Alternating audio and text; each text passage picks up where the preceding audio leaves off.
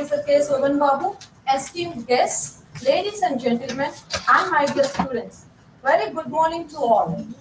Today, I, Captain Sailaja, from the Department of History and Tourism, count it both as an honor and a privilege to welcome you all for the International Conference on Global Diplomacy. India's emergence as a major power has significantly impacted diplomacy. Its influence stems from a combination of its ancient civilization heritage, strong democratic traditions, growing economy, and military might. It is actually a practice at Maristella to start any program by invoking the Almighty's blessings. So, we shall start this program with a prayer song. For this, I would like to call upon Miss Vasanta and group.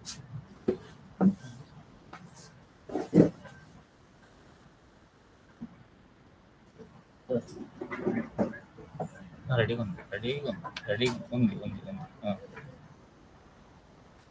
సరే play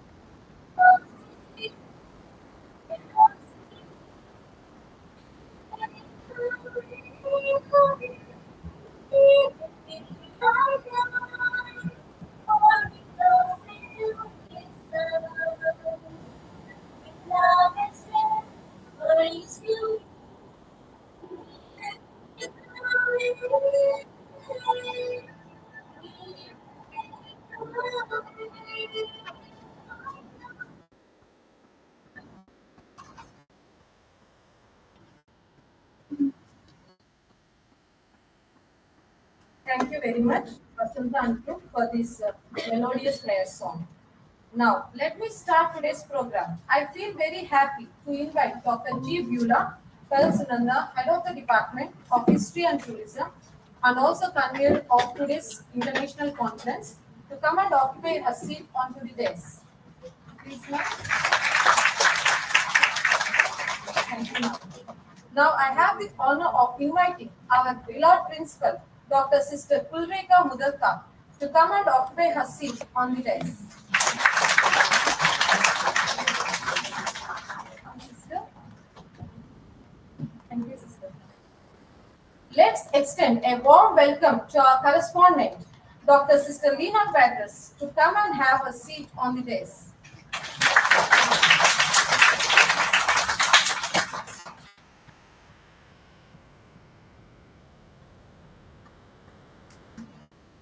Thank you, sister. We are privileged to have Dr. Sheila Reddy, Head of the Department of Political Science and Public Administration, Central University of Andhra Pradesh, to come on to the dais.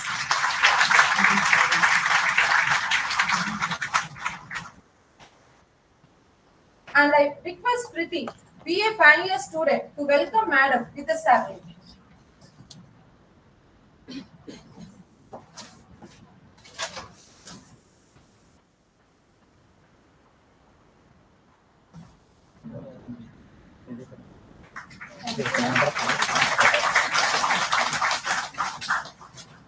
It's my pleasure to welcome Professor Koti Reddy from ICFKI, Faculty of Social Sciences, IFHE, Hyderabad, to come on to the dais and occupy his seat.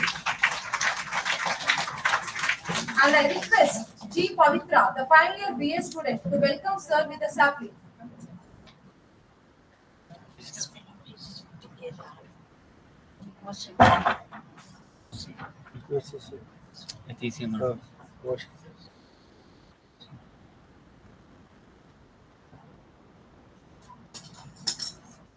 Thank you, sir.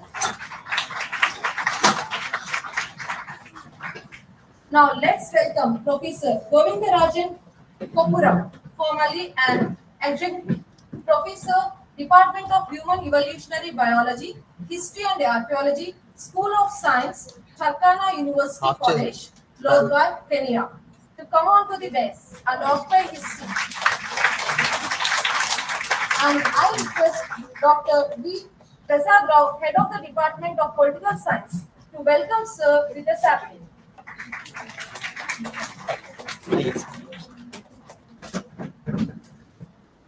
Thank you, sir. Hands up. Now, with immense pride and honor, I invite today's chief guest, Professor K. Soban Babu, Registrar, Krishna University, Machilipatnam, Krishna District, Andhra Pradesh.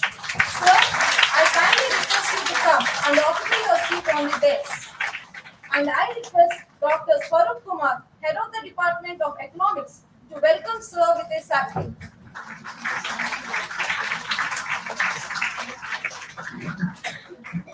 Thank you, sir. Please be seated. With this, the entire stage has been decked up for the conference. Now, I request our beloved principal, Dr. Sister Tulrika Mudaka, for delivering the welcome address.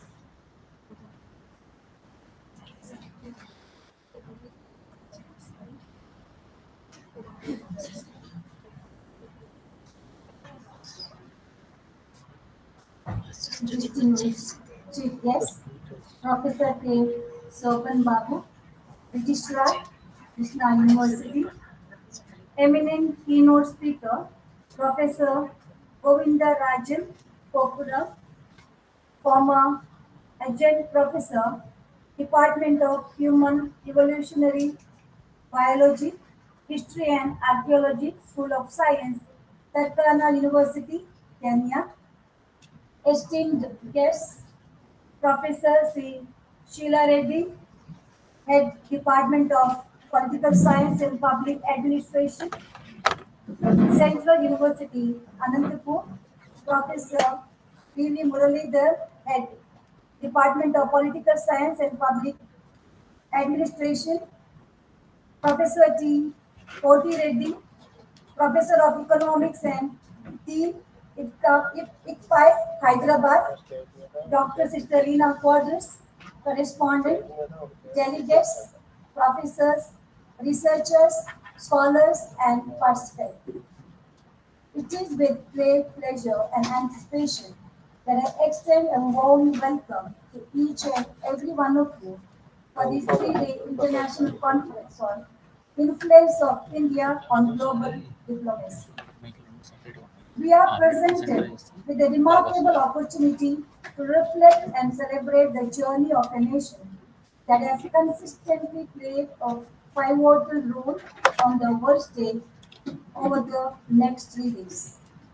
We realize that India's diplomatic journey has been marked by a spirit of inclusivity, cooperation, and commitment to peace. I extend my heartfelt gratitude to all the speakers, panelists, and the organizers of Maristella College and St. Teresa's College who have worked tirelessly to make this conference a reality. I wish all the participants an enlightening and fruitful conference. May our deliberations contribute to a deeper appreciation of India's role towards a more peaceful and prosperous world. Thank you.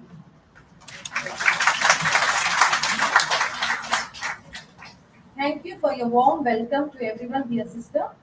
We are privileged to have Dr. Sister Lena Patras, the correspondent of this institution, to extend her greetings on this auspicious occasion.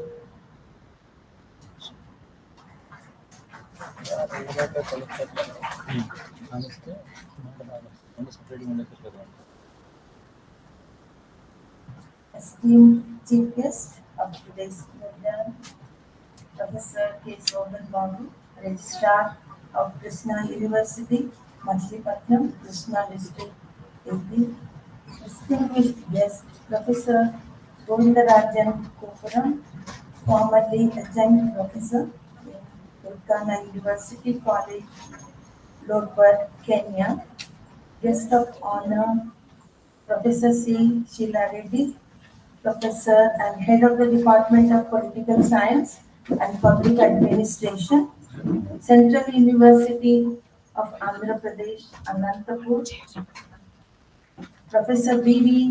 Muralidhar, Head of the Department of Political Science and Public Administration, SV University, Tirupati, Professor T. Koti Reddy, Professor of Economics and Dean by sister ತಗೊಂಡು Faculty of Social Sciences, Hyderabad. Resource persons, faculty, that is all the resource persons, principal, Sister Kunreka, faculty of Maristella and St. Teresa's College, Yeluru, participants of the conference, and my dear students. It gives me pleasure to extend my warm wishes to everyone who is associated with the 3-day multidisciplinary international conference on influence of India on global diplomacy, an appraisal of its role in international relations since 1947. Organized by the Departments of History and Tourism and Travel Management, Economics and Political Science, Maristella College, in collaboration with the Departments of Social Sciences, CHSD St. Teresa's College for Women, Yeluru. This conference marks a significant milestone in our academic journey. We are grateful to Professor K. Soban Babu for accepting our invitation and being present on this auspicious occasion despite his busy schedule, as he has just taken over as the Registrar of Krishna University, Machilipatnam. We sincerely appreciate your continuous support to our college. We thank Professor Govindarajan for your availability and for delivering the keynote address on this occasion. We express our gratitude to Professor C. Sheila Reddy, Professor D.V. Muralidhar, and Professor T. Koti Reddy, our esteemed guests of honor, for gracing us with your valuable presence and for sharing your knowledge as the resource persons of the day. India's role as a global influencer cannot be understated, and this conference serves as a platform to delve deep into its diplomatic contributions since independence. It is our endeavor to showcase India's invaluable contributions to global diplomacy and explore avenues for fostering peaceful coexistence on a global scale. I'm confident that the insights shared by our esteemed resource persons and the paper presenters during the conference will not only enrich our understanding but also inspire us to explore new dimensions in international relations. I extend my heartfelt congratulations to Dr. G. Beulah, Head Department of History and Tourism and Travel Management, Dr. K. Swarup Kumar, Head Department of Economics, and Dr. V. Prasad Rao, Head Department of Political Science, and the organizing committee members from both Maristella College and St. Teresa's College, Eluru, for their tireless efforts to organize this conference. I'm certain that this conference will be resounding success, fostering meaningful dialogue and paving the way for a brighter future. Wishing you all a fruitful and enlightening experience during this conference. Thank you. Thank you very much for your greeting, sister. Now I invite Dr. G. Beulah Pearl Sunanda, Head of the Department of History and Tourism and the convener of the conference, to amplify the theme of the conference.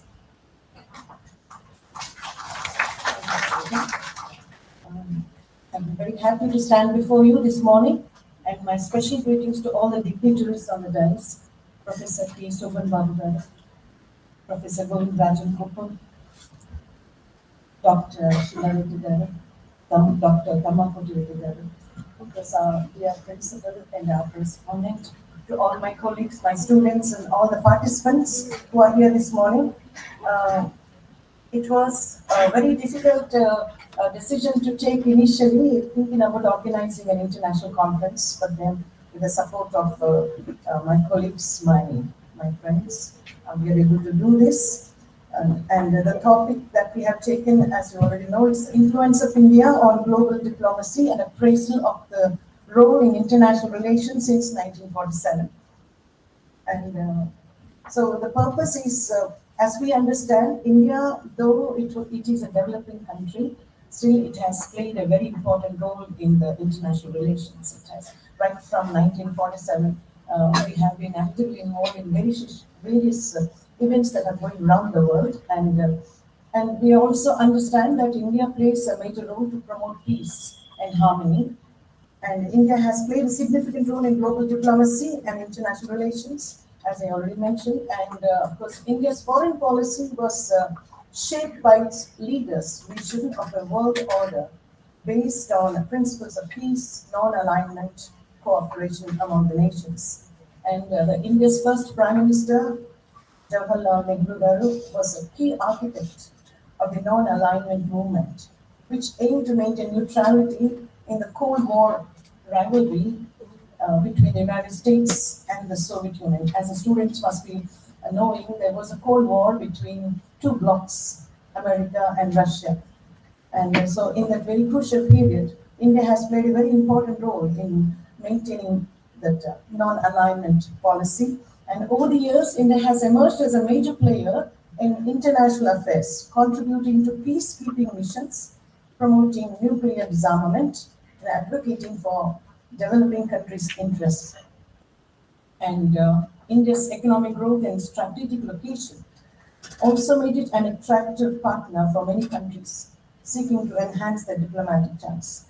And in recent years, India's foreign policy has been marked by a more proactive approach and with focus on strengthening its bilateral and multilateral relationships.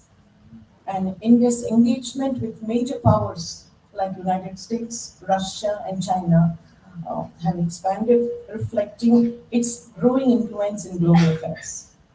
So overall, India's role in global diplomacy has evolved significantly, And so we have organized this 3 days international conference with a view to simply showcase the way we got involved in the various affairs of the world and the effort that our government is taking, India as a nation is taking to promote peace and to have a significant say in the various deliberations. And I'm very sure that through this 3 days conference with all the expertise of the various resource persons that we were very fortunate to invite for this conference, I'm very sure that you all participants and the students will be very much benefited. And I wish all of you a very fruitful and enlightening sessions. We do have a number of resource persons lined up for the various technical sessions.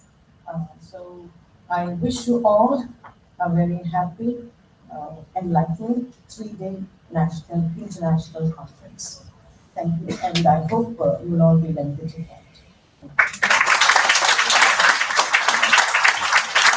Thank you very much for presenting the theme of the conference, madam. I invite Dr. Esther Kalyani, reader in history, St. Teresa's College for Women, Elur, to introduce about our today's chief guest, Professor K. Soban Babu, Registrar, Krishna University, Machilipatnam.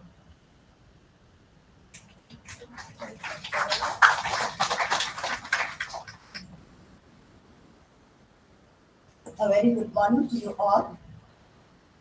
I am privileged to introduce 3 days international conference inaugural session chief guest, Dr. K. Shoban Babu Garu, Registrar, Krishna University.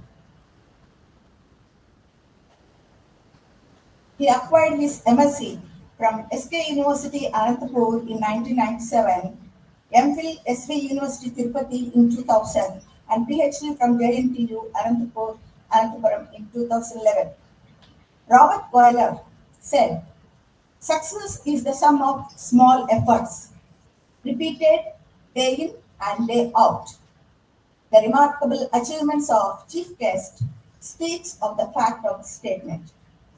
He worked as the professor, Department of Mathematics, University College of Engineering, Nasarapet, JNTU, Kakinada, Nasarapet, and also worked in different capacities as associate professor, Department of Mathematics, JNTU, University College of Engineering, Vijayawada. Was also an assistant professor, Department of Mathematics, University College of Engineering, Kakinada, JNTU, Kakinada. He was also the assistant professor, Department of Mathematics, College of Engineering, Anantapur. Was not only holding academic responsibilities, but also was vice principal, University College of Engineering, JNTU, Nasarapet, and head of the Department of BS and HS, University College of Engineering, JNTU, Vijayanagaram, and also Nasarapet. He was also officer in charge of examinations, additional controller of examinations, Vijayanagaram and Kakinada, respectively. He was also the NCC coordinator and deputy warden, University College of Engineering, Kakinada, and was also worked as the office in charge of library, University College of Engineering, Nasarapet, JNTU, Kakinada, Nasarapet. 3 scholars were awarded PhD degrees under his guideship and presently guiding 3 scholars. He is also a member of International Association of Engineers, Indian Society of Technical Education, Operational Research Society of India, Andhra Pradesh Society of Mathematical Sciences. His areas of specialization are operation research, relatively cosmology, fluid dynamics, and machine learning. An American author, Olive Napoleon Hill, opined that strength and growth come only through continuous effort and struggle.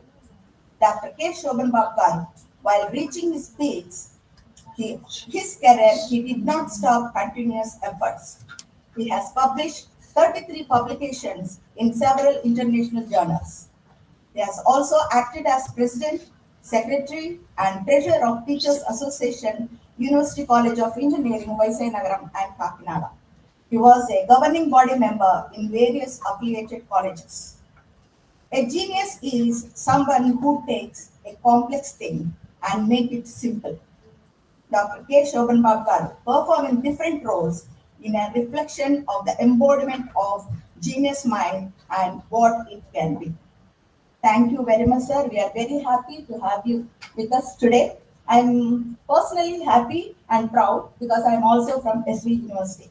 I acquired my MA, MPhil, and PhD from SV University.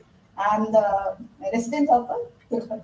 For that industry also, I am very happy to meet my own university, the person who belongs to acquired his degrees. Thank you very much for being here. Thank you very much, madam. Now, I cordially invite our esteemed chief guest, Professor K. Soban Babu, Registrar, Krishna University, Machilipatnam, to share his valuable message to all on this auspicious occasion. Please, sir.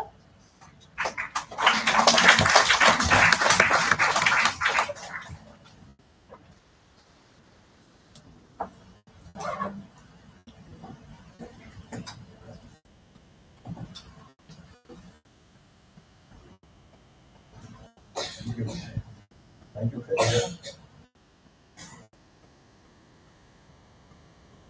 Respected principal, dignitaries on the dais, staff of Marriage Stella College, and St. Mary's College, and my dear students, very good morning to you all. Good morning, sir. First and foremost, let me appreciate the departments of History and Tourism and Travel Management, Economics and Political Science of Mary Stella College and the departments of Social Sciences, St. Teresa College for Women, Eluru, for taking an initiative to organize three-day multidisciplinary international conference on influence of India on global diplomacy, an appraisal of its role in international relations since 1947. Indeed, we are all fortunate enough to be a part of this wonderful conference. I felt it is a contemporary and emerging topic which needs to be contemplated in a productive manner.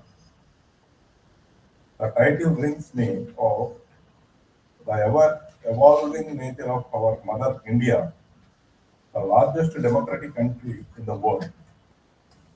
Ever since our independence, India paved its way to fit in the role of a big brother, whether it be a political stance, economy, diplomatic ties, whistleblower of environment sustainable development goals, dealing with terrorism, etc.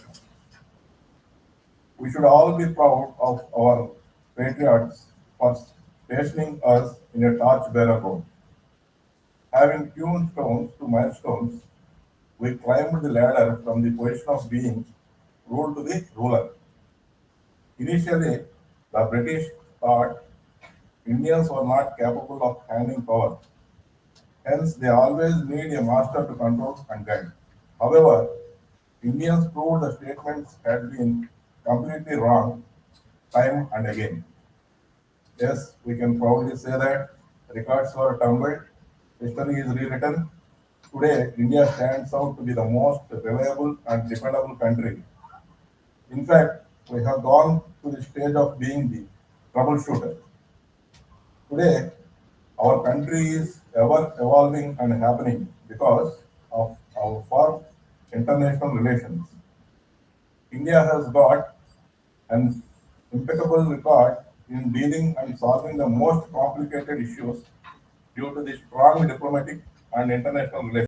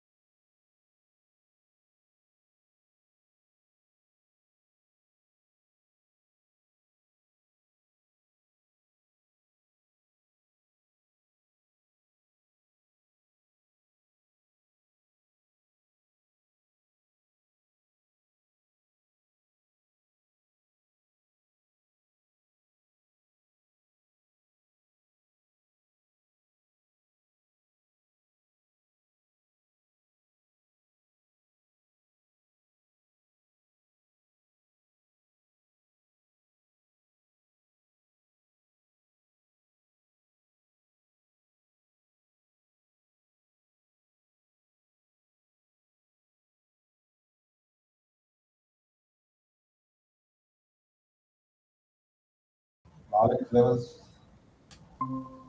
Finally, to the participants, have a fruitful stay in the 3 days international conference and sharing your knowledge and having a academic excellence for these 3 days. Thank you. Thank you, one and all, for giving me.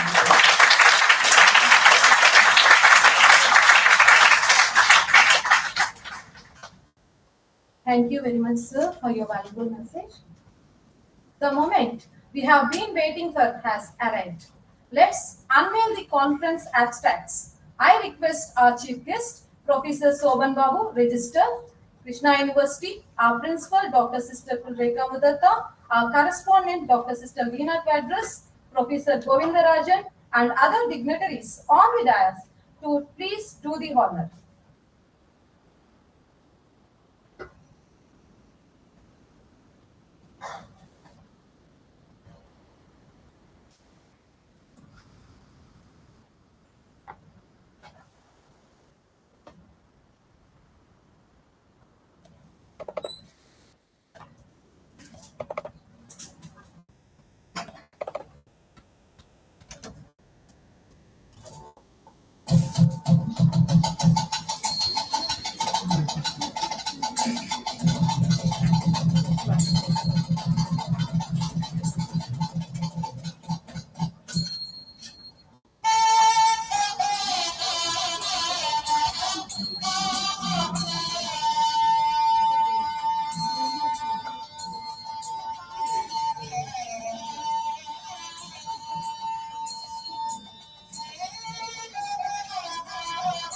Okay, sir.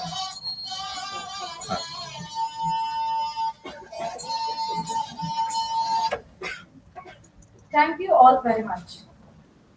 Now it's time to felicitate our chief guest, Professor K. Soban Babu, and request the correspondent, Dr. Sister Leena Quadras, and the principal, Dr. Sister Kulreka Mudatta, to felicitate Sir.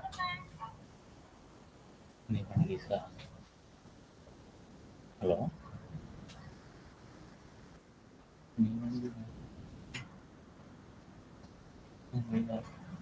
నేను అవన్నీ లేదు నేను కాలేదు కదా.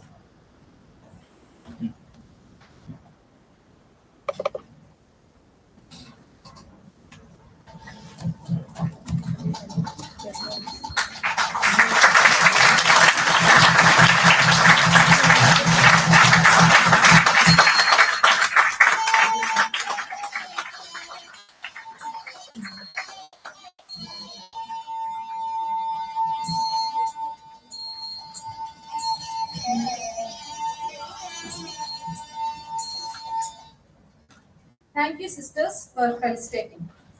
Now, I request Dr. Ratnameri, Head of the Department of Social Sciences, CHSD, St. Teresa's College for Women, Eluru, to introduce Professor Govindarajan Koppuram.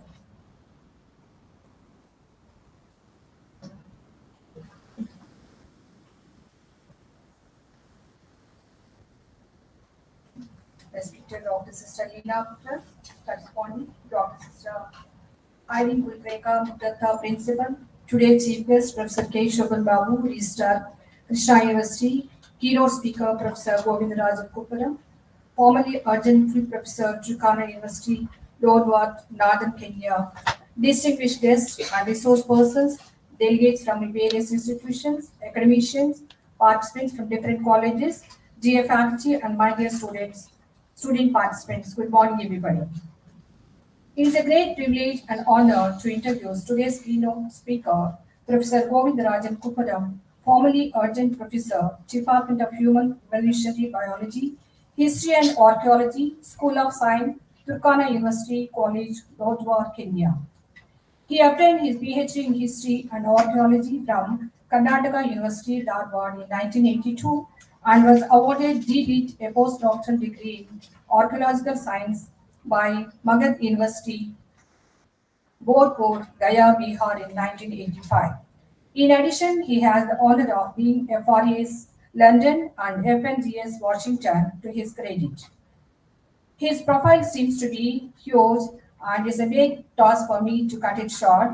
After and during his research work, he has given his services till 1988 to Indian universities. After 1988, he gave his services to various universities in Kenya, Ethiopia, South Africa, and USA. His CV says that he has 23 years of overseas service out of his 44 years of total service. He had won many awards, recognitions, and scholarships abroad. He is still registered with professional bodies in India, the USA, Africa, and Europe.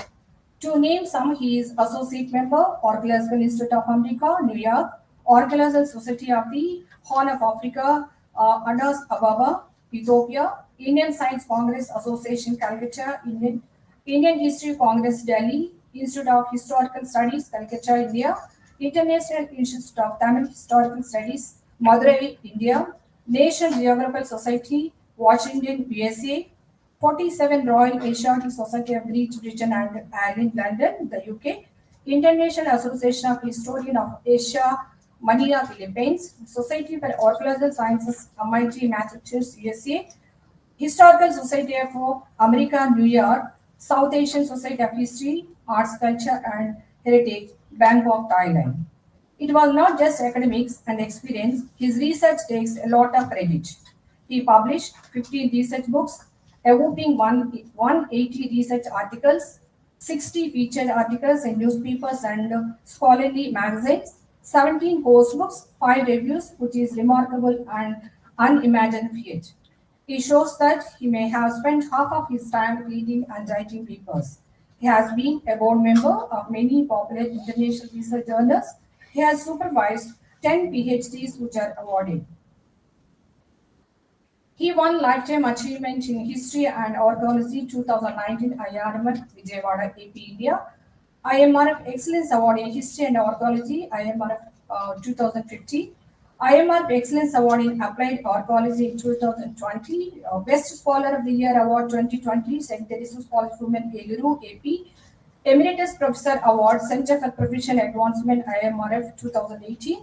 Continental Award, Indo-Asian IB Outstanding Scientific Writings Author of the Year 2021 Award, IMRF India. Special Membership Conservation Award for the Sankit Rosa Heritage Garden Project of the Medieval Times of Gujarat, Indian International Council of Monuments and Sites, Paris, France. This narration that I gave so far is only a speak in the ocean of his profile. I don't want to take all the time up for detailing all his credentials. He is how to give his keynote address, and his words will speak volumes about his person and personality. He is walking encyclopedia in his field. He is here to share his knowledge, and it's a rare opportunity to have such a great personality amidst us today. I invite you all to get drenched in the flow of knowledge. Thank you. Thank you for giving me this opportunity to introduce such a great personality.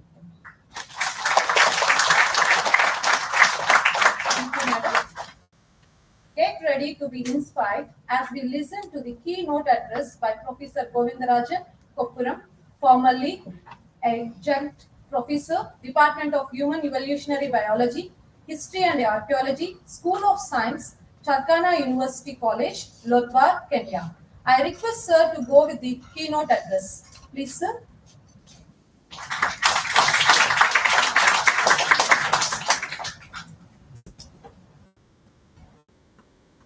Good morning, my dear students. It's so nice to see you all.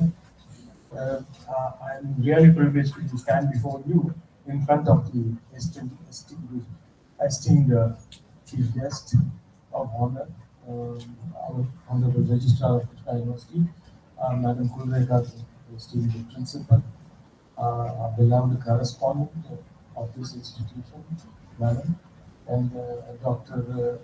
Sheila from Anantapur Central University, and also I cannot forget Dr. Bhima, who brought me here, in fact, in front of you today with this keynote address. This is a wonderful topic, in fact. I don't know what to say, in fact. History is resurrected back. So, my dear students, don't get worried about history being taken as a subject. History is now the future, because now it has gone into politics. The politics will die back, and once again it will get reformation as historical studies. Please take it a point, because today the Foreign Office in more than 170 countries, Indian foreign embassies, their messages are not properly translated, and we really lack a very coordinated, substantial archives. So that's a major problem of Indian foreign policy, especially to reveal its global diplomacy. All the diplomatic endeavors has been going through in a very beautiful fashion, but in fact, one thing we have to be very clear, that India seems to walk straight into the path of peace and development. So many good things have happened, and Shrestha Bharat, and Swachh Bharat, and Incredible India, as you call it. These all they speak milestones. But let me thank the great man, Dr. Mr. Nehru. Nehru's family has done wonderful things. It's because of his Panchashil. In fact, some good things have happened: anti-colonialism, anti-imperialism, casteism, and other things, and all racism. Everything has come to a standstill, but still we are fighting terrorism, which is a big menace. But let us be very happy with Esprit Decops. People have done good things, always is appreciated from time to time. Dr. Nehru's, Mr. Nehru's non-aligned movement cannot be forgotten, because he wanted a detent between India, China, and Pakistan, because these are the two people who are giving us trouble. They will bleed us forever. Even in your generations also, your children also will face problems from China and Pakistan. This will never end, because the foreign offices in most of the countries are facing problems because of these two countries which are interfering really very bad. That's why, thanks to Modi ji, he has diverted everything to the path of economic growth, and he has brought about economic liberalization and modus vivendi. A modus vivendi means a path to clear away all the obstacles and bring two parties together, so that a conjoined dialogue, whether it is a unilateral, a multilateral, or a bipolar agreement is made.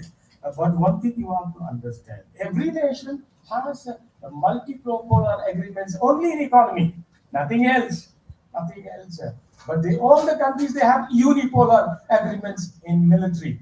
There are no multilateral agreements in military sphere, because nobody wants any country to interfere in their military affairs. So the Indian foreign officers, they should have some responsibility with accountability.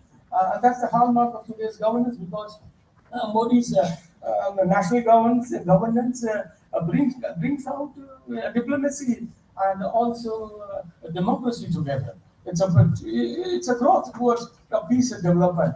Although there is a fractured instability inside our country, one thing we have to understand, that why the foreign officers are not functioning, because most of the foreign officers are welcoming our nation so much, but it is not coming to the forefront because of the localist politics that we have. Too much of local politics and too much of money is spent on the local politics to convince the people, to convince the different factions in our nations. That's why foreign officers are not getting any viable information from what is happening internally. So that's why Abdul Kalam said that if there is peace, if there is development, if there is growth internally, externally it will develop, it will ramify. You see, that's what he said very, and that's the roots of the successful diplomacy. But thanks to alignment of certain countries who wanted to have peace and see that their objectives are restored. But after 1947, the Cold War was a big menace, from the somehow Indira Gandhi family. They started controlling all the warring powers, in fact, and trying to amass the resources that we are having, putting it into capital and technology. And that's what today our country has developed until 1991. But the big powers domination, especially the US, also has created some problems. It has given us a lot of amenities, it has given us a lot of facilities, it has built a lot of infrastructures. At the same time, it has also estranged very much with India. We cannot say that because of our leniency towards Russia. Russia is a growing partner. Because we have China at the border, right at the border. I told you China will never allow us in peace. don't think of peace in India as long as China is alive. They've taken our borders. We have kept quiet because of the annexation of Tibet, and now it is on the Aksai Chin and the Ladakh border and Arunachal Pradesh. In fact, but thanks to Modi ji is wonderful. He's a very intelligent man. Today we have 10 atom bombs. China is having only 12 atom bombs. China is afraid of India. Atom bombs not for killing. Atom bombs for a peaceful domestic development, national development. In fact, and this is what actually we have sustained ourselves, and we have manufactured our own military supplies, and we don't get much from outside except from Russia. Some missiles. We have also ICBMs, intercontinental ballistic missiles. Too much, it has proliferated all over the Himalayas. And that's why, after the Galwan Valley, these skirmishes occurred. In fact, the ICBMs were a big threat for China. China did not want to protrude deep inside the Indian soil, in fact. So that's why, in fact, India today also is following this non-alignment policy. It doesn't want any countries to interfere. No, it does want to interfere in other countries' affairs, but non-alignment is no longer there. It is dead now from 1991 because we have shifted towards alliances, especially Russia. Russia is our main partner, in fact, and even in the recent Pakistan wars of 1965, 71, and 1991, some kind of diplomacy has been followed. Thanks to Indian foreign officers, especially today, Jaishankar is doing a lot of wonderful things, in fact. And what I'm happy to say here is that we have opened many embassies in different countries. The latest one, which was opened in December 2023, there was Latvia, Lithuania, Estonia, and Iceland. The 4 countries embassies we have opened. That's the mark of extending our cultural and global and economic diplomacy. I use the word economic diplomacy because today globalization has ruled us very much. In fact, although we have risk, the poor getting poorer. That's a big problem. That's why the local politics are shouting about, the national level politics. We want something for our country, at least bread and butter, some kind of job, and some kind of sustainable development. Of course, then we are ready to listen to the foreign office. Of course, most of the African countries are for India. They have voiced India, and now I think as President Trump and Biden also has said that India is going to become a big powerhouse by 2030, and you have a great future in the future, my dear students. You have a lot of opportunities in the foreign office. More than 200 countries are there. History students, you can apply there. You can go there as a guest clerk, a bench assistant, and so on. And slowly, after some years, you can rise to the position of an assistant diplomat, or the first office, second office, or the third office, and many different embassies, even our embassy. Remember one thing, our Indian foreign office do not have an archives. A lot of research can be done on Indian foreign policies and economic and cultural policies or diplomatic policies. We need an archives to develop research, to know more things what is happening. At least we can create an awareness to the local politicians, That's what we need. Local politicians are not aware what is happening. In fact, the whole world is depending on India now, whether it is for food. India is giving food even to Russia, to the US. US is also having famine and food shortages. What about Europe? What about many other countries which are having hunger and poverty? You see, India is supplying a lot of food materials. Not only that, India, I told you, is a land of cultural diversity.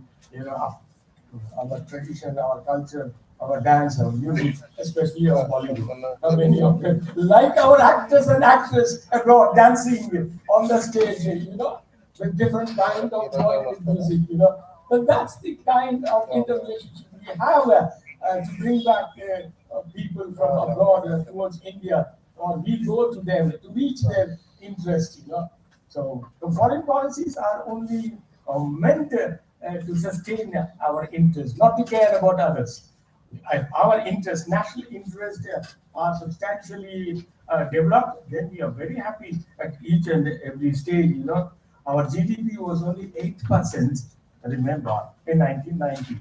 Today it is 48%. Thanks to all the economists, thanks to Jai Shankar, the foreign foreign affairs minister, in fact, and but after the China threat, even the recent China threat, in fact, weaponizing our country has been perceived very, very clearly. In fact, we are now moving on a nuclear line. We are now moving on a nuclear line, and we have got a very good alliance to deter China, especially on the South China Sea. So China is such a selfish country. It's a monomaniac country. China is a monomaniac, a fellow who is only selfish about himself, not about other people, about other countries, about other cultures. That's why I use the word, a monomaniac country. Right? So Quad alliance has come together now. Australia, New Zealand, US, and Canada is also going to join, and Japan.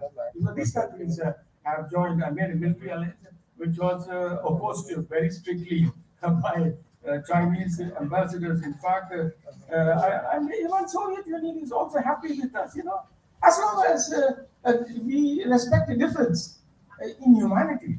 I'm sure we will respect diversity. If we don't respect humanities, we will show hatred and violence, and the conflict. So we need peace. Our nation has always been at peace.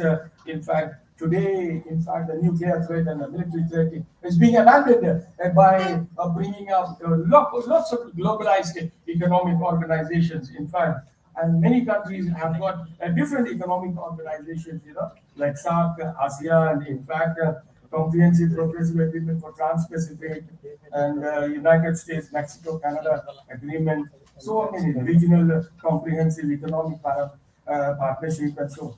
And we have a lot of organizations where we are dealing economically, and don't think our economy has become defunct. It is growing day by day. And I'm very sorry to say that 42% of our national revenue is going on the wasteful management of Indian politics and other things. So this 42% is wisely used by a country on the poorer and the poorest. In fact, I'm sure foreign policy objectives and the preamble will speak minds. Because people abroad, they are pouring money. They are coming out. Japan is coming here. Of course, we have also built metros and railways and aircrafts and other things, and airports, and with the help of Germany, Japan, and France, and so many other countries have come up. Our mercantilist policies also has strengthened at the longer run. In fact, and our supply chains definitely is one thing which we have to appreciate. But thanks to India, India has not ignored Africa. For the first time, India was the first person in the world to accommodate Africa, a number of nations. Africa is very happy. Africa is very, very happy. In fact, all the 45 nations are saying that you are the first fellow to accommodate us in the United Nations, a special member seat, in fact. And today we have, because I worked in Kenya for almost 35 to 40 years. I know Canada, East Africa, the Horn of Africa, in fact, and railway developments, canal, irrigation, technology, many other, even ICT, every development in Tanzania, Kenya, Somalia, and in fact, Uganda and Congo and other countries, except the warring countries of Congo. Other countries are very peaceful. In fact, even the terrorists of the Horn of Africa also have come to a peaceful agreement with the ruling governments and so on. This is all because of the interference of the Indian foreign ministers and Indian delegates. We are keeping our doors open. In fact, we are opening our eyes even on Seychelles, even on Maldives, as our Honorable Registrar said. Maldives was almost about to be kidnapped, hijacked by China. But thanks to our Modi support, well in time, Mauritius, Seychelles, and Madagascar, all these island countries in the Indian Ocean are supported by Indian Navy, Indian Army, and so on, Indian government. A lot of foreign grants are going to them, and we are also. So ours is also multilateral relationship, and we are trying to set up an international order where we need to have a peaceful generations. A lot of Africans are studying in our country. In fact, we are happy, in fact, to note about that. So that's what all the success of these foreign policy initiatives, should go to the civilization where we are. Our rich civilization has to be thanked very well. In fact, if we want to survive in civilization, we must cultivate the science of human relationship.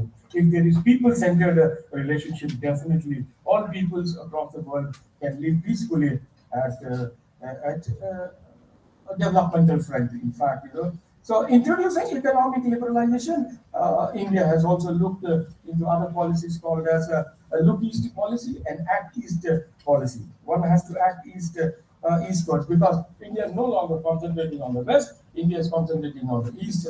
There are a lot of small countries like Singapore, Malaysia, Cambodia, Laos, in fact, Japan, and many other small countries, Brunei. They're all coming together to have a kind of economic outsourcing economic rapport.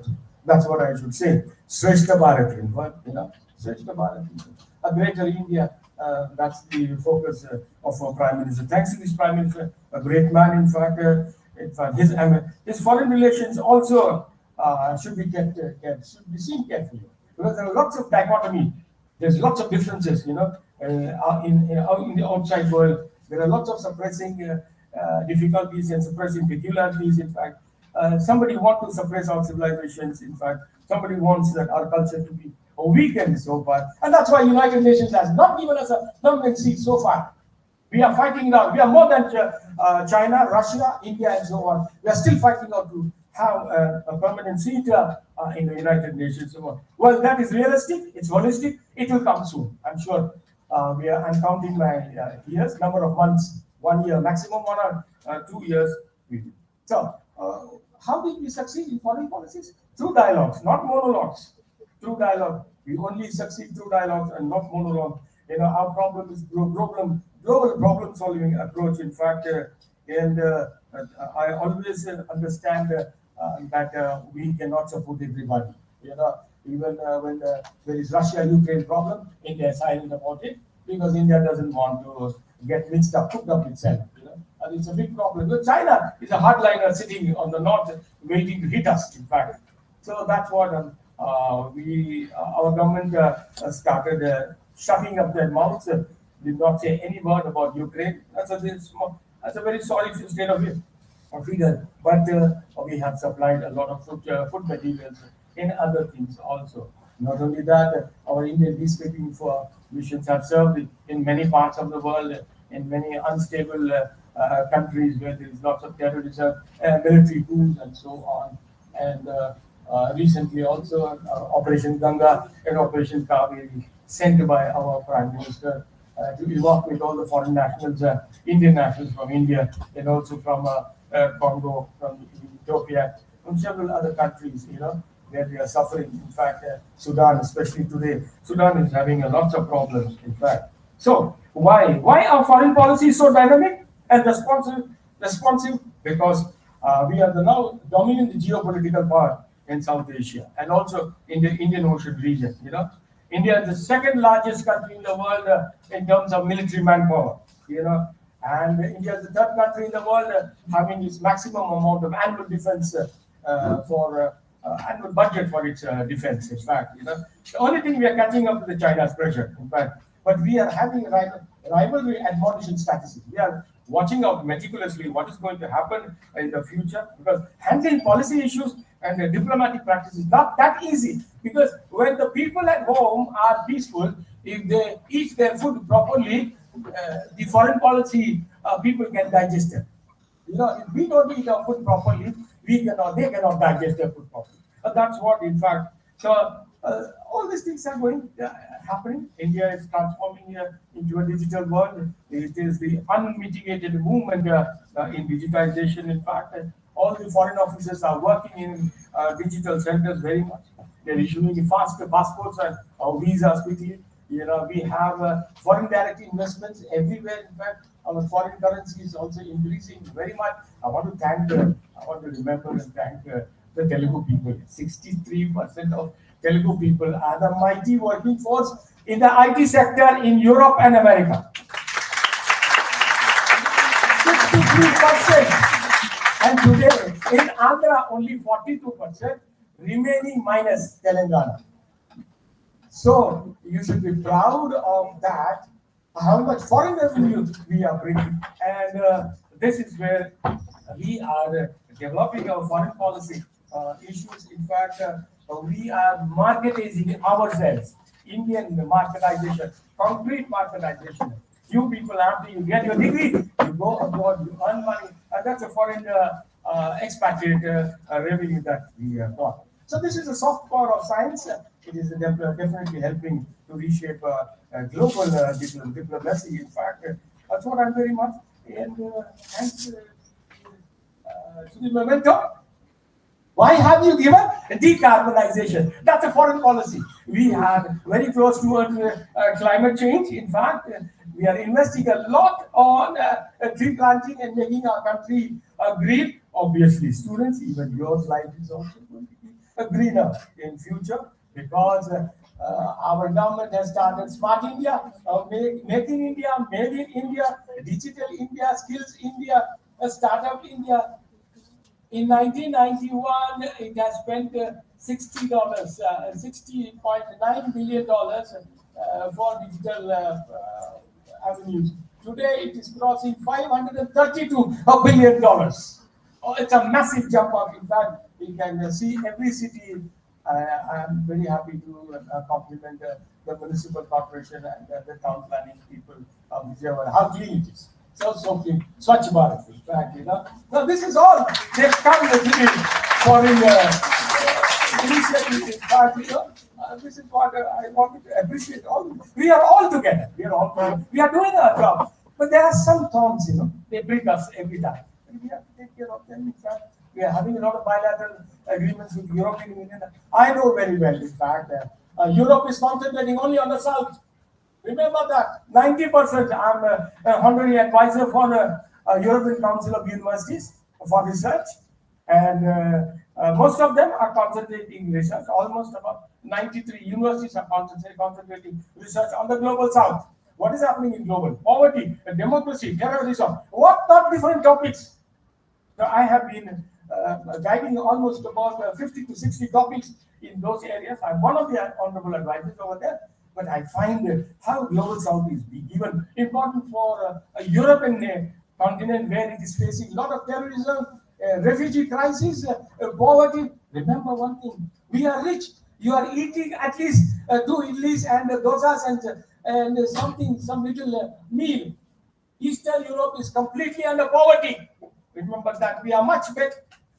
Much better. It doesn't mean that we are not. We are below the poverty line. We also are under the poverty line. In fact, but some good things are happening in our country where our economy is getting tried from time to time. That's what our country is focusing more on economic diplomacy, and by starting all these flagships India situations, smart cities and other things, it is improving.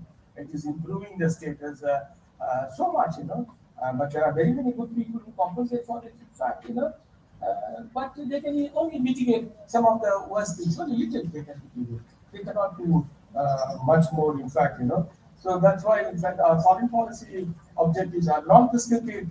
We don't want to take any interest or something like that. We give them loans, and so that the loans come back to us in the form of a kind, And our country is very kind enough to develop all its borders, transnational and trans-navigating and trans-nautical airways, waterways, and so on. It is developing on the Bhutan side, Arunachal Pradesh, Sri Lanka, and even from Andaman Nicobar Islands to Burma, and so on. A lot of motor vehicle agreements. Vande Bharat has also been increased. Is a welcoming and train transport with the help of Japan, Germany, and other countries. In fact, we are trying to connect our country because China is giving a problem in the Brahmaputra on the north. It wants to blow Brahmaputra river. If it blocks Brahmaputra river, finished. We are finished. We are totally finished. And that's why on the neck, if you see the map of northeastern map of India, the neck, that is where our ICBMs, our atom bombs, everything is stored there. Even our air force, everything is there. much of the manpower is there. It's a very difficult pass. It's a very difficult 1,000-mile pass, towards the Tibet, towards the eastern side of Tibet. And if the Chinese blow up, definitely we are gone. In fact, that's what we are praying. That's what we are with the Russians. And along with this menace, actually, we are facing a lot of corruption within the country, outside also, a lot of blackmailing people, a lot of unwanted people like Vijayawada and many others like Dawood Ibrahim, and many other bandicoots have swindled our money. They have taken away all our money. Even politicians, local, national, all politicians, they have amassed wealth by buying islands, and islands, 5 star Dubai. Hey, I don't know. All our tax money is going there. In fact, I'm sorry to say this. That's why our country, Modi ji is trying to infuse economy and security. Security for whom? For us, in fact, that's how it will strengthen the government inability and myopia to make trade, technology, investment successfully. The practice of public diplomacy is also giving us different results since India from 1947. In fact, the kind of products and practices that we have, you can see that in the political and economic growth, especially in the last 10 years, a massive development has occurred in our country. In fact, right from education to trade and technology, and your cost of living also is okay. The standards of living also has improved. It has been very fast also today. That's the national pride that we have. But there are two autonomous organizations where it is doing the ambassadorial job. One is the Indian Council of Cultural Relations, and the other one is Indian Council of World Affairs. These are the two pillars who are working strongly in public diplomacy affairs. In fact, one thing you have to understand: the foreign policy officers are not always honest. That's why 16th century Russian ambassador said that an ambassador is sent to a country to speak lies for their country. A 16th century guy, he spoke like that. An ambassador is sent to another country to speak lies, and that's true. And that's true. And if you speak a little of spice, you get little sweet. That's the wonderful thing. In fact, So what I'm telling you is that the Foreign Office Commission should be clean, and the IAS officers and the ICS officers, most of the ICS officers were made by the British. In fact, it was British oriented. They were very corrupt, and much of the Foreign Office until 1960 were Indianized. Was not Indianized. It was not Indianized. After 1960 only, you find the IAS officer and other things developing slowly. But the IAS officers are very bad. They are very corrupt. They are not allowing others to develop. They are not allowing the foreign policy objectives to be implemented. They are not allowing the recruitment process. They are dumping more than a lakh recruitment, in outside embassies. That's what the present Prime Minister is trying to clear up all this garbage, So the ICS and the IAS officers are the very corrupt administrative bureaucrats, and they have not established different departments. And every foreign office has so many departments, in fact, because they have their own interests. They want to seek their own interest. That's why they are very corrupt, in fact. Anyway, our global interest has been expanding. Our territorial gains also is also expanding because of our military infrastructures. We are helping other countries militarily, also economically and diplomatically. Also, I think China will try to understand everything and not lock our country and bleed our country in the future. If it bleeds, definitely our atom bombs are there, missiles are there for them. They also know that Galwan Valley, many of them bled to death. In fact, Kargil and other wars. If India comes to war, definitely it will swallow them. It will swallow them. You don't know the might of India. India is very peaceful, like a diplomatic country, non-violent, and fully democratically fair. So, what exactly we have to understand our people? We have to cherish ethical values in foreign policy, politics. In fact, if we don't have principles, we cannot follow foreign policy objectives and even national policies also.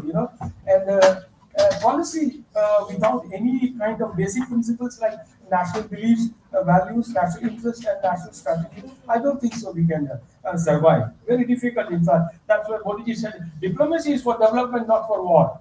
Diplomacy is to sustain a growth trajectory. Our foreign officers should follow Esperanto. Esperanto means it's a special communicative language of the embassy officers. If fellows do not understand Esperanto, they need not be recruited in the foreign embassies. That's what Modi said clearly. In fact, so that's how the growth strategy and the growth trajectory also be to grow. And we are trying to help, bring Africa into our summit. Recently, also we had the G20 Africa summit where India's Pan-African vision also was clearly focused. In fact, and the United Nations is also agreeing on it, and maybe we get our seat next year. But the Red Sea crisis is giving a problem. The Yemenis, the Houthis of Yemen, they are giving big problem, attacking our mercantile ships on the Red Sea. In fact, looting even other ships, especially giving a menace to US and Britain and other countries. In fact, that we are trying to trying to make a dialogue with the terrorists of Eritrea, Somalia, and Djibouti and other countries in East Africa who are pirates. In fact, all these, there are lots of problems in our countries. In fact, and it's not that easy to solve at home. Sitting at home, you cannot look into the Red Sea. It's very, very difficult. The most important is that India is today battling a big power conflict. In fact, Russia on one side, America on one side. We don't know whom to vote. In fact, but, thanks God, we have this nuclear disarmament for moral reasons. In fact, because we are trying to contain China only because of this nuclear disarmament and the Panchashili principles. Energy crisis is very acute. We need water, and food shortages are not there no longer. Food is in abundance, but food security is there because we need more food for a global scramble. Many countries are in military coup and lots of refugee crisis and migration of local people because of the war and atrocities which is happening. Not only that, the COVID-19, we did a lot of good things. 16 billion doses of COVID vaccine we sent to Africa and many of the European countries, especially Italy. Italy people were dying like anything. 60% of them were dead in Italy, especially during the COVID-19. In fact, so what I want to say is that we also have today the human trafficking today. At the local level, you have a lot of children being kidnapped. Madam, don't take your children outside. Especially when you're taking your children outside. People are kidnapping and selling it abroad. In fact, that's the racism. That's a current menace in our country. Throughout India, in fact, that's a big problem. Apart from drug trafficking, in fact, a lot of drugs are being caught from time to time. In fact. So apart from that, we also use subnational actors who are involved in boosting our foreign policy because we are trying to break the power asymmetry. We are trying to bring peace and diplomacy within our states. In fact, we are bringing our states together. In fact, and trying to show others also. We are bringing the religious leaders, the NGOs, the cultural organizations, the Indian diaspora. Indian diaspora is very thankful to our Modi because 25% of the diaspora, Indian diaspora is in Africa. Many of them are in US and other states. They are responsible for giving a big, boost to our economy and to our culture. That's called as Pravashi Bharati Divas. This is what we are bringing together all the diaspora at one table in some countries and enjoying a very peaceful external environment so that these people can, Indian diaspora, can speak very many good things to remove the cancer from our country and the cancer abroad. Also, India is metamorphizing into a major power. In fact, and it's not skeptical no longer. Don't say India is a third world. India is a developed world today. Please understand that it's no longer a third world. It's gone. It's gone. Third world is gone. It's gone. That's what I want to say. That's why the world is today afraid of our national sovereignty, of how we manage the global cooperation, how we manage a relationship with the nations. Because we speak well. We are big blabberers. Indians are big blabberers. You give an Indian a place to speak, he will speak for hours together. That's what we need. We are trying to create identity among ourselves and also identity. We are not working for our power. We are not showing our power. We are not showing, not trying to interfere into others' powers. We are showing our interest to other nations so that we look east and we act east also. So that's what is happening in most of the Southeast Asian countries. Are very happy with our behavior. In fact, it is giving a lot of creativity. In fact, in one way or the other, the national power is also becoming accumulating so that their power, their electoral politics also is being copied from our country also, because the type of nationalism we have is a market-oriented nationalism, and economics and new Asianism, which is bringing all the South Asian countries together, a pragmatism, a righteous idealism and pragmatism that we are, and that's why 100% of foreign direct investment was permitted in many sectors. In fact, I want to say is that India also has come out with two factors. One is destination branding and nation branding. In fact, this is where it's very important. We are playing a very important role in the post-Cold War, in fact, to shape our digital engagement. In fact, all one thing we should have is that we should have concretized marketization, appropriate redistribution, and empowering the state with resources. We have to empower the state with resources. And that's why you find like in local parties, state level politics will start complaining the national politics, that they are not getting their goals achieved. So tackling the security issues, the non-security challenges inside the state and outside the state only will boost our liberal democracy. So I just wanted to say, and in fact, the foreign policy objectives is not that easy. It's very complex. In fact, one has to read very carefully what is happening.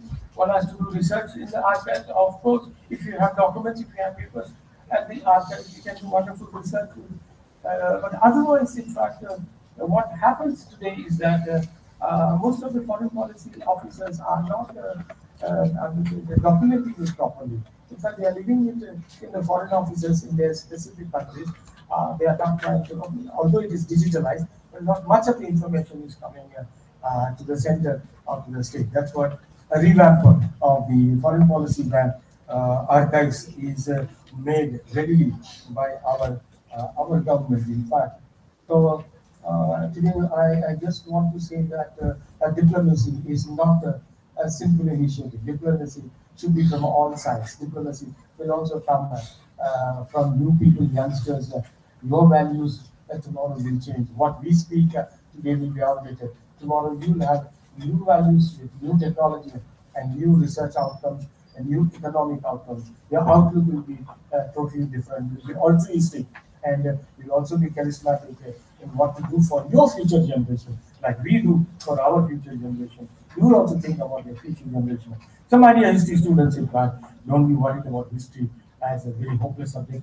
I'm a candidate in history itself. And I told you, history has resurrected itself into politics today, and politics is doing wonderful things, not only in our country, but all over the world. In fact, I'm really happy to say thanks to all for listening to my lecture. In fact, and I hope all the participants of this conference will have a good day.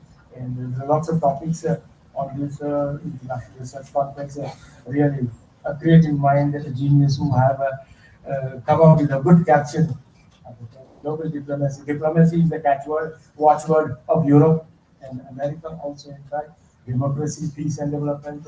All these four catchwords and watchwords. I think rightly you have come out with such a international conference where you can bring some minds together and debate on what is happening, and this will transpire into development of objectives not within the state and also among the scholars and so on. I'm so happy to share my views with you. I hope you have better ideas, and I'm sure with all the other scholars seated under that. They are much intelligent, they know very much better than me. In fact, whatever a little small stone I have dropped in the water, we can at least drink drops of water, And this is what I feel in fact, Thank you very much for giving me the opportunity.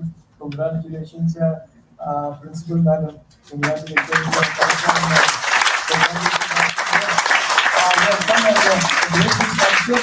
Wonderful. Madam, thank you, Dr. Bula. She is the real This is the diplomatic bridge. Yes, connected. Thank you, Dr. Bula, for coming here. In fact, another a very proficient speaker. In fact, I don't know how to say many thanks to you. Have a wonderful day. Have a successful day. And as you have started your invocation music, you will be guided by the Lord. The Lord will guide you. In fact, the Lord will show you the way. And God bless you. Thank you.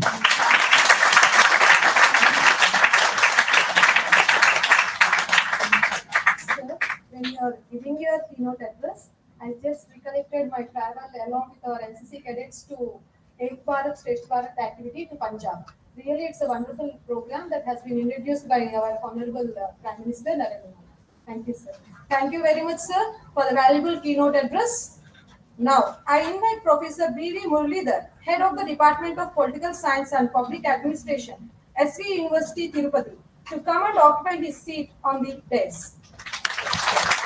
And I request Mr. Andhra Sinha, lecturer from the Department of History, to welcome sir with a sapling.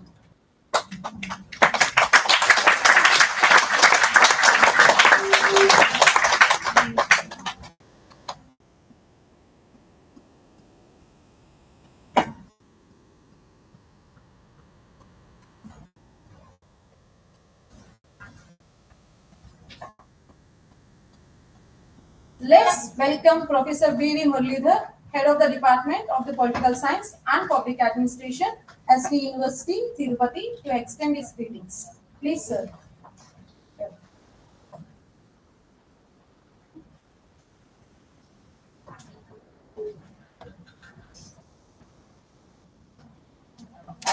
As our registrar, Professor Shobhat Babu Garu has got very important engagement. He'll be leaving. Thank you so much, sir, for being with us this morning and for gracing our inaugural assembly. Thank you so much, sir.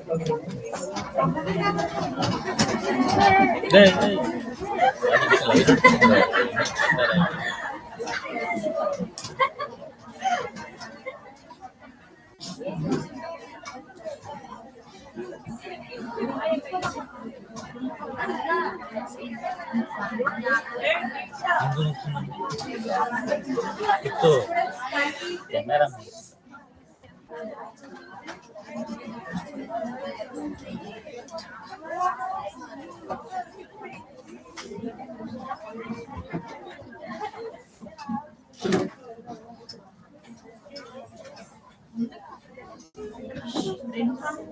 We are honored to have Professor Sheila Reddy, Head of the Department of Political Science and Public Administration, Central University of Andhra Pradesh, and to extend her greetings. Please, ma'am.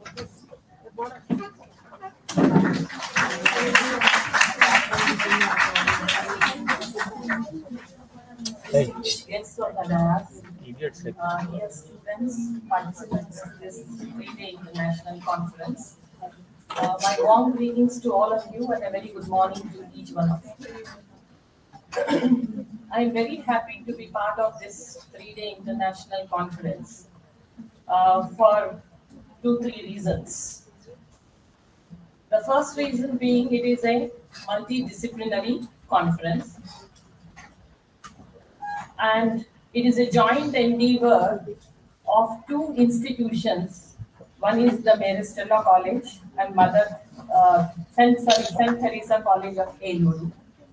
And it's also a joint endeavor of departments of Mary Stella College, that is History, Tourism and Travel Management, Department of Economics and Political Science. And it is on a very pertinent topic. The topic is the influence of India on global diplomacy, an appraisal of its role in international relations since 1947. I am also happy to be here because this Mary Stella College is the alma mater of my mother.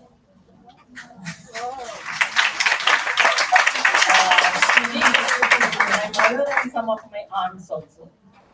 She did her PUC here, and when she was doing her graduation in 1968, she got married. Of course, she couldn't complete her graduation. And I'm also happy to be in Vijayawada because my father graduated from the neighboring college, Laila College, in 1962. So I thought I should visit Maristella College as a part of this seminar. And another very important reason is, of course, the seminar theme is very interesting and intriguing. Apart from that, there was a lot of warmth in the invitation extended to me.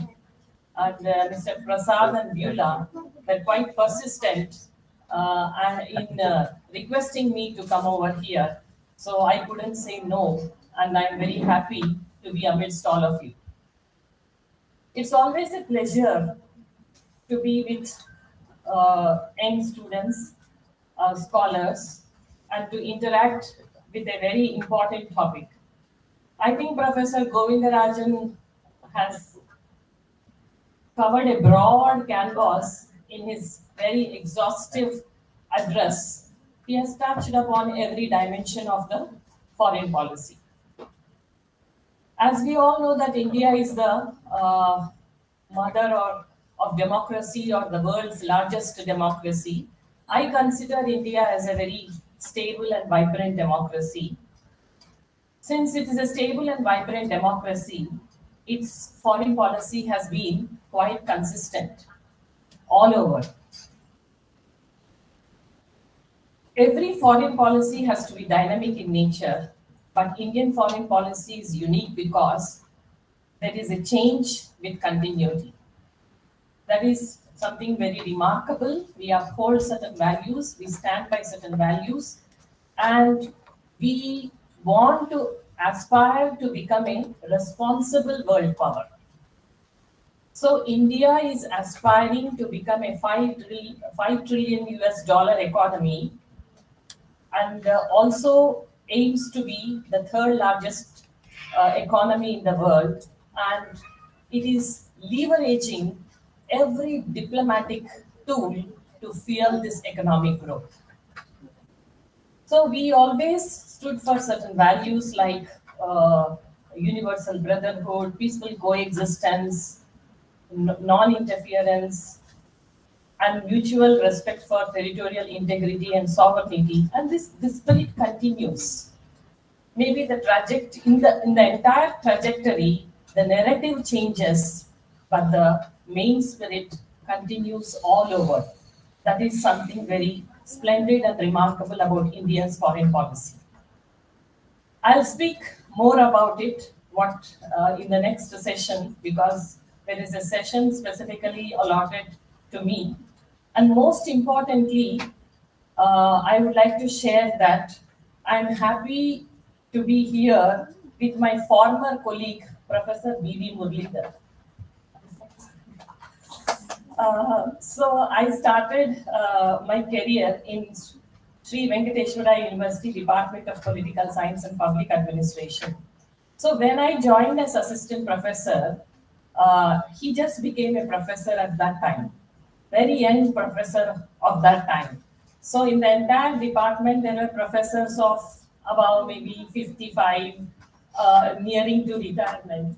And he was one such professor who became a professor at a very young age, at 40 years of age, 40 plus years, 42 years of age. So we share some good memories. My faculty room and his faculty room were just adjacent, and off and on, when we got time, we used to meet and discuss, because we were two young colleagues and others were quite seniors to us. So we had whatever grievances, we had So how to run the department. So he's very passionate about the department and the discipline of political science, and always works in the interest of the students. I am happy that I am here with you, sharing the dais, and it is a matter of sheer coincidence that we are here together. And thank you for each one of you for inviting me here. And hope you will have quite enriching deliberations, and the entire experience would be quite fruitful. Conferences and seminars are events where you get to know lot many things in a short time. If you have to read a book, it takes you 2 to 3 days. But in a conference, you get a chance to listen to diverse perspectives, different viewpoints, and there is a lot of knowledge and expertise that is shared. So knowledge shared is knowledge gained. With these few words, thank you once again and my best wishes to all of you. And I should compliment the organizers and the management of this Stella College for conceptualizing such a seminar for 3 days, wherein you can have extensive deliberations. When I was interacting in the morning with the correspondent, I was just asking, you are organizing an international conference. How much funding you got from different agencies?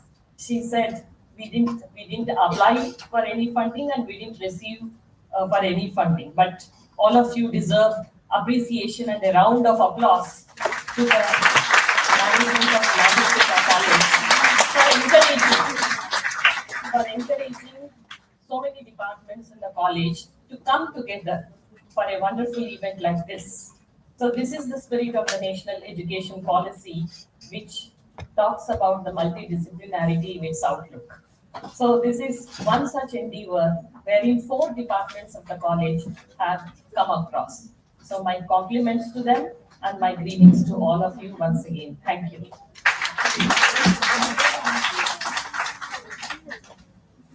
Thank you, madam. Let's welcome Professor P.V. Muralidhar, Head of the Department of Political Science and Public Administration, SV University, Tirupati, to extend his greetings.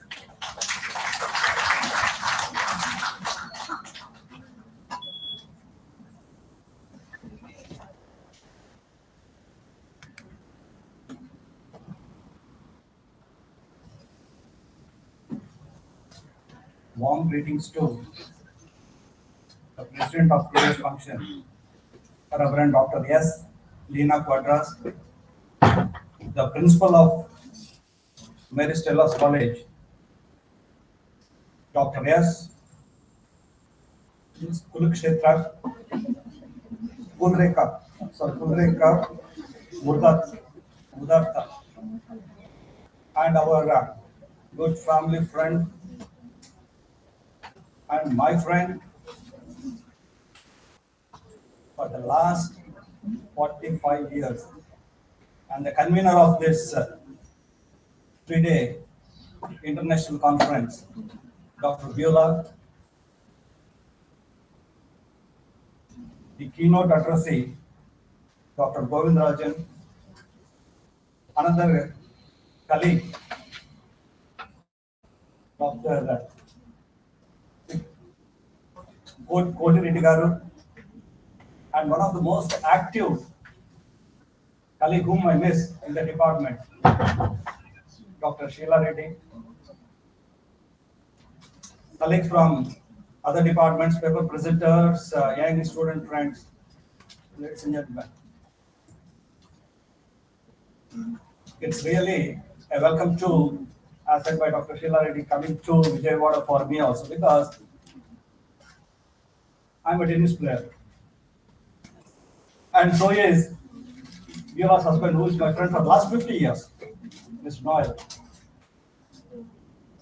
Thereby, we used to play a lot of tournaments in Vijayawada. Not only me, my son and daughter also played. So thereby, there is some kind of connection with Vijayawada. So when Dr. Viola told me a few months back that I must be here, I thought I should be here. The reason being, now I became a single man department. out of 12, it came down to, boiled down to 1 for the last 4 years. And a lot of academic pressure, which I have to take care. And I would have been very happy if someone like Dr. Sheila Reddy would have been in the department to take care of the department. Even if I want to apply leave, I must take at least 1 month before. 1 month before, friends. This is the system in which we are living. And it's very hard also. And we have some programs in my campus where I should have been there, but I give first preference to this because of Beulah and Noel. And so that I can share my views with some of the young minds, take some feedback from them. So as said by our keynote addressee, that foreign policy has to be dynamic. It cannot be static. But one thing which I want to tell you, friends,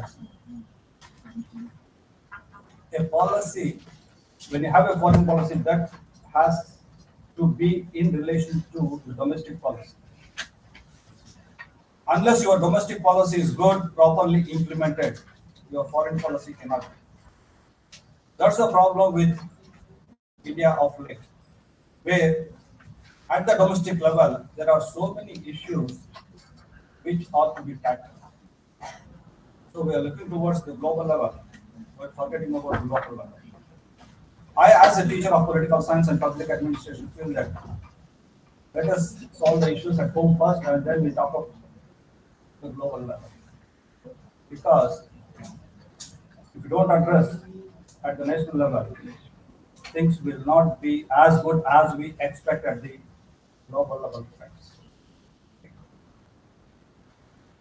So I have a talk in the next session.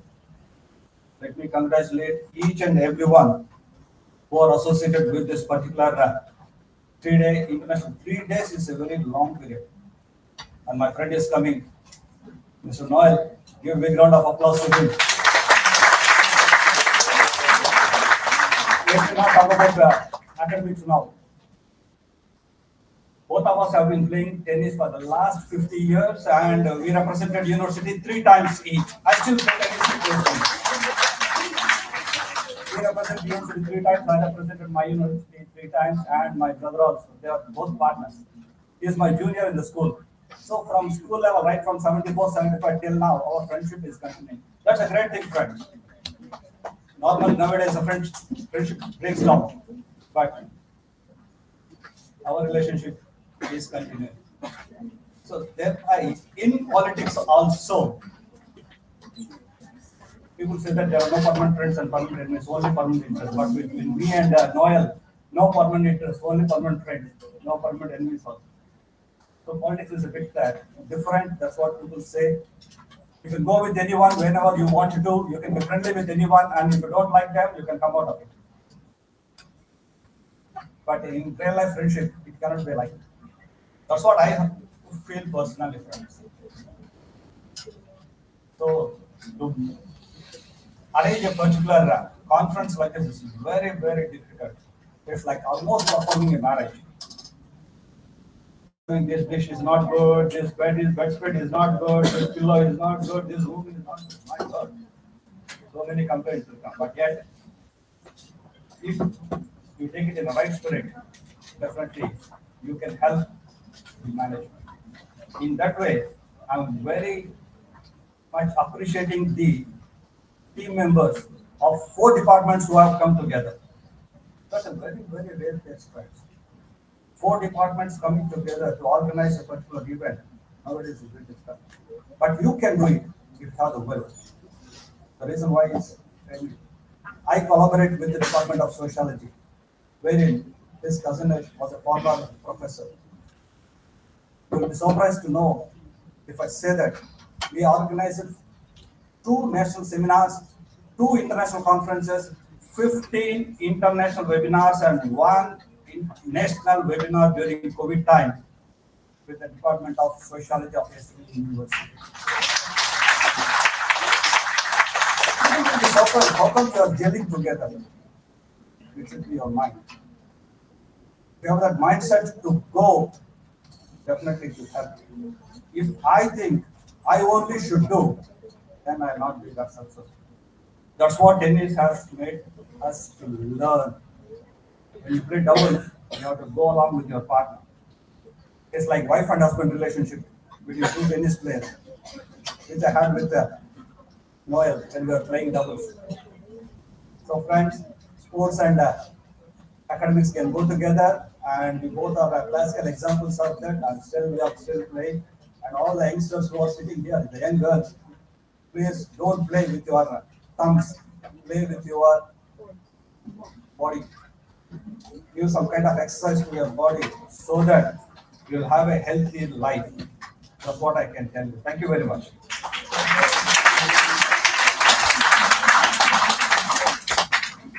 Thank you, sir. Let's welcome Professor Kotireddy from ICFAI, Faculty of Social Sciences, IFHE Hyderabad, to extend his greetings.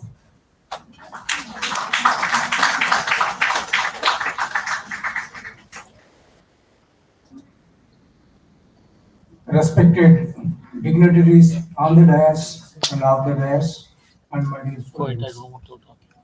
I am happy to be here for a 3-day international conference on the influence of India on global diplomacy, organized by Stella College in collaboration with St. Teresa College for Women, Eluru. The theme of the conference is very much discussed one, and with significant implications for the futures of the world economy. Once you observe the situation of the entire world economy is experiencing the problems of climate-related challenges at present and also geopolitical tensions. So as a result, the world GDP growth has been decelerated from 2.7% in 2023 to 2.4%. It is expected to decline to 2.4% in 2024. While at the same time, the India's growth rate is projected to grow to 6.2% in 2024. The changing nature of the world economy, and we are observing that the entire world economy is changing and increasing globalization. For example, if you take India, India has been integrated with the world economy. So as a result, we are able to attract more foreign investments, and we are able to adapt latest technologies. And at the same time, we have depended on the international financial markets. At the same time, increasing interdependence among the nations stress the need for maintaining healthy and diplomatic relations with all the nations. Now, as far as Indian economy is concerned, we are able to maintain cordial relations, economic and political ties with a number of nations across the world. And India's foreign policy, and it has been transformed from a non-alignment approach to the maintaining good ties with America at present. So at the time of independence, non-alignment approach assumed significance. Now the foreign policy focus shifted from non-alignment approach to maintaining good relations with USA and some of the OPEC nations at present as far as trade is concerned. And India is also shifted from the focus from SAARC to BIMSTEC, a union of 5 countries from South Asia and 2 countries from the Southeast Asia. And we are also exploring the possibility of having good trade relations with Israel also. And as far as Israel is concerned, as far as the Bangladesh is concerned, we had a bilateral relationship with agreement with Bangladesh. As a result, the trade relations got strengthened between India and Bangladesh. So in the same manner, we are also exploring the possibility of having bilateral trade agreements with Israel and Iran. And the COVID-19 led to economic distress. So as a result, India need to focus on rebuilding the SAARC forum and regional multilateralism, which promotes mutual assistance and joint effort on healthy emergencies. So I have one more session afternoon at 2 o'clock. Then we will have more discussion on the changes in India's foreign policy and India's relationship with our neighbors, and at the same time on the world economy also. I assure you, this conference will prove to be fruitful and informative for all the participants in the conference. My best wishes for the success of this conference. Thank you, Varun.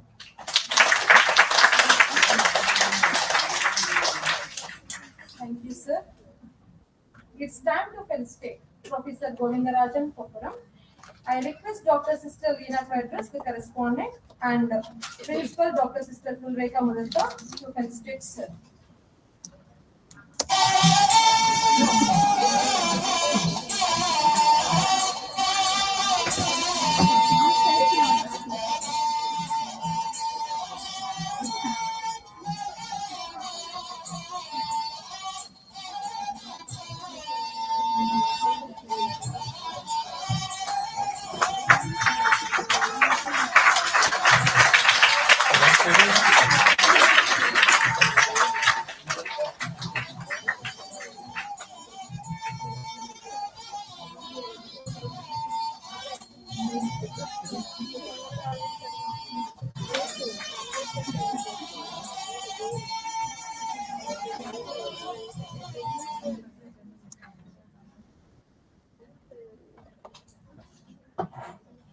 Thank you, sisters. Last but not least, let's express our gratitude to everyone who made this inaugural function possible. I invite Dr. K. Swarup Kumar, Head of the Department of Economics, to deliver the vote of thanks.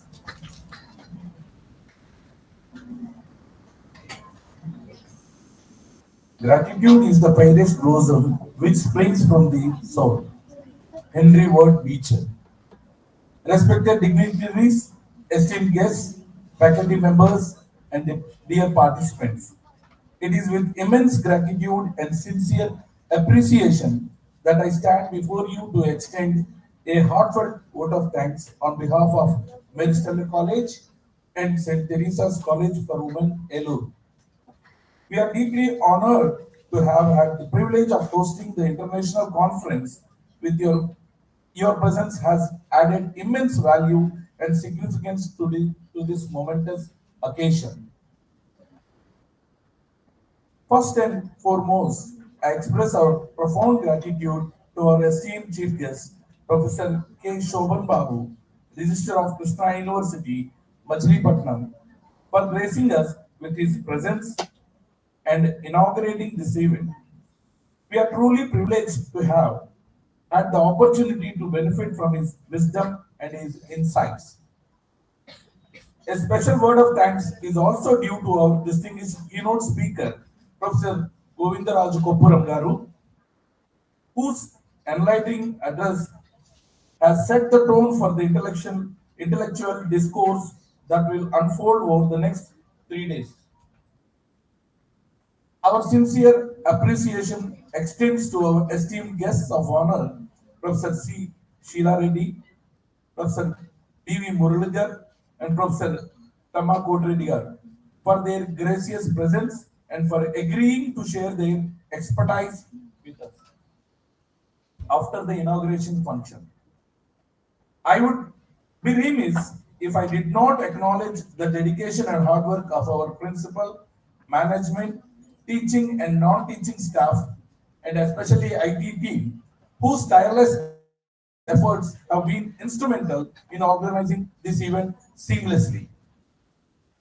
Additionally, a special thanks goes to the print and electronic media for their invaluable support in covering and promoting our event.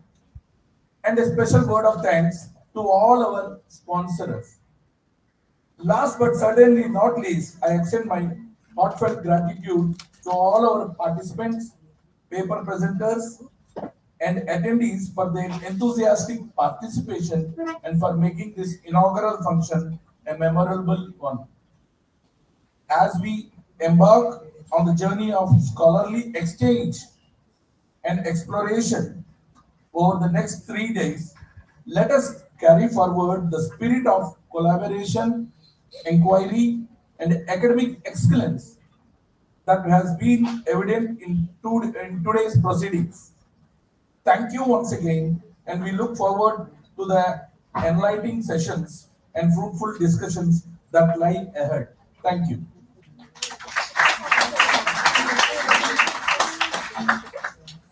Thank you, sir. With that, we come to the end of this inaugural session. We are very fortunate to have eminent and illustrious guests with us. We will continue deliberations in the various technical sessions that are lined up after the tea break. Thank you, one and all.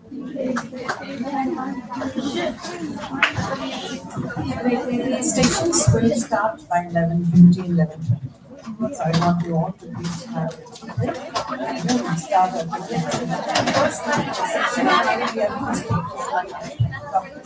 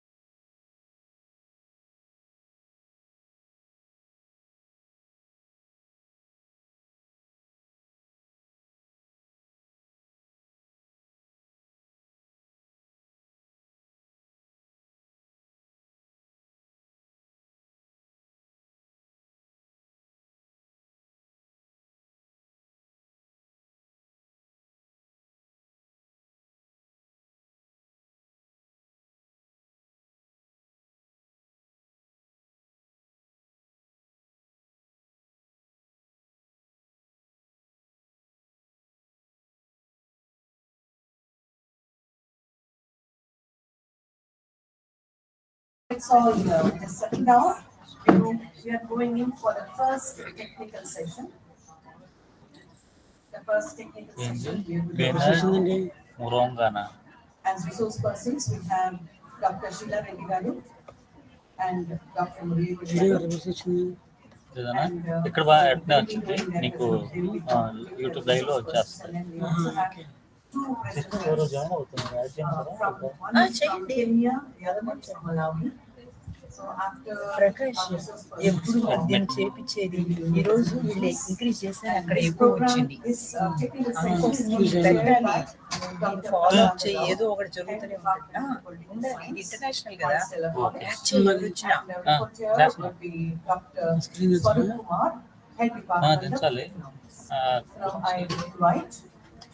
Projector అది కాదు projector తీసుకెళ్ళు projector and handle this technical session. The first technical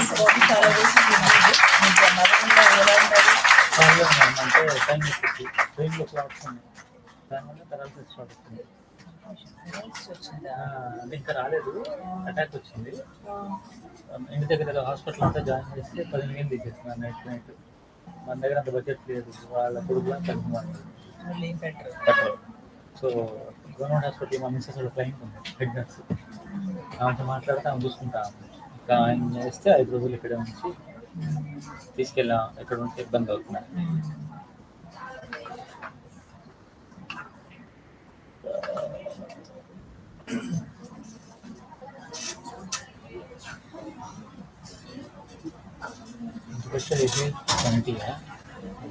Very good morning to all.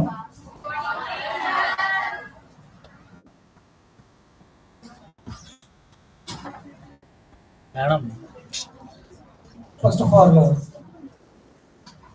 I thank to Honorable Correspondent, Sister Leena Quadras, Honorable Principal, Sister Rekha, and other management members. My colleague faculty members, mostly Madam Biola, who is a convener of the 3-day international conference,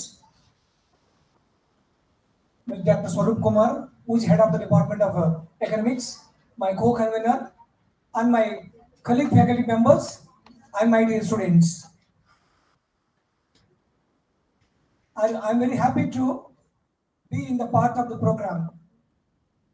This is my privilege as a co-convener of this program. I thank to all the dignitaries on the stage and off the stage. Now I'm going to introduce now the session 1 resource person Professor C. Sheila Reddy. Yeah. First of all, Madam Sheila Reddy, Madam, please come out, guys. Please give round of applause.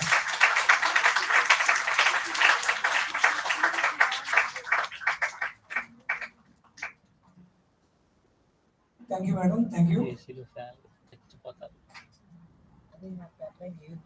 It is indeed true honor to introduce Professor C. Sheila Reddy, a distinguished academician and administrator with an illustrious career in the field of political science, public administration, and governance.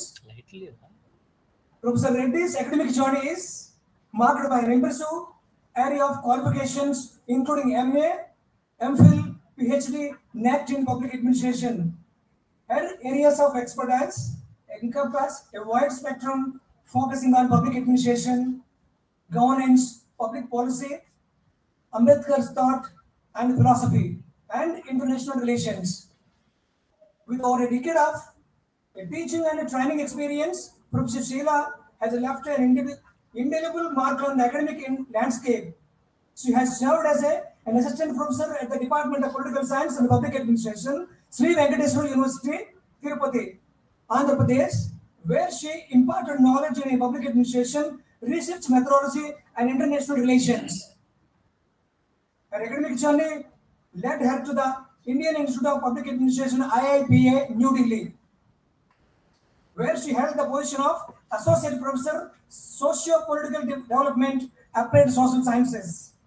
But before assuming the prestigious role of Chair Professor, Dr. Ambedkar Chair in the Social Justice, subsequently she took on the mantle of Principal of at the Sri Venkateswara College, University of Delhi, Central University of Delhi, where she served with a distinction of for 2 years and 8 months, receiving accolades such as the Best Employee Medal from the College Trust of Tirumala Tirupati Devasthanam TTD.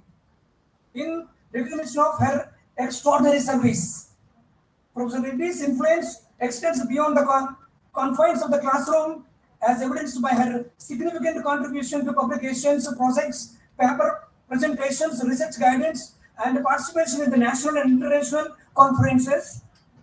Her scholarly work comprises an impressive 14 papers in international journals, 19 in national journals, 14 book chapters, and 6 authored books.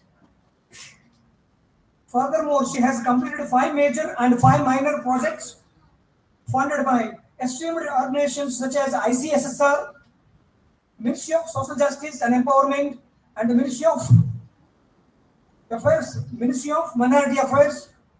Professor Stella has also provided guidance to 2 PhD scholars and 18 MPhil candidates, showcasing her commitment to nurturing the next generation of scholars. In addition to her academic pursuits, Professor Stella Reddy has actively engaged in various administrative and extramural assignments, holding positions such as special invitee on the Standing Committee on Academic Matters at the University of Delhi, member of the Academic Council at the University of Delhi, and member of First Court of Central University of Karnataka, among others. Her current academic and administrative assignments, including membership in the Governing Council at Indian Foundation, New Delhi, serving as a Joint Regional Secretary East for the Indian Political Science Associations IPSA and in IPSA, and contributing as a NAC assessor and member of NAC Peer Committee. Professor Reddy's impact has transcended geographical boundaries, as she had the opportunity to visit countries such as Sri Lanka, France, UK, Singapore, China, Australia, South Africa, Italy, Afghanistan, Hungary, and the USA. Her membership in professional bodies including the Indian Institute of Public Administration, IIPA, New Delhi, Indian Political Science Association, Indian Association for Women Studies, and others, underscores her commitment to the advancement of her field. In conclusion, Professor Sheila Reddy's extensive experience, significant contribution to academia, and remarkable administrative acumen make her highly respected figure in the international academic community. Her expertise and dedication have left an indelible mark on the spheres of political science and public administration and governance, and her presence promises to enrich and enlighten any gathering fortunate enough to benefit from her wisdom and insight. Madam, with such a vast experience and expert in the field of education, we are truly privileged to have you among us today as a resource person for the first technical session of the international conference. We extend a hearty welcome to you once again. Recently, Madam made some achievements. Who is a member of NAC Peer Committee, Rajiv Gandhi University, Itanagar, Arunachal Pradesh, and recently just March 5th, NAC Peer Committee, Rajiv Gandhi University, Itanagar, Arunachal Pradesh. And just yesterday I received one information. Ministry of Culture, Government of India appointed 21 candidates across the country in the Library Commission. Yes, Kolkata Library, that is one of the prestigious, one and only the biggest library in India. She is one of the members among the 21 candidates. Yeah. Madam, please welcome. Please. Thank you all for giving this opportunity. Once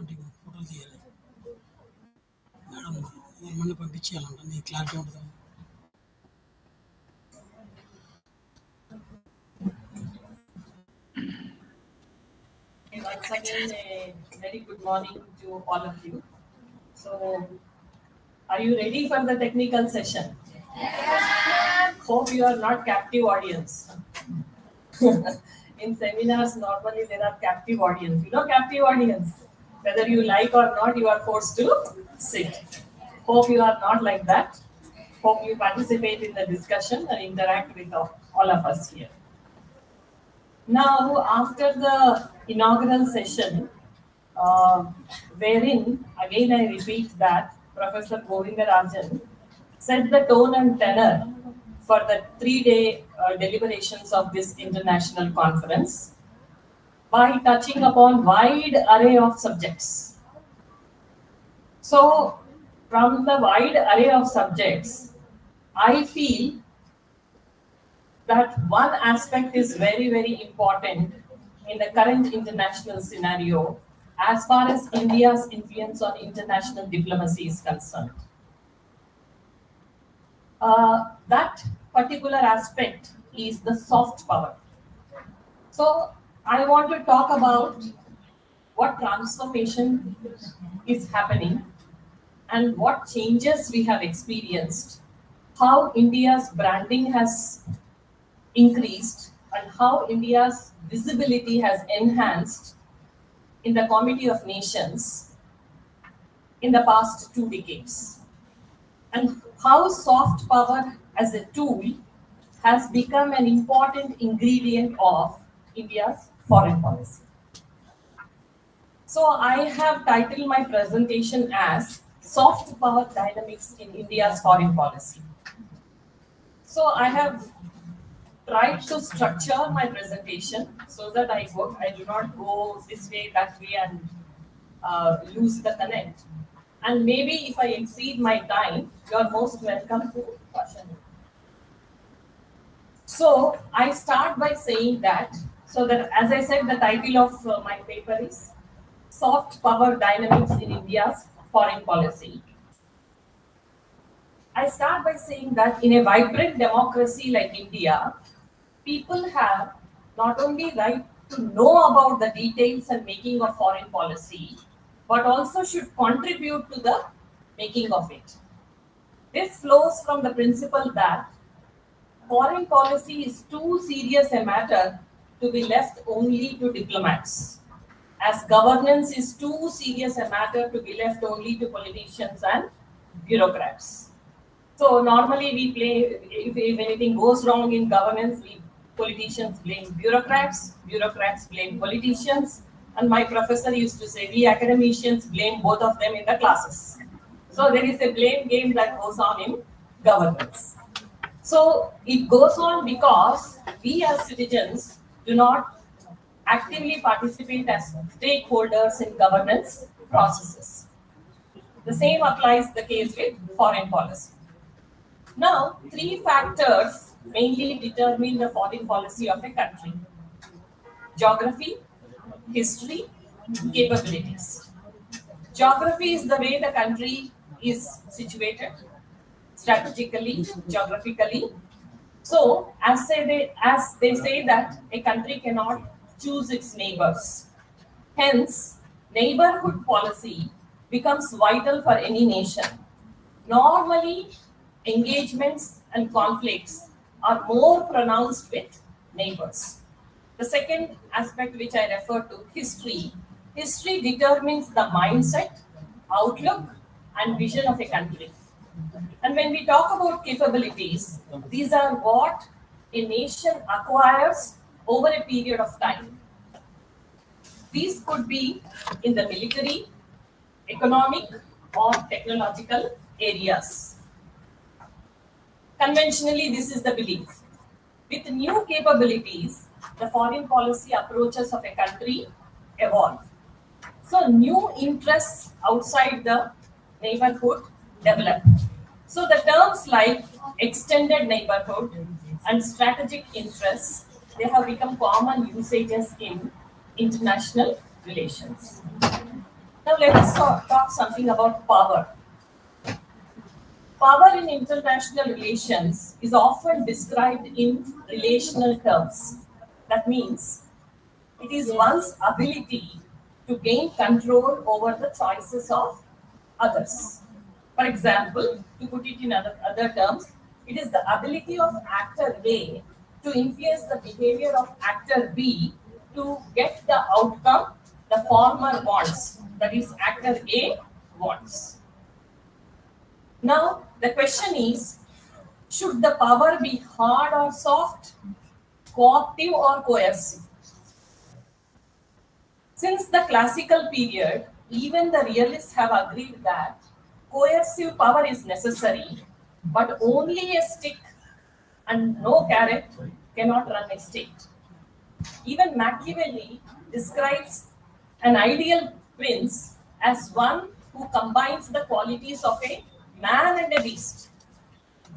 In modern international relations, I think some of you know, if you do not know, please listen carefully. Joseph Nye propounded the idea of soft power, and the phrase was first used by Nye in an article published in the journal Foreign Policy in 1990. Nye argued that, I quote Nye, if a state can make its power seem legitimate in the eyes of others, it will encounter less resistance to its wishes. If its culture and ideology are attractive, others will more willingly follow. So soft power is the ability to influence the preferences of others and obtain desired outcomes through attraction. Something should be appealing, something should attract you, something should be compelling, convincing, so on and so forth. Or you can say it as the ability to attract people to our side without coercion. Joseph Nye suggests 3 key sources for a country's soft power. Its culture, that is a nation's culture, which is attractive and pleasing to others. Nation's values, could be political values, when a nation lives up to them at home and abroad and is consistent in its actions. Its foreign policies, when they are seen as inclusive, legitimate, backed by moral authority or having moral authority. So soft cooperative power is just as important as hard command power. A soft or a state's soft power makes it appealing to other states, inducing cooperation rather than fear. The power of cooptation is very significant. The power of cooptation over coercion evokes voluntary reverence among others. Although not a substitute of hard power, soft power is considered a necessary supplement, and the correct amalgam of the two is described as smart power. So as Professor Govindarajan said, India gives due attention to hard power.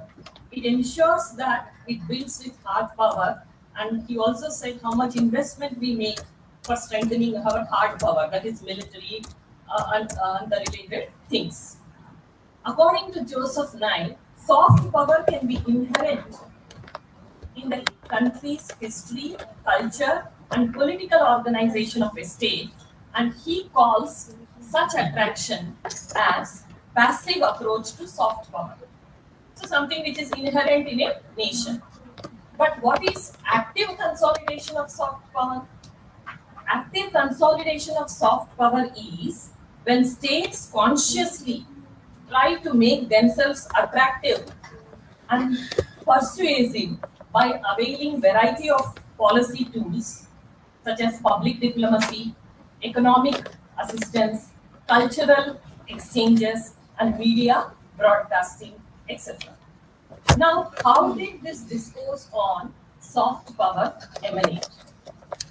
Soft power in its current usage became popular after the end of Cold War, when the United States emerged as the known superpower. The unipolar movement, the moment that the United States enjoyed following the collapse of the Soviet Union, witnessed many developments and challenges which could not be resolved by hard power tools. So what were those developments? Let us look at them. borders became flexible, globalization became an international norm, information and communication technology changing the modes of interaction, and non-state actors increasingly challenging the state's sovereignty. Against this background, scholars like Joseph May were interested in remodeling the statecraft, thereby states could pursue their interests without the use of military force and economic sanctions.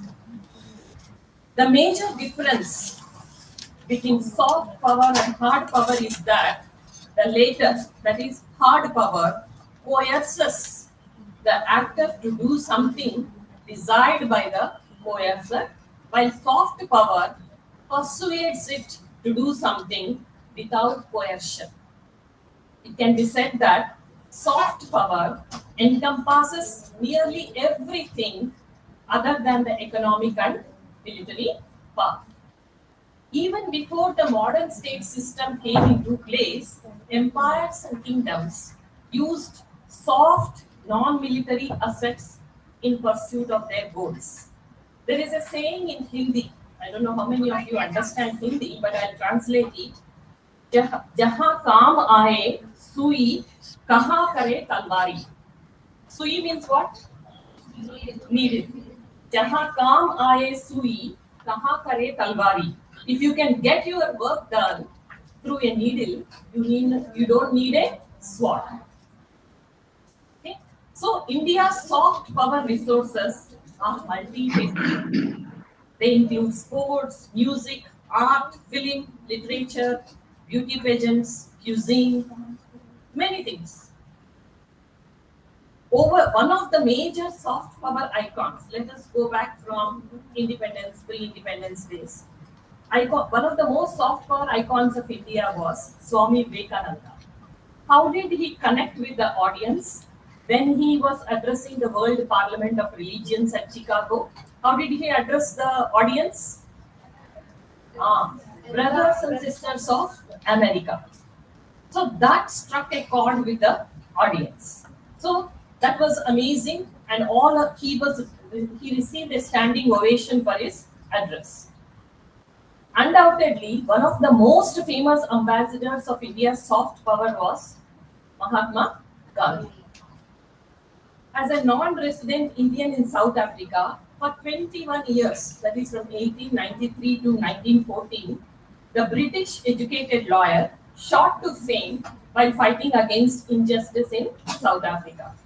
It is he who popularized the principles of truth and non-violence during his struggle in South Africa and practiced those in India against the British rule. He inspired thousands of freedom fighters around the world. Undoubtedly, it can be argued that Mahatma Gandhi, the apostle of non-violence, used this soft power during the freedom struggle to realize the goal of Indian independence. Now, Professor Govindarajan in his address talked about Indian Council for World Affairs and Indian Council for Cultural Relations, which have been playing a significant role in cultural diplomacy. Indian Council of World Affairs was established in 1943. It is aimed to promote India's relations with other countries through study, research, discussions, exchanges of ideas and information with other organizations within and outside India engaged in similar activities. The objective of Indian Council for Cultural Relations, which was founded post-independence in 1950, was to establish, revive, strengthen cultural relations and mutual understanding between India and other countries. Now, there are many India cultural centers abroad set up by this ICC. And even Sir was also mentioning in his keynote address. What role do they play? They play a significant role in promotion of India's soft power strength through variety of activities. First is they facilitate teaching of Indian dance, music, yoga, Hindi language. They organize cultural programs, film screening, lectures, talks, seminars, and conferences on themes related to India, and they do organize many festivals of India. What I want to convey by sharing this is these cultural centers, which are almost 37 plus, function as institutional bodies for communicating India's rich heritage and artistic developments and strengthening its soft power worldwide. Now, post independence, no doubt, Nehru amply capitalized on Gandhian principles of non-violence and translated it into foreign policy agendas through non-alignment or the peaceful coexistence that is through Panchashil, which highlights the spirit of peaceful coexistence. So India's soft power assets are not of recent origin, but increasing activism to use these assets is a recent one. Please try to understand this. That is what I'm trying to emphasize in my presentation. I pose two questions.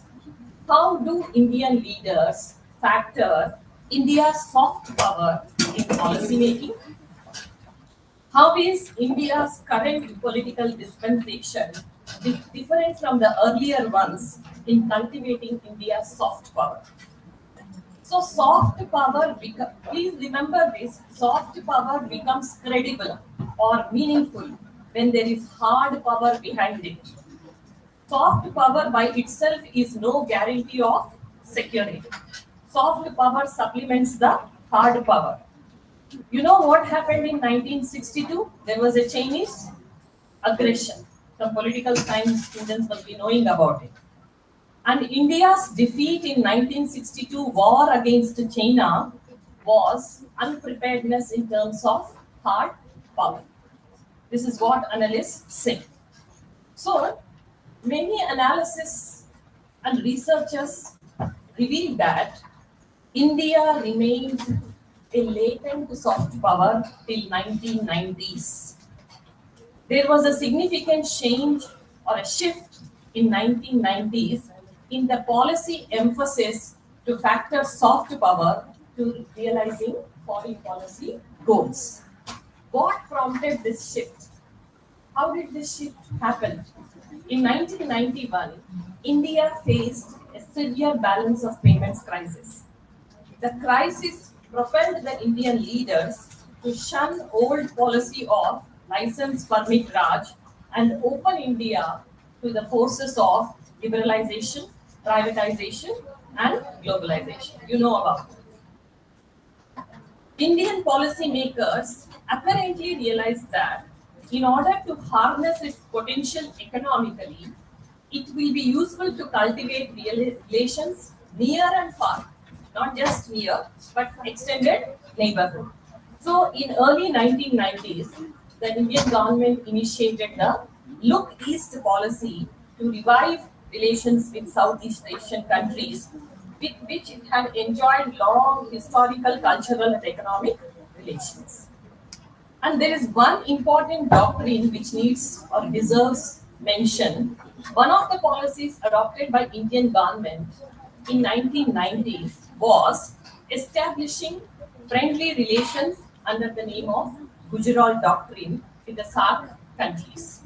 This doctrine is considered to have made a lot of substantial change in the manner in which India's bilateral relations were conducted with its immediate neighbors, especially the smaller ones. I would like to share 5 new developments which can be identified with the new Indian public diplomacy since 2000. Some scholars have categorized these into 5 aspects. One is efforts to reach out to overseas Indians.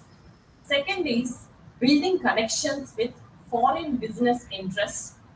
Third is foreign aid and development program, promoting events to showcase the nation brand, the branding exercise, India as a nation. Then using new social media to reach out to younger generations. The Indian diaspora, mostly neglected in foreign policy discourse of early years of post-independent India, have been increasingly incorporated in the post-Cold War world. On 9th January 2003, India for the first time organized Pravasi Bharatiya Divas, that is non-resident Indians Day, in New Delhi. You all know that Indian Americans lead some of the major US companies. For example, Satya Nadella is the CEO of, yes, Sundar Pichai, Gokul. Indira Nuni is the head of the Pepsi Co. And subsequently, I'm trying to go as chronologically as possible. India launched the Incredible India campaign in 2007. The website created in this name showcases tourist attractions, festivals, cuisines, and many other attractions in India. After this, now I come to the Modi era. Modi era, as has been highlighted by the keynote speaker, is distinct, unique. How it is distinct, unique, I'll share a few excerpts, and few instances. Modi came to power in New Delhi in 2014. How was his policy to use soft power different from his predecessors? Modi embedded soft power very deftly, efficiently, at personal level in foreign policy. He used to identify himself with the people wherever he went. He used to take selfies, he used to give social media posts, he used to connect with the social media handles of the country he was visiting. So this way, it transformed the narrative. The narrative of India's foreign policy, relying exclusively on soft power, supplemented by hard power. So try to understand the difference. I'll share few instances during his. How was he different? Means he made it a point that in every visit he will address the Indian diaspora. Every time he went to a country, he addressed Indian diaspora. Then he hosted foreign leaders in different locations of India. He did not ensure that he should meet foreign leader in the national capital, New Delhi only. He took them to the places of importance. Give you certain instances. And he also crafted policies such as Make in India and frequently referred or alluded to Indian culture and tradition in speeches. When the leader of a nation vouches for the culture and tradition, and he speaks about very vociferously about the culture and tradition of a country, naturally it matters. During his first official visit to the United States in September 2014, Modi addressed 18,000 people, mostly Indian Americans. You all know that, at the Madison Square in New York. Many people couldn't find a place. They were watching outside in big screens. The BBC reported that Modi received a superstar welcome like Shah Rukh Khan or Amitabh Bachchan. This is reported by BBC and argued that Modi's speech was a rebranding exercise, as he predicted that this would be India's century because of country's youthful population, that is demographic dividend, and its innovative spirit. I share another instance. On 2nd October 2016, on the occasion of birth anniversary of Mahatma Gandhi, Modi inaugurated Pravasi Bharatiya Kendra in New Delhi and expressed that. See how he talks, how he connects, how he appeals. Let us view our diaspora not only in terms of Sankhya. Sankhya means number. But let us see it as Shakti. Shakti means power. So like that, he used to appeal to the audience. With Modi's outreach initiatives, the diaspora feel connected and relevant.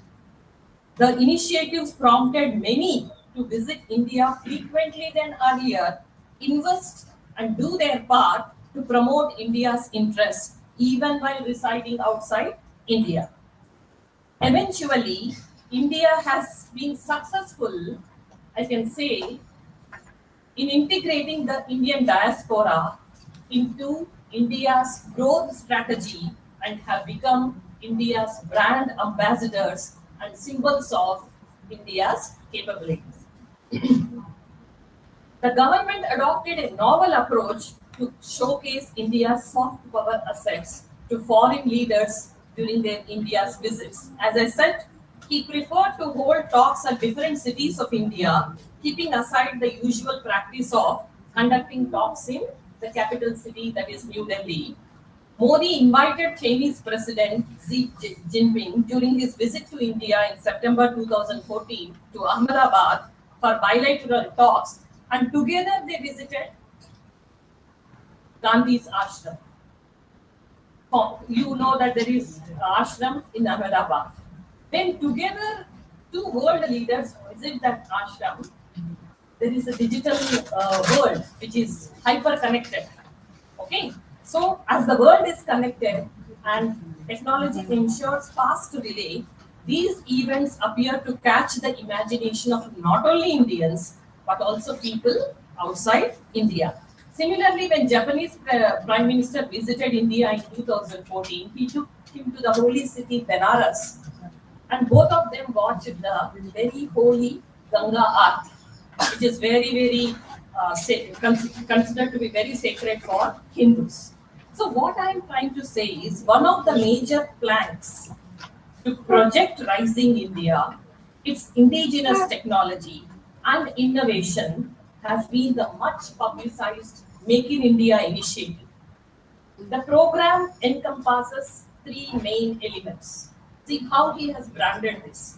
First, inspire confidence in India's capabilities amongst potential partners abroad, the Indian business community, and citizens at large. Second is to provide a framework for a vast amount of technical information on 25 industry sectors. People should know what India is good for if they want to invest in India. So he tried to highlight 25 sectors across the globe. And third, he is the unique prime minister who has used the social media to the maximum extent to promote his foreign policy initiatives. The third is to reach out to a vast local and global audience via social media and constantly keep them updated about opportunities, reforms, and so on. You'll be surprised. While inaugurating the Hanover Trade Fair in Germany in April 2015, Modi referred to Make in India initiative not as a slogan, not as a brand, but a new national movement. So it gives impetus to the entire process. He instilled that confidence, that morale boosting amongst Indians whose value became enhanced abroad. Please listen to this carefully. A major Indian daily under the caption PM Narendra Modi uses soft power to hard sell Make in India in Germany reported. So it was reported like this. The title PM Narendra Modi uses soft power to hard sell Make in India in Germany. It reported that, I quote, from billboards to trams and buses, the lion. What is lion? What is the logo of Make in India? Lion is the logo of Make in India. You see that on Vande Bharat trains also. I don't know whether you have noticed that. Yesterday I observed. Okay, the lion was everywhere as 400 Indian companies are among 6,500 exhibitors at the fair. Now the question is, what did he do to leverage India's soft power potentials? He realized that unless he develops good relations with its neighbors, it will be difficult to emerge as a great power. What did he do when he became a prime minister on his swearing-in ceremony? Can anyone recall? Why was his swearing-in ceremony very special? When he became the prime minister for the first time, he invited, just trying to recall, all the SARC members or SARC leaders to his swearing-in ceremony as prime minister. So all the SARC members were present at the ceremony. Modi's meetings with SARC leaders, and particularly with the leader of Pakistan, were highlighted by national and international media. So this is how he reaches out to the global audience. After being elected as Prime Minister, please note this, Modi's first official visit was to neighboring Nepal. During the visit, he observed India and Nepal share many similarities. They have similar culture, they share same religion, and it is time to further boost the relations. Further, see what he said. Speaking at Nepalese parliament, he said, I quote, I hope my visit will open a new chapter in India-Nepal relations, characterized by more frequent political engagement and closer cooperation, which will serve as a model and catalyst for South Asian partnership for prosperity. So, Nepal, unquote, Nepal is a very small country. So, how he is boosting the morale of that country?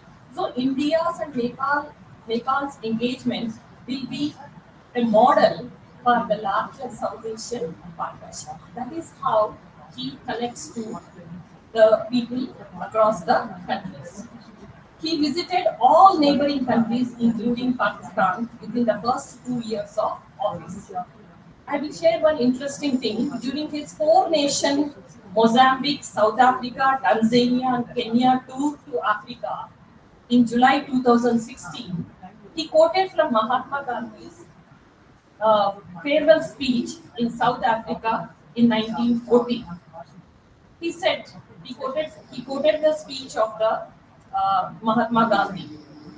The words are, the subcontinent has become to me a sacred and dear land, next only to my motherland. So I have been given a sheet to complete in 10 minutes. I'll complete it in 10 minutes, not to worry.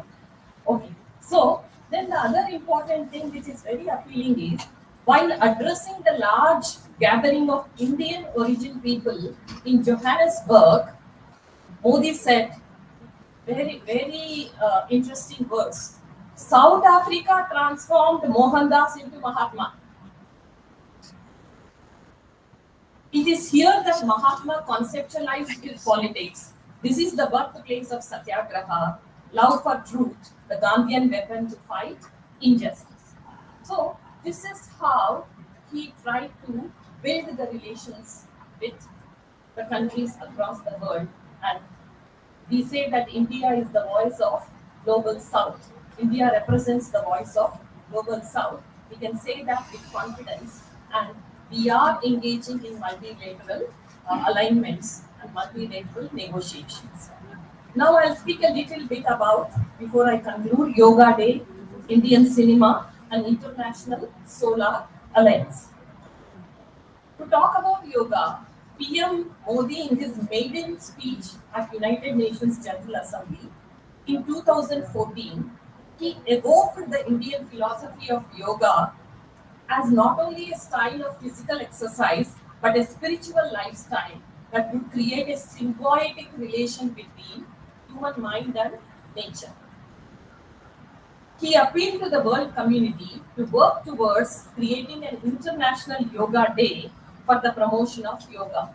You will be surprised, within 3 months, on December 11, 2014, the United Nations General Assembly, it adopted a resolution with a resounding majority establishing June 21st as the International Day of Yoga.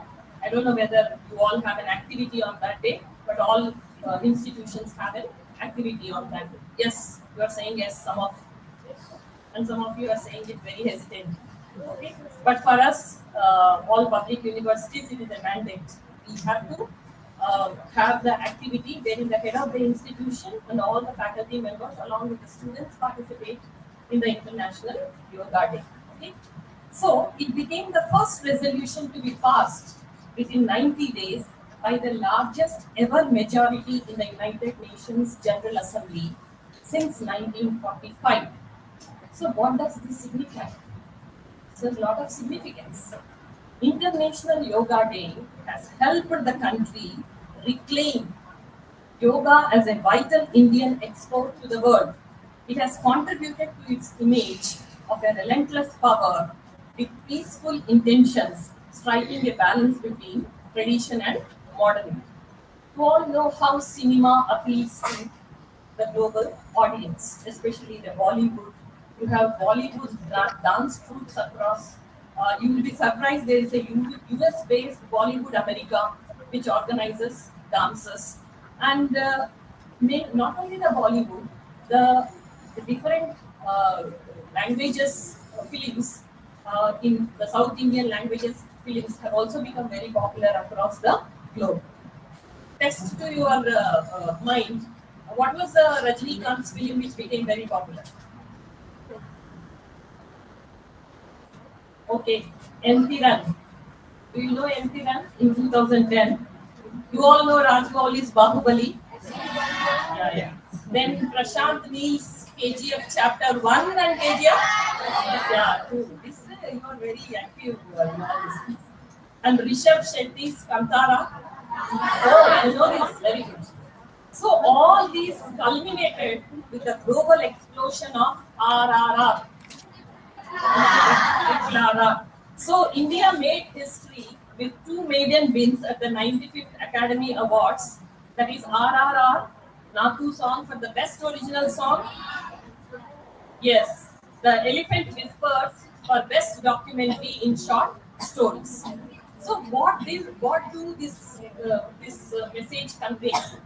Global reach of, I repeat, global reach of India's artistic achievements is progressively breaking the glass ceiling of Western centrism.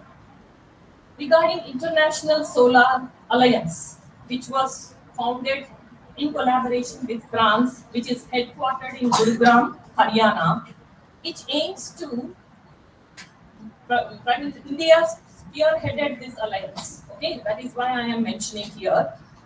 This alliance aims to bring together solar-rich nations lying freely or partially in the tropical zone, along with multilateral bodies and various non-stakeholders, including investors, private businesses, and NGOs, to promote solar energy developments across the globe. So what is the strategy? The strategy is to harness solar power and other clean energies like wind and water by interconnecting green grids across countries in different time zones. So we can say that India is at the helm of this sustainable project that aims to combat climate change and create numerous jobs across trades through novel ventures. I just make a passing reference to the India's G20 presidency. It was a proud moment. All of you experienced. What was the theme of the G20? Vasudhaiva Kutumbakam, and one earth, one family, one future. So, ever since the phrase has come into existence, it has been extensively used by government in all its multilateral engagements, including official statements and speeches. What is the logo? The logo is such that which juxtaposes planet Earth with lotus. Lotus is India's national flower. What does this signify? It signifies growth amidst challenges. So it talks of an inclusive approach. It talks of a resilience, and for the first time, African Union was given a full member status in G20, and G20 went to every nook and corner of India. They had sessions in Jammu and Kashmir, right from top to bottom. So G20 was the buzzword till the president, as we assume the presidency of G20. So how does India project its world view of diversity, dialogue, and democracy. The worldview of diversity, dialogue, and democracy, they are packaged in a message called Panchamrit. What are those Panchamrit? India connects with some typical Hindi ideology which is commonly accepted and which we all can understand. The first is Samman. You know Samman? Dignity. Dignity and honor for all, and India is a world power. Samvad. What is Samvad? It is dialogue. You indulge in dialogue to discuss problem and resolve differences. Samriddhi. So what is Samriddhi? Prosperity for all. Suraksha. Global security within and outside the nation. Sanskriti and Sabhyata. This emphasizes the commitment to remain true to one's culture and civilization, yet underlining the idea of developing the shared and linked cultural and civilizational ethos in the world. So, to sum up, we can say that India, with its hard and soft power, has tried to prioritize certain things. What has it prioritized? It has prioritized the neighborhood through the neighborhood first policy. India has prioritized its extended neighborhood through the Act East and Act West policies, wherein engagement and relations with Southeast and West Asia have swelled, spurring economic growth. What is this difference between Act East India's Look East and Act East? Look East was more of economic and strategic in nature. Act East is more about commerce, culture, connectivity, and capacity building. So it is multi-dimensional in nature, striking at the cultural ethos of the nations. So try to understand it. But at the same time, to deal with rising and aggressive China, India has been working with like-minded countries, including US, Japan, and Australia, as reflected through the Indo-Pacific and Quad. Engaging Global South while working with the developed world with a focus on economic rejuvenation, development, and growth. So, through foreign trade and investments, India has been leveraging economic diplomacy to fuel growth following trade, technology, and tourism mantra. So, as far as that is Russia-Ukraine war is concerned, India articulated that it is not the time of war. This is not an era of war. Enmity does not calm enmity. Enmity is pacified by affinity. So this was the message India sent across the world. At the same time, adhering to the age-old principle of non-intervention, respecting sovereignty, and a world free from the scourge of conflict. Any cross-border terrorism from Pakistan and any infringements by China have been answered with a resolute response to underline India's strength and they have resolved in defense of its territorial integrity and sovereignty. So, what I want to convey is India always has underlined the need to enhance India's maritime security and modernization of military hardware while remaining true to its age-old commitment to non-violence and peaceful coexistence. India never hesitated seeking the support of technologically advanced countries in upgrading India's military prowess and yet has remained true to the indigenous knowledge system in its philosophy. So finally, to sum up the entire discussion, I would like to say that India as a civilizational state has been working to connect tradition with modernity, continuity with change, a realm with region, legend with reality, science and technology with Indic culture, unique with the universal, and the local with the national and the global. This has reflected the holistic paradigm shift in India's foreign policy by taking everyone along and engaging with everyone from east to west and north to south without compromising on national interest and universal good. So what does the idea of a multi-aligned foreign policy signify and what does it reflect? India's position as an aspirational and a rising state is willing to work with everyone as a member of the global community for a shared and better future. So India's foreign policy has been marked by four primary things: dynamism in existing bilateral arrangements, increased diplomatic engagement at multilateral forums, exploration of new engagements with countries and regions which were previously overlooked, and the fourth and most important is India aspires to become a responsible world power, wherein there is a shared prosperity, and for the shared prosperity, there is a shared responsibility also. No nation can shirk the responsibility. So there can be shared prosperity only when there is shared responsibility. So this is how soft power has complemented the hard power in India's foreign policy, and you can see enormous transformation that has occurred in every sector and field in the past 50 decades as far as the India's foreign policy is concerned. Thank you for your patience here.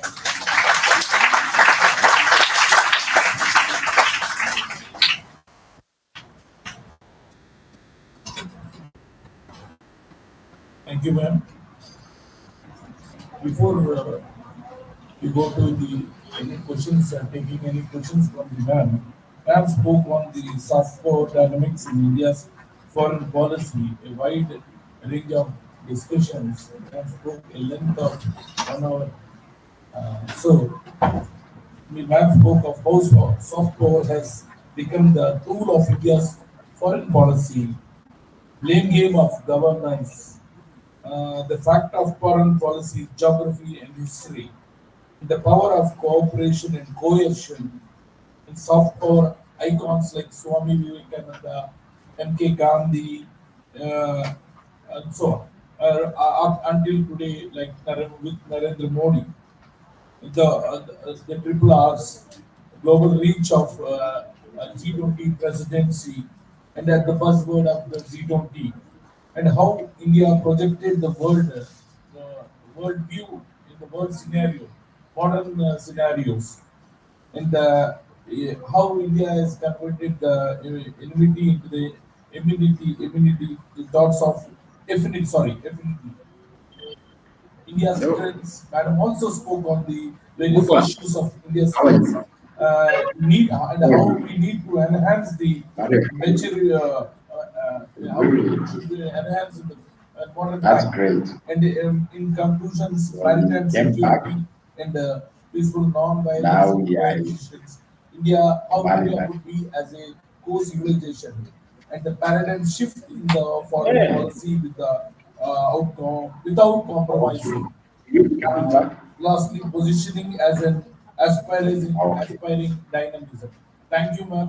Your thoughtful insights made us students to enlighten to them into the political dynamism and political policy. So, I request the students, if you have any questions, please stand up and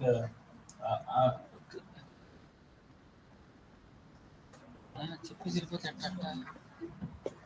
ఇంట్లో ఆడంది fund the mic will come to you. Girls, if you have any question to ask, this is an opportunity. See, the questioning is also good. Once there was a gift for best questioning.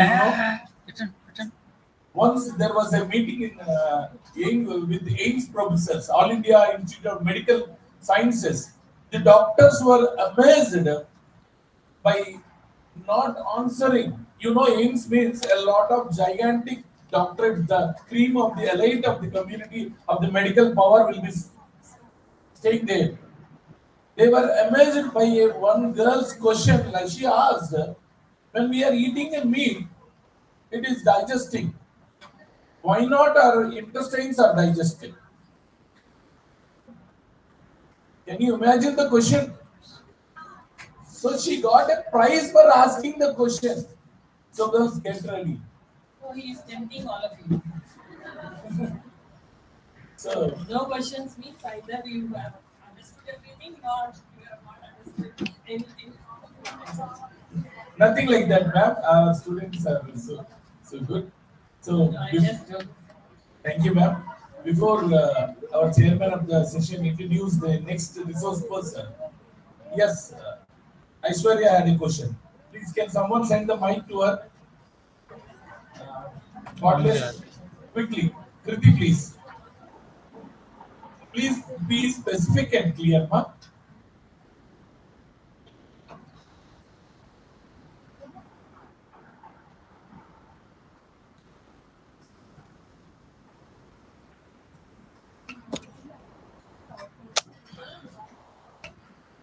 Good afternoon, ma'am. So, what challenges does India face while enhancing its soft power?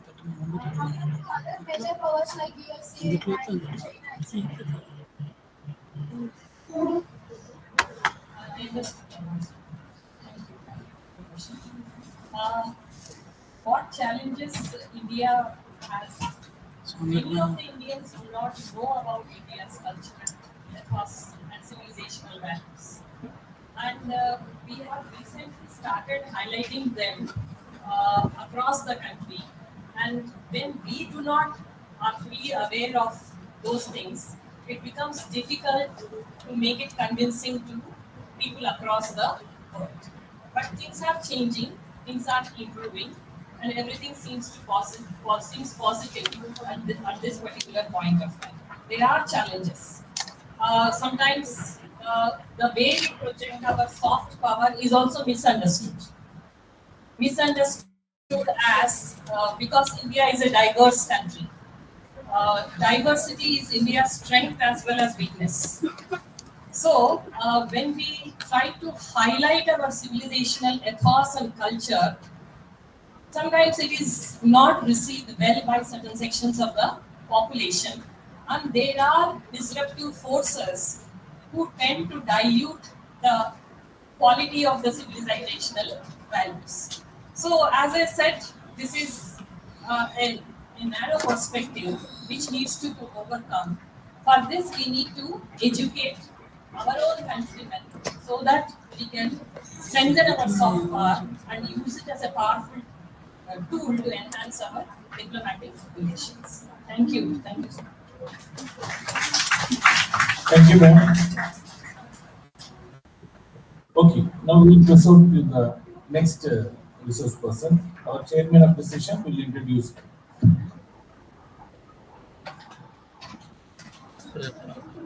Hello. Madam, please sit in. Okay.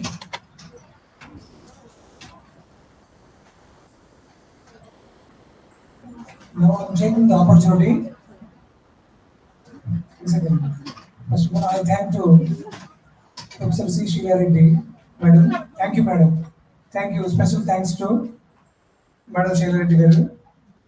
Now I'm going to invite Professor B.V. Muralidhar. Sir, please come out of the dais. Come on, with a big round of applause.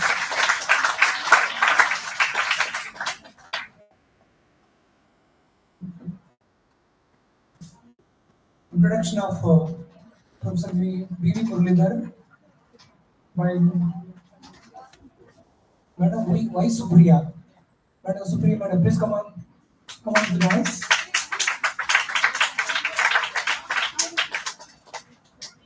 Yeah. Y. Supriya, Madam, Head Department of English. Thank you, madam.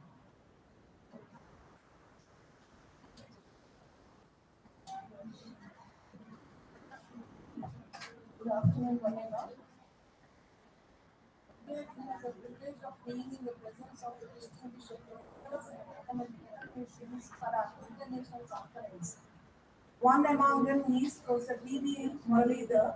He is currently serving as a professor and chairman of the Board of Studies in the Department of Political Science and Public Administration in SP University, Tirupati. He holds a distinguished academic and professional record. Professor Muralidhar obtained his master's degree in 1985, securing the third rank out of 460 students at the post-graduate level. Subsequently, he pursued his MPhil in 1987 and earned his doctoral degree in 1995, both from the same university.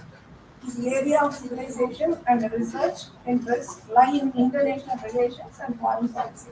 Dr. Muralidharan has a notable history of academic achievements, being the first UGC JRF Direct Awardee of the department from 1986 to 1989.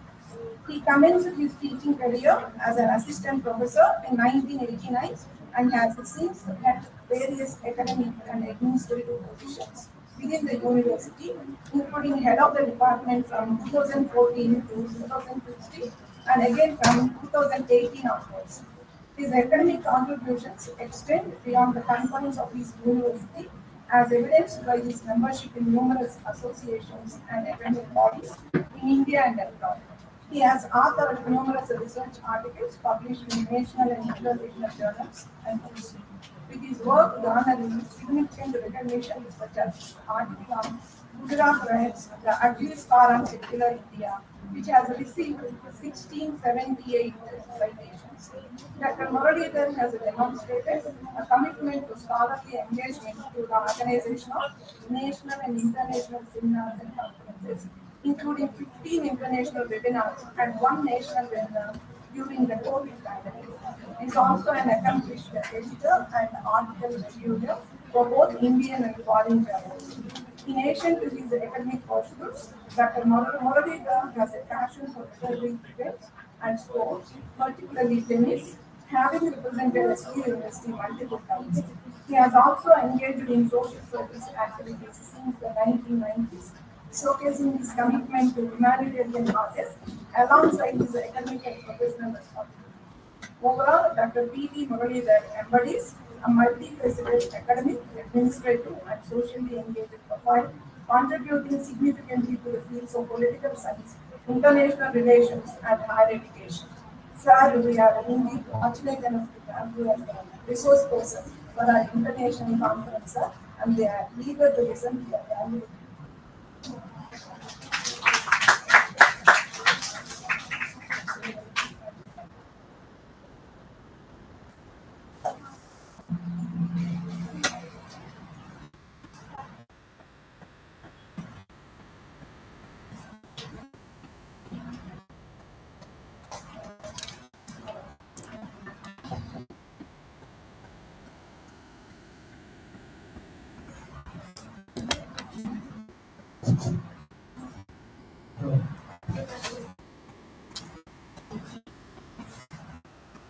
So, pleasant afternoon.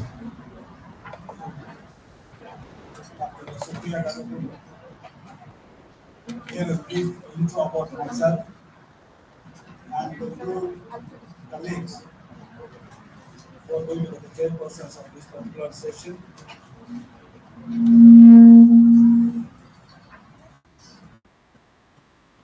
Presenters from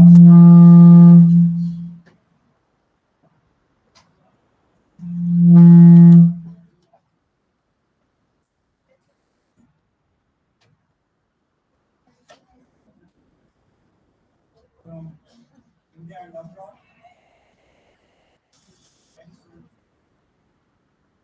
It's very difficult to say, especially when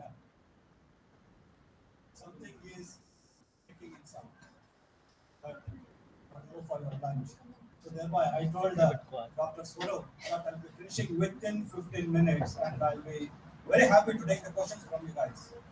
That's what I want.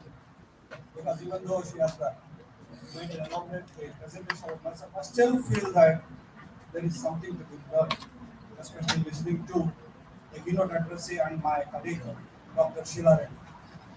Friends, let me tell you very openly, when we are sitting on the side, listening to so many speeches made by eminent personalities in the on the campus and outside the campus, we learn something. And one example is your madam, Dr. Bila. She speaks so fluently, uses the word very aptly.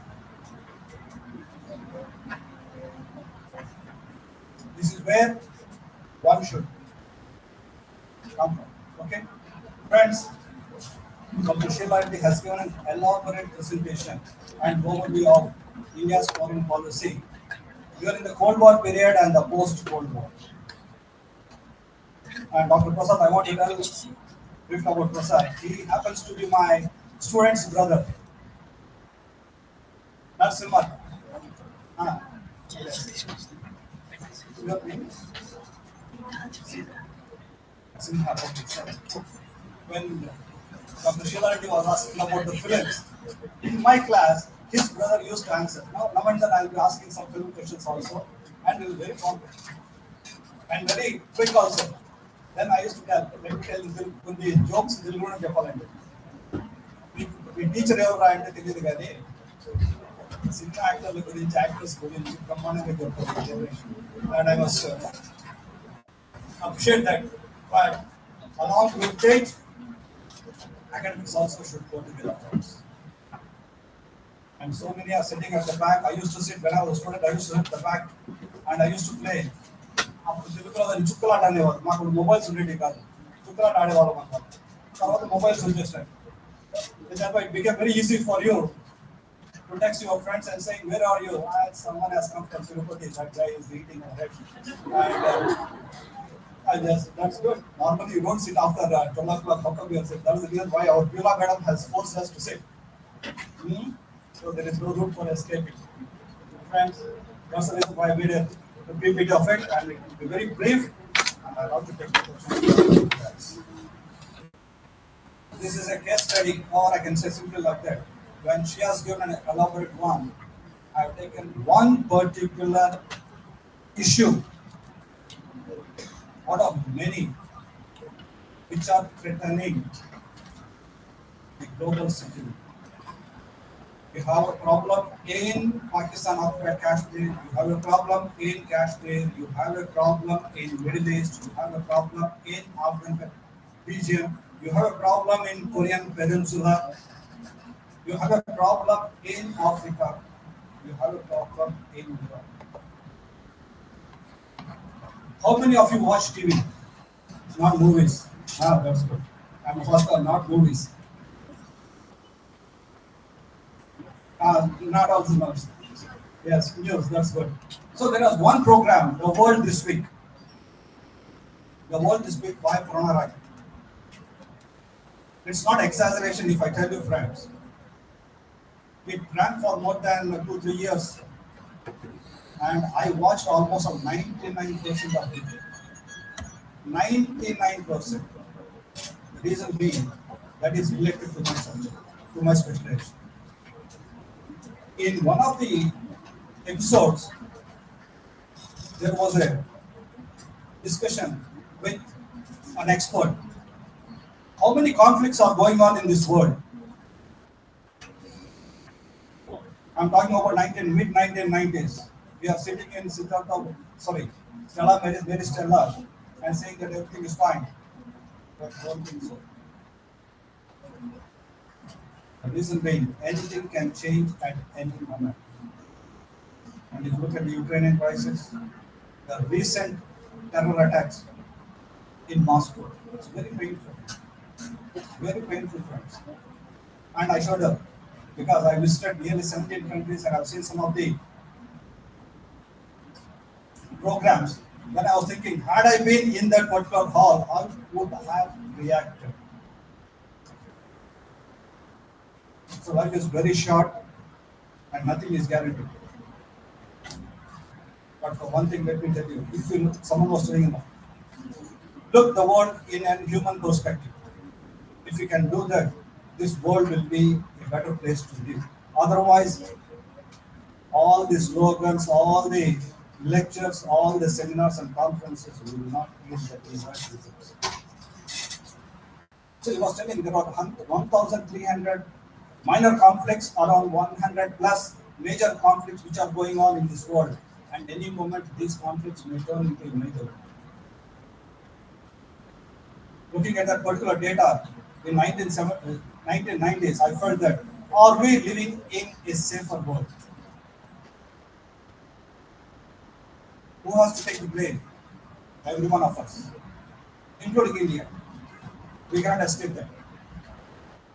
Because we made some mistakes in Sri Lanka, we made some mistakes in Kashmir, and thereby these issues has taken away one of the handsome prime ministers of this country, Rajiv Gandhi. Sonia Gandhi became widow. Rahul and Priyanka lost their father. If you look into the history of the Sri Lankan crisis, where we unnecessarily interfered in it, and taking the Kashmir issue to the UNO was one of the mistakes which Nehru did. Maybe at that time it was the one option, but that option has made India to suffer for the last 75 years of post-independence. And other issue is the Arab-Israel problem. And why have taken from Arab world to Jewish side, India shift in traditional diplomacy. So in the morning, the keynote address was global diplomacy. Sorry, it was talking about the global diplomacy, one of the aspects in your 3-day international seminar. We have a traditional diplomacy. What this traditional diplomacy says, and let's go into this, please. So there's the flag of the Arab and Israelis, and sorry to say, and I was just now telling that I was one of the adjudicators for this PhD thesis. So I have a lot of friends. Hindustani Gadu, చాలా మంది friends ఉన్నారు. Yes, I'm surprised when people are saying that I'm so and so, I know about you, and the registrar was telling, sir, I was a student of his students, I know about you. So I must be a bit careful. Okay, and here comes the actual part, which is the major source of concern or issue for more than 100 years. For more than 100 years, this has been a major source of concern, which could not be resolved even now, even in 2024. So roughly 124 years have gone by, still this issue is boiling. It's like sitting on a volcano. Nobody knows when it's going to come out. Next one. So the main players. So as a sportsman, I want to use the word player. And it's the Israelis, the Palestinians, the Arab states, the Iran, the Hamas, and the PLO. Out of all this,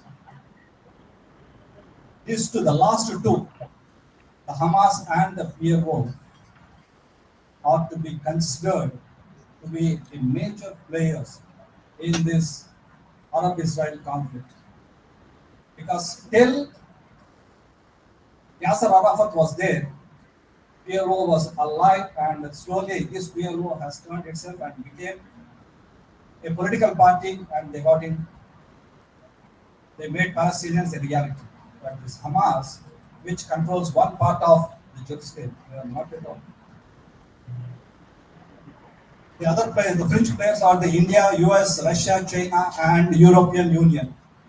What's the background of this particular issue, friends? For every issue, there will be a background.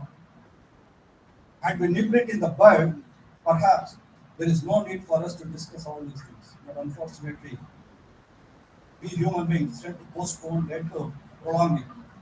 Thereby, when it comes to the last stage, then we search for the solutions. By the time it will be too late. This is one thing which politics or the study of political science has taught me. Just a bit of going away from this. One terrorism, which is becoming a global menace.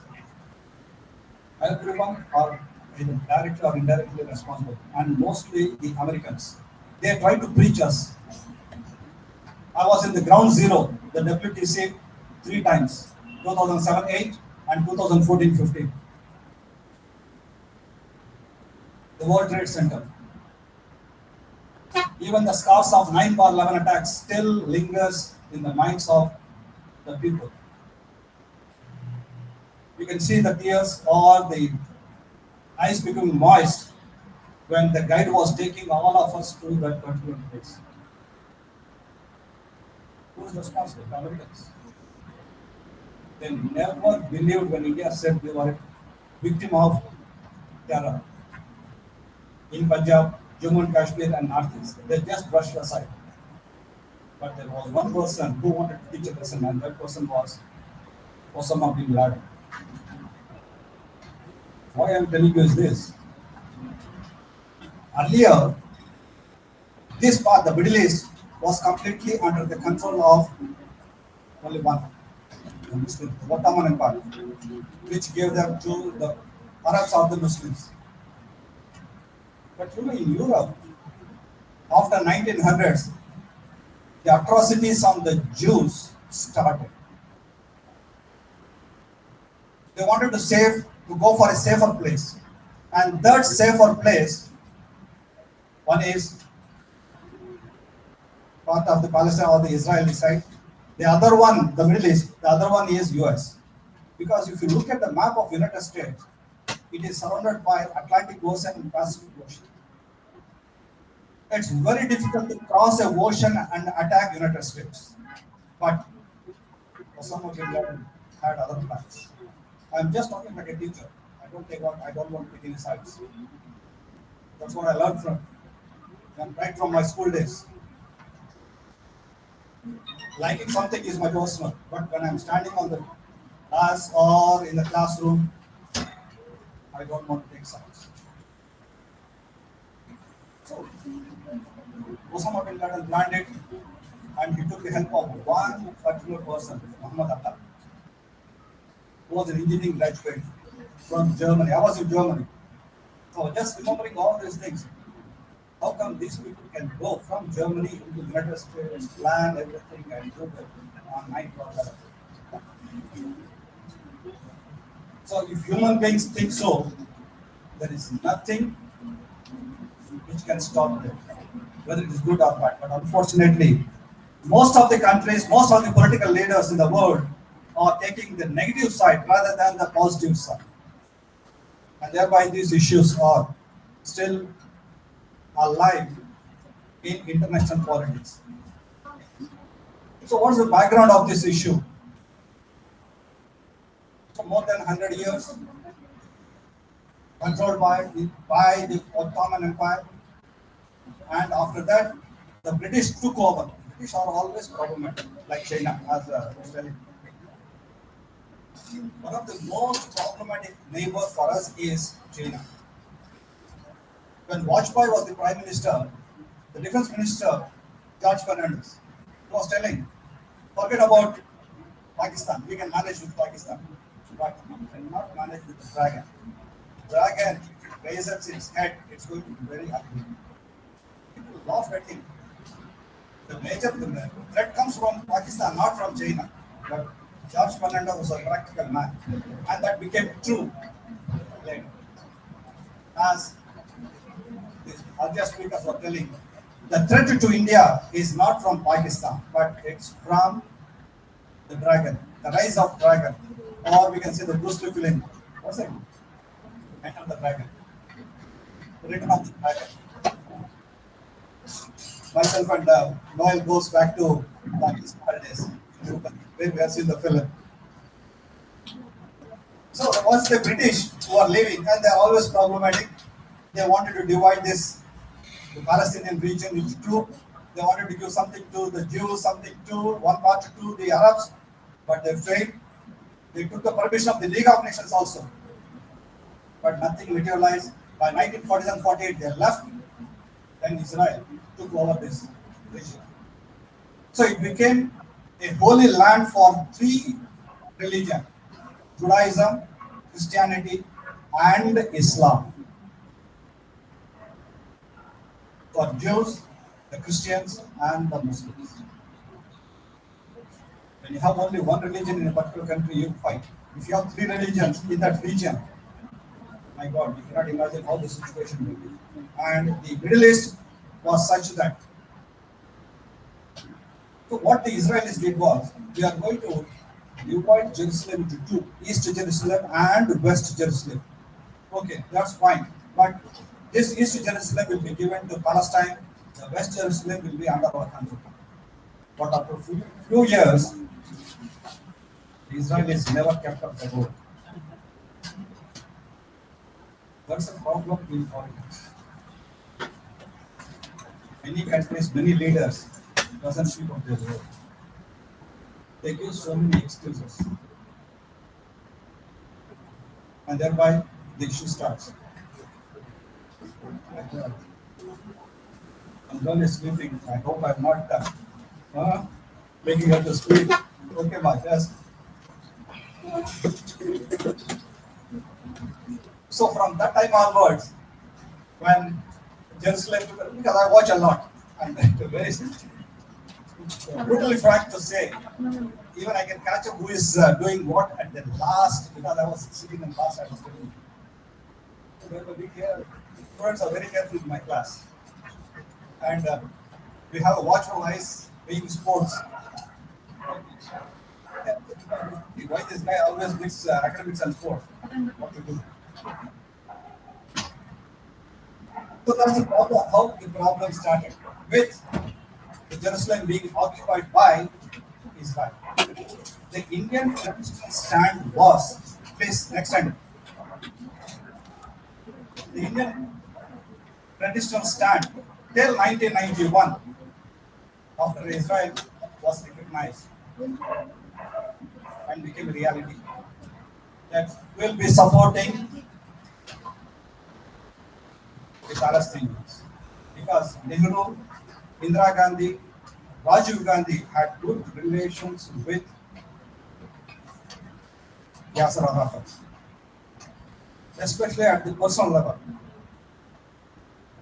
Thereby, India's support was in favor of the Palestinians. And we were not having that good relations with the Israelis. But once the Cold War ended, when Narasimha Rao became the Prime Minister, the reality has gone. That reality is there is a threat from this particular religious group. Thereby, let us shift our policy, which has been a tradition, from the Arab world to the Jewish world. Because friends, one of the best spy system in the world, as Chanakya used to say, a ruler must have the best spy system. He must be like a fox at a lion. The best spy system is Mossad, M-O-S-S-A-D. It's not the CIA, it's not the FBI, it's not the CBI or anything. Mossad, one of the most deadliest and very professional spy system in the world. That's why, if you look at the first, the second, where I've shown the flags and the Jerusalem part, Israel is completely surrounded by the Muslim nations. I'm sorry to use this word because I have to. But a small country slowly started occupying their spaces and became a reality.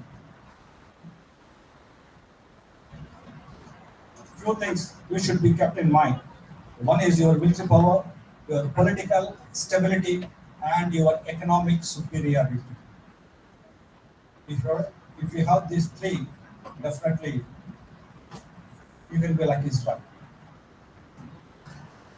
Thereby, from Narasimha Rao to the present government, especially the present government, right from 2014, there was a drastic shift in India's traditional policy towards the Israelis. The reason being, we were the victims of terror. And technology-wise, we wanted the best to do from different countries. And one such country was small, tiny nation. What's the consequences? The consequences are you want to get into the permanent fight, get the membership. It's not going to be that easy unless you get the support of even the small nations. Thereby, our membership is getting delayed because the Muslim group or the Muslim nations are not willing to support India's membership for their own personal reasons. You may say that I am the best, But the rest of the world should accept you that you are the best. Because behind you, there is some history. And that history is always will be following you. You cannot simply erase that history. That's why one Dr. What's the parent name? Supriya, when she was saying, yes, my article was the Gujarat writes the ugly scar on secular India. At that time it was 1600. Now, yesterday it was 1991 citations. Some of my friends used to say, hey, you will not get any post in this because you have written against. I did not write against anything. I wrote what has happened. Otherwise, I will not be a teacher. If I am a politician, I can take sides. But as a teacher, if something has gone wrong, yes, it has to be. I always think that we unnecessarily interfered in Sri Lanka. I'm very vocal about it. When you are saying that Pakistan doesn't have or China doesn't have any role to play in Kashmir, how can we go and interfere in Sri Lanka with the Tamil issue, which is a local issue? This looks very harsh for many of you sitting there, but truth is always bitter. నిజం ఎప్పుడు చేతుగానే ఉంటుంది, especially for us. So one has to be very, very careful. When we are pointing out to others, we should not repeat the mistake, or we should think whether we have repeated these things earlier or not. So thereby, the support of the Arabs or the Muslim world is not coming. Okay, if you don't want that, if you can manage, go for the ties with you, Israel. Then role of other nations, as usual, the Americans, the Europeans, the Western countries always support Israel because of that factor. That factor you all know starts with R. Now India is gradually moving to this particular group. And they have their own interests. So right from Israel became a reality, United States was supporting. At that time, India was not. But now, India is falling into that. Next one, what's the way forward? What do we have to do? Very easy to type, very easy to tell, showing a slide, but very difficult to in politics. The first thing which we can do is Israel and Hamas must accept Palestine existence. This is one reality. Cannot deny that. Don't say that I want to stay. I don't want others to stay with me. I don't have any right to. If that is the case, then this problem will be still going on. The second one, Gaza region to be free from occupation. And you know, Gaza region is completely surrounded by the Israeli forces and all. Fencing and everything is going on, and it's still there. Even the UNO was telling, remove that. Because you are militarily superior and you have the backing of some of the countries. You think that what UNO can do. People say that UNO has teeth but cannot walk. That's the status of United Nations. But one thing, let me tell you, it's not the fault of United Nations. It's the fault of all the 195 countries. 193 plus 2 countries, Vatican City and State of Palestine. All this should take the blame. We cannot blame United Nations because that has been run by us, we human beings. And if you are good, that organization will be good. If you are bad, that association organization will be bad. Very simple. Communism failed not because of Gorbachev and Ivan, not because there are inherent defects. It's because of the leaders who made communism fail. As Sir was telling, the problem in Europe. I was in Czech Republic. Just think how come this country has come to this stage, which was one of the most developed when it was a part of East India. Remember, if things change, they change very fast, friends. You will not have the time also. The disintegration of the Soviet Union is a classical example. And let us not get carried away by this and that. Let me be very open with you, very frank with you. what we have seen in Andhra Pradesh, getting bifurcated into two, anything can happen. So, next one, sanctions on West Bank and East Jerusalem to be lifted. That's what we have to do. Because the Western countries and the Israelis have imposed sanctions, and Palestine must observe all. That's what. When I'm saying that you should not follow this, I too should not follow. Violence should not breed violence. But last week, Putin was telling death for death. And it's very brutal. It's very brutal. He will do it also for the attack which has taken place in that concern. Don't know how many will be killed by the Russians. Already they started bombing some big factories. If these things happen, which is the safe place to live? It's a big question mark. I cannot answer. Next one, both parties must facilitate the return of Palestinian refugees and Jewish settlers in the borders. How Chakma refugees problem, we have a problem in Kashmir, we have a problem in Northeast, same thing in the Palestinians. It has to be addressed. Next. And the final one is thank you very much for your patient listening. And wonderful. Post any comments, but you can do it. No problem. If you don't like also, I'll be very happy. Now let's take it because there are two paper presenters now. Let me take for 2 or 3 minutes. Any questions from you guys? Any questions or comments? Doesn't matter.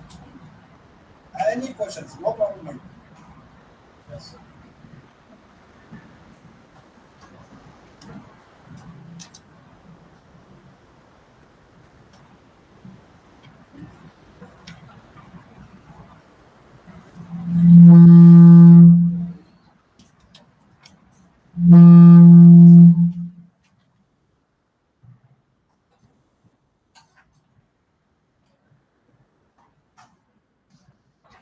Thank you, sir, for a brief presentation. You said 20 minutes, but you have taken 30 minutes. So thank you. But that itself shows the depth of the knowledge. Sir has spoken on various, from Arab world to Jewish side, India's shift in the traditional diplomacy. He has spoken vividly on various issues like problems in global security all around the world. And he also spoke on the Pranay Roy's issues about world in the week. Who has taken the blame? Who should take the blame of the world policy regarding the mistakes done by the India policies? Like sir has quoted the examples of IKP debuting in Sri Lanka in their local issue. You all know that. I need not stress on that.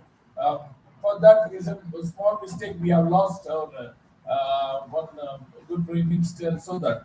Then a land of why the land of 3 religions has become the security reasons for a small issue. So, what were the consequences?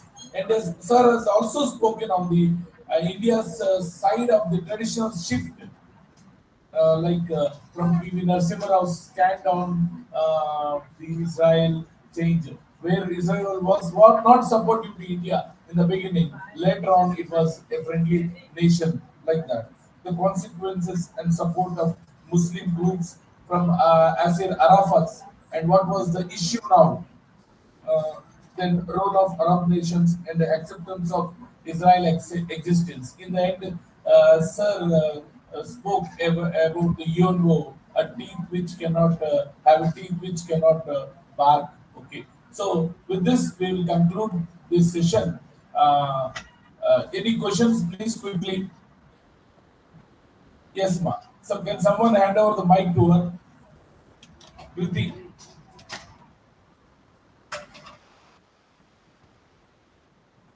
Please don't go, girls. Please don't go. We are going to conclude within 2 minutes. Please stay. Please stay.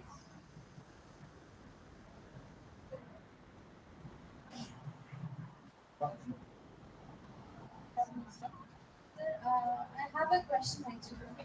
You being a teacher and you're not taking sides. I just want to make sure, or I just want to know that this Palestine, so the Hamas uninformed attack on Israel.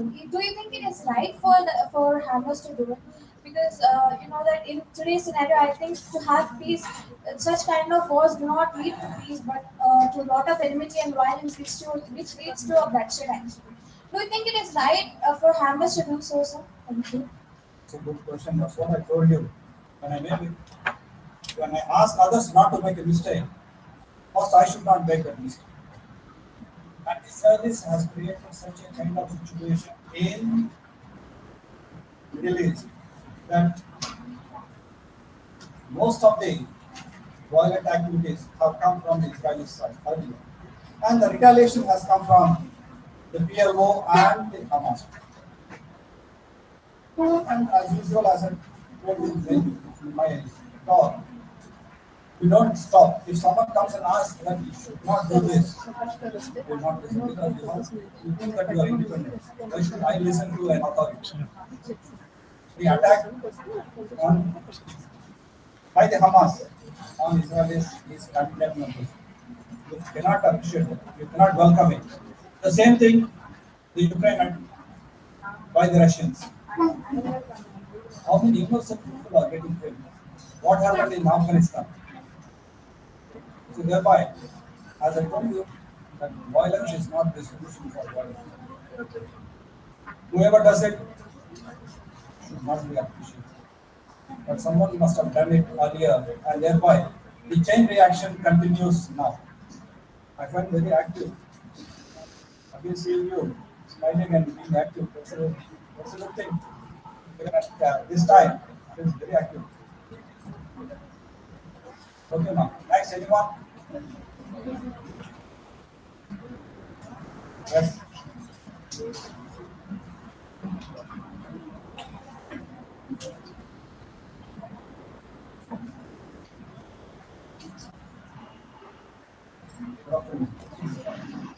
Now that always USA and USSR takes the opposite sides. So in this Palestine and Israel war, do you think the India and Pakistan takes opposite places? Yes, ma'am. Yeah.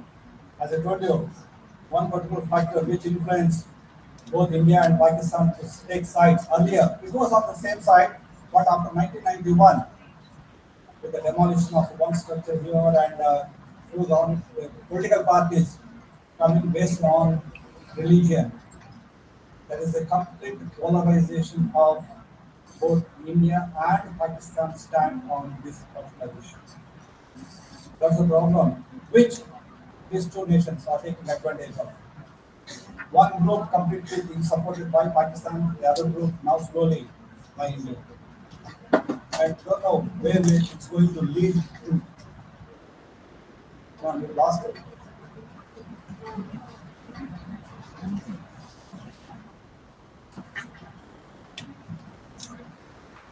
Sir, I don't know if it's a living question, but I saw a point that Palestinians need to observe the violence because Israelians are not accepting them as a separate state or an independent state. So, apart from violence, what can they do? If you're saying that violence is not a correct path, Okay, that's a good thing. See, when Nehru and China, India and China signed the Panchashila Agreement, peaceful coexistence, but it never happened. Let me tell you one thing. In politics, something will be in theory, but when it comes to actual practice, it's completely different. Let me tell you one thing. 2 into 2 doesn't make 5 in social sciences, friends. दो और दो 5 नहीं होते.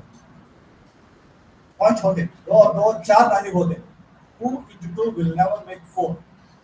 It all depends how you take that particular issue. You may be viewing it in a different way. I may be viewing it in a different way. So thereby, whoever does anything wrong, it doesn't mean that the other should continue. This is where the problem in Kashmir, the problem in the Korean Peninsula, the problem in the Middle East is continuing. Someone has started in 1940s and the retaliation is taking place in 2024. And we try to justify. The reason being we have our own interest. That's what I was telling you. Morning. Politics. No permanent friends and permanent enemies, only permanent interest. And one guy sarcastically was telling, politics makes strange bedfellows. What does it mean? You share you bed with your spouse, but in politics, you share the bed with someone, with anyone. It may look a bit hard, but it's happening. So thereby, no permanent friends, permanent enemies, permanent interests. India has its own interest at stake now, after Narendra Modi became the Prime Minister. So thereby, the shift has taken place. That shift can be taken advantage by the elements in that particular issue. Okay, Mark?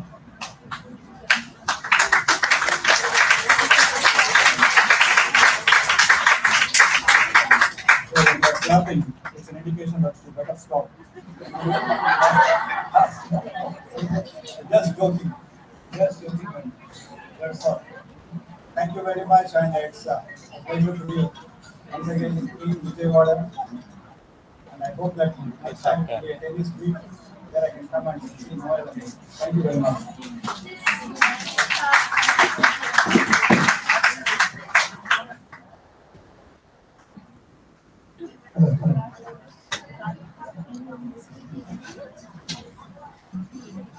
Thank you, sir. Thank you, Professor Murli, sir, for your valuable information. Yeah, I myself had your valuable information, sir. Really, so to my PhD thesis, he is one of the adjudicators in 2016. Yeah, really, since 2016 to till today, I'm waiting to see this gentleman. Yeah, really, he's very good gentleman. I thank you personally. Thank you, sir, for your valuable expertise. Girls, let us conclude this session. Let us join the lunch. We will have a beautiful and a delicious lunch. Get ready for lunch. After just 15 minutes to 1 hour lunch break, let us come back to the program. Anyway, by 4 o'clock, exactly the evening session will be closed. This is my promise from the Madam Beulah side also promising. Thank you all. Yes, please hang in there.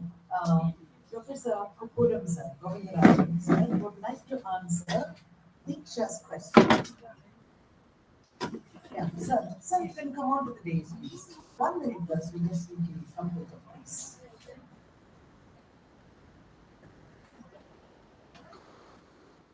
Professor, this topic was burning. It's a burning issue today. Prime Minister Modi visited Israel 2-3 times since 2014.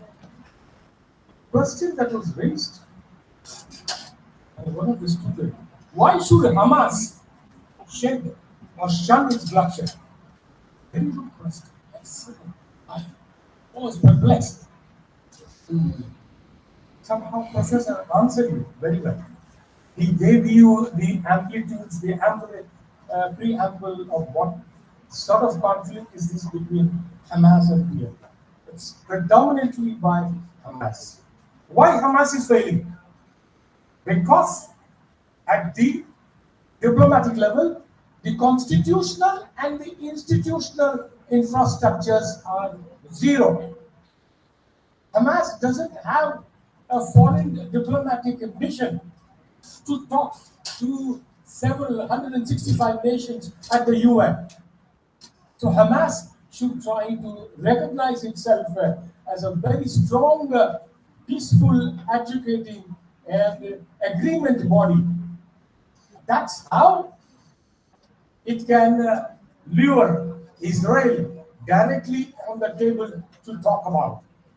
So automatically you will find slowly the Hamas and the Israelis will accept on some terms, slowly bringing finally the Israelis on an agreement table to partly not to disturb the economic and the habitational part of the Palestinians, where exodus of Palestinians, death of Palestinians are going on.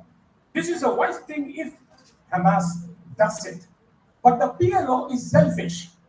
PLO, which was founded by Yasser Arafat, was a body typically political in convention, in fact, a voting body and a voting party also dominantly dominating on the people's voices. But it has never gone to the feet of Israel. That's what has to be done. Israelis are very clever. They don't interfere, but they are very brutal if you kill them. More than 6,000 Israelis have been killed so far by the continuous bombing of Hamas, rockets and other things and all. So if Hamas wants to sustain in a peaceful world, try to bring Israel to the talking table, it has to do something. It has to be like India, follow Panchashil and a non-aligned policy, not bloodshed. Violence will breed violence, as Professor clearly has brought up. Thank you, my dear. This is the very important one. Institutional framework. It has to institutionalize the framework of the Hamas, the Palestinians, then you'll find both the Jewish and the Arab side will have a consensus between the two. Both of them are sisters and brothers, Both the religions are the same. There's no difference between Jewish and Islam people, So this is where both of them religiously, politically, economically, they come together. And I think if they exchange their cap like a Rabbi and an Islam, everything is fine. Thank you. Thank you for your valuable intervention. Now we have come to the conclusion of the program. I request Sheila Reddy to please come on the dais. And we are very happy that we had a very fruitful session, and very happy that all of you are very interactive and we are following what is happening, what is being said. That's a very good response from you. I'm very happy. And I'm also happy to inform you that more than 40 participants have joined our conference online. So there's also online sessions that are, there are a lot of people who are participating online as well. So I thank all of you for being with us this afternoon. This morning, of course, we are into afternoon. So the lunch break is little extended. So from 1:30 to 2:30, you'll have your lunch break. So please, I want all of you to come back. And before we go for lunch break, it is my pleasure on behalf of my co-conveners, Dr. Swarup and Dr. Prasad Rao, to honor our resource persons of this technical session. Madam Ensor, please.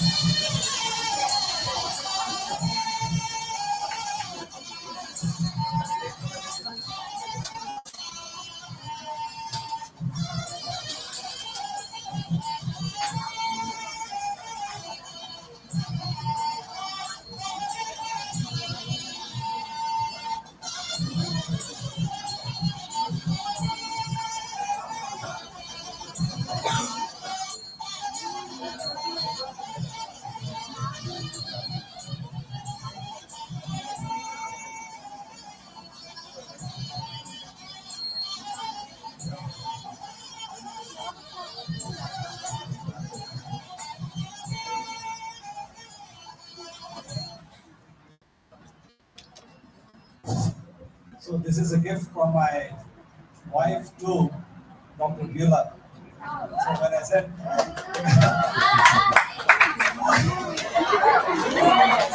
our students are so much eager to watch what he is doing. It's which we can keep it on the dining table.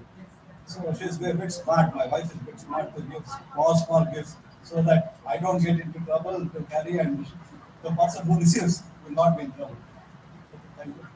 so much, sir, and thank you, Mamata ma'am, also. Thank you so much. So, with that, we come to the conclusion. And one small announcement, please. In the afternoon session, we have a technical session from 2:30 to 3:30. So, during that time, we'll give time Mr. Mark and Mr. Mike to do the presentations, and also Dr. Sundaranda. So we are going to start early by 2:30, and we'll start the sessions by 4 o'clock, right? So we also have online sessions followed by the technical sessions, right? So all of you please proceed for the lunch. We'll meet you again at 2:30 here. Please, girls, please come back when we can.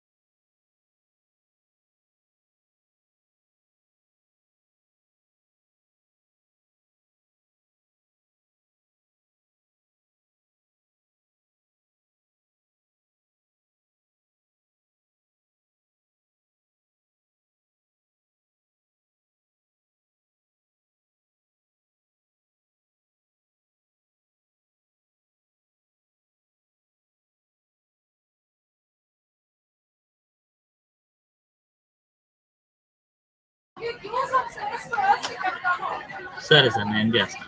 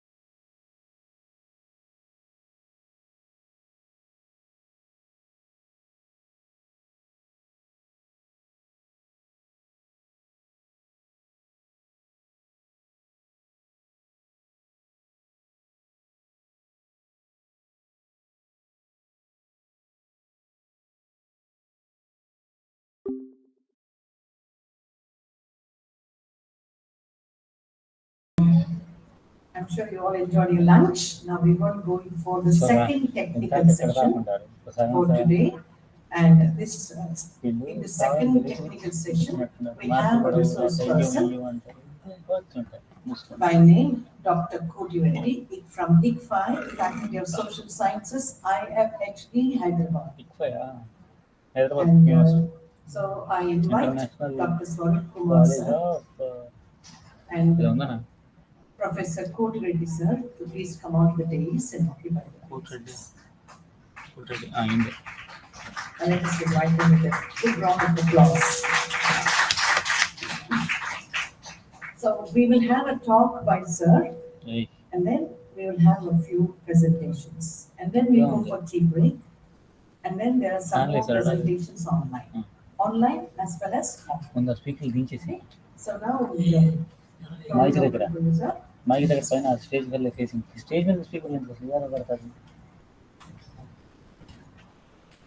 ఒక speaker సరిపోయింది ఏదో పక్కన అది సరిపోయింది ఇది దీనివల్లే అవుతున్న speaker mic ఎత్తుకుంటుంది అదే రీజన్ పడుతుంది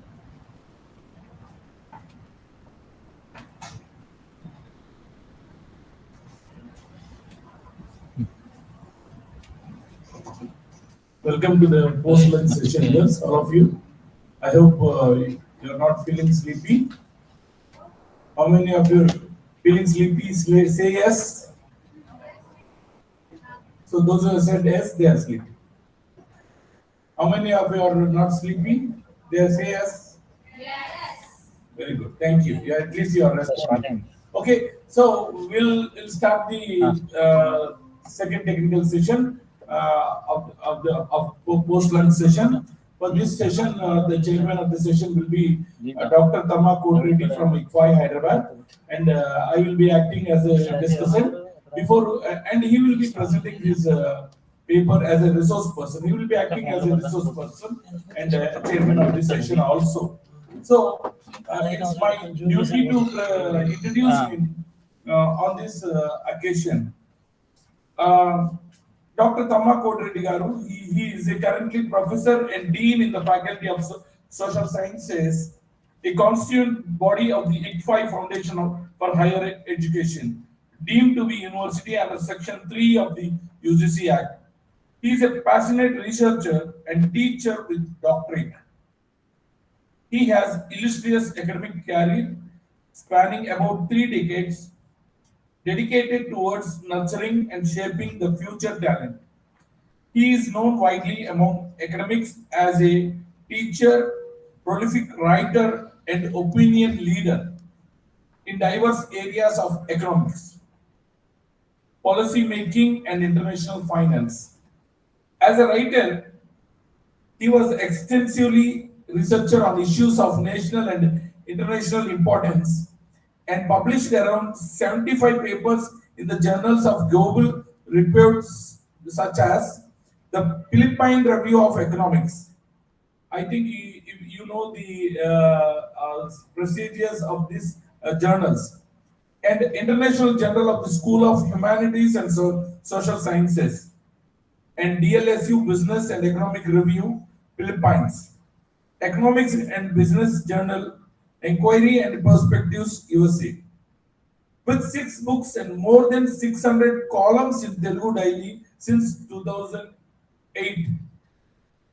See girls, I am expecting a clap from the 600 columns in Daily. It's not an issue. It's not a normal issue.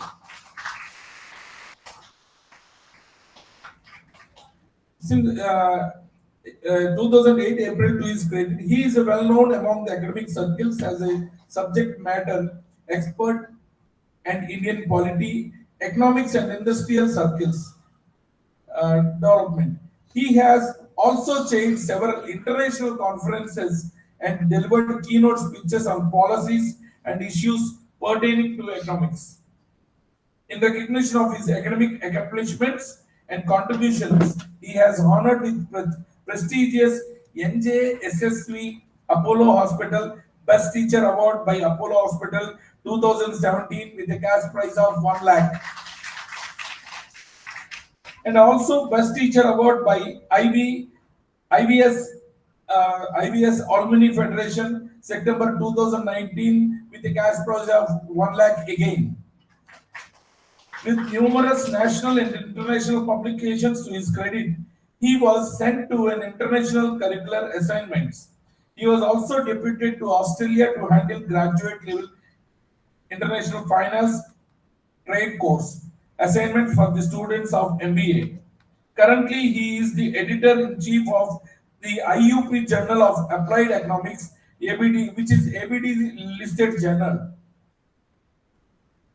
So Professor Tama Kotreddy garu enduring commitment to scholarship, teaching excellence, and impactful contribution to the academic community make him a revered figure in the realm of social sciences and beyond.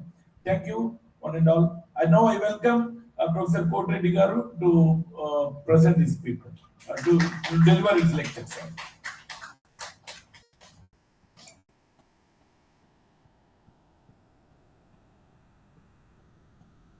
Thank you, Dr. Saurabh Kumar. I welcome you all for this session on India's relations with the neighbors and the world. At the beginning, I would like to focus on the present status of the Indian economy and the structural changes taken place in the Indian economy. As far as the Indian economy is concerned, the economy has witnessed structural changes since independence. The contribution of agriculture sector has come down, while the contribution of remaining two sectors has been improved. It clearly reflects that the Indian economy has been transformed from a backward economy to developing economy, and it is considered as an index of development. We have also witnessed the change in occupational distribution of population. So after independence, the proportion of workforce depend on agriculture has come down, while the proportion of workforce depend on the remaining two sectors of the economy has been improved. At the same time, we have also witnessed progress in physical and social infrastructure. As far as the physical infrastructure is concerned, the railway route length has been increased from 55,000 kilometers to 68,000 kilometers as of March 2023. The power generation capacity has been improved from 5 billion kilowatts to 416 gigawatts by 2023 December. Road construction, length also has been improved from 4 lakh kilometers to 40 lakh kilometers. So like that we have seen progress both in physical and social infrastructure. As far as the social infrastructure is concerned, education and health facilities have been expanded, and at the same time, as far as the education sector is concerned, we have seen remarkable progress in terms of the gross enrollment ratio at primary, secondary, and higher education level. Though the gross enrollment ratio has been raised as compared with the other neighbor countries, the gross enrollment ratio in higher education was at low in India. The next one, we have also seen, for example, after 1991, we have entered into the era of globalization. We have integrated the Indian economy with the world economy. As part of globalization, we have removed restrictions on foreign direct investments. In 1991-92, India was able to attract only $80 billion of foreign direct investments. But in 2021-22, India has attracted $85 billion. At the same time, in 2022-23, $71 billion of foreign direct investments have been attracted by the Indian economy. And in the process of globalization, we have removed restrictions on both exports and imports. So as a result, we have seen remarkable progress in terms of the India's international trade, and we have also reduced the tariff also, import duty. The maximum import duty has come down to 10 to 15% on most of the imported items, and we have also witnessed the convertibility of European current account. Current account is nothing but transactions relates to goods and services. So in terms of the current account, the Indian economy has allowed 100% convertibility of rupee in foreign currency. And see, you can convert rupee to foreign currency and foreign currency to Indian currency as far as the current account is concerned. With regard to capital account, we have introduced partial convertibility in capital account. We have allowed only partial convertibility of capital account. These are the changes that we have witnessed in the era of globalization. The index of industrial production. On one hand, we have seen remarkable progress on agricultural front. As far as industrial production is also concerned, in 2022-23, the index of industrial production was registered at 7.8% of growth, as compared to average annual growth of only 1.5% from 2019-22 to 2021-22.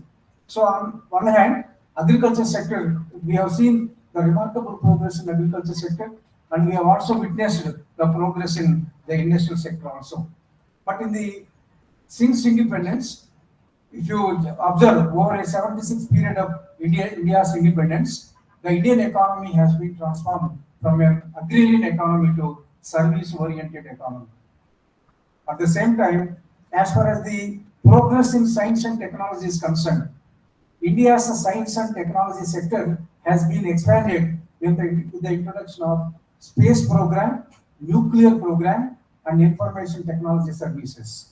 So from this it clearly reflects the science and technology has achieved some remarkable progress. The Indian Space Research Organization has made remarkable advancements in space technology, including launching the satellites, communication, navigation, and scientific research. Now, India was emerging as a major producer of genetic drugs and vaccines. So it was engaged in the production of genetic drugs and vaccines. As a result, the Indian economy is contributing to global healthcare sector in terms of the affordability and accessibility. So we are contributing to the growth of the global health sector in terms of affordability and accessibility. So as I mentioned, India was emerging as a major producer of genetic drugs and vaccines also. As far as the women representation is concerned, women in India gained the importance in the Indian economy in terms of politics, academics, and various professionals. These are the changes that we have witnessed in Indian economy since independence. The next one, as far as the foreign policies are concerned. Since independence, various initiatives have been taken in a variety of areas such as trade, development, security, human rights, and diplomacy.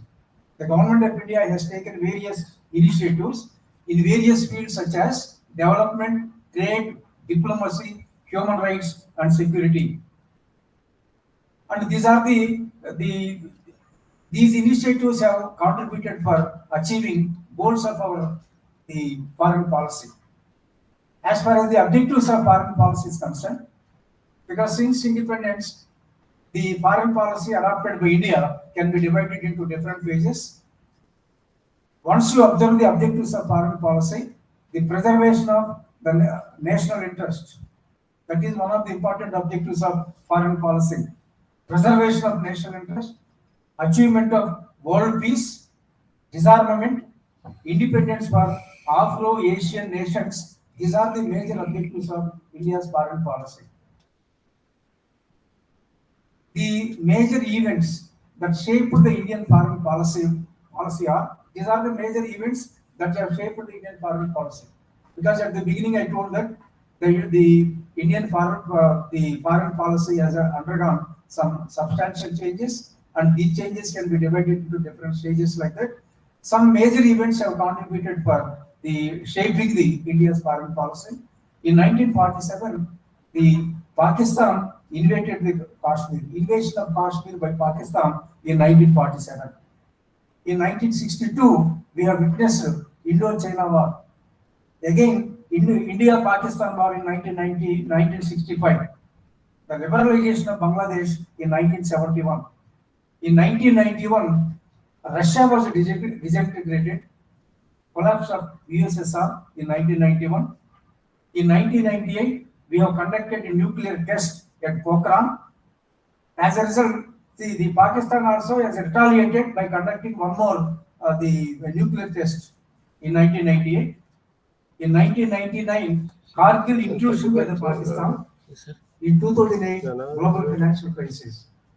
You are aware about the global financial crisis. Due to global financial crisis, the Indian economic growth rate was decelerated. Some of the sectors in India were affected adversely, particularly information technology, the construction activity, and automobile industry. These are the three industries which were affected in India due to the global financial crisis. So in order to avoid the global financial crisis, the government of India has come up with a rational fiscal policy on one hand. Reserve Bank of India also has come up with a rational monetary policy. So these are the domestic policies. The domestic policies have contributed for the revival of Indian economy in the subsequent years. After 2014, if you observe the last one decade, during the NDA government, economic diplomacy was the major pillar of the India's foreign policy. Economic diplomacy. As part of economic diplomacy, you might have heard about some of the programs such as Digital Skills and Skill India, and the development partnerships. As far as the development partnerships are concerned, Economic Cooperation Partnership Agreement. We have Economic Cooperation Partnership Agreement with Sri Lanka and also with Australia also.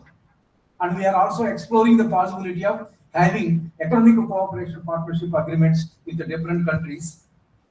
The climate change and renewable energy, counter terrorism, digital diplomacy, vaccine diplomacy. So these are the events that are responsible for the changes in the foreign policy of the government of India.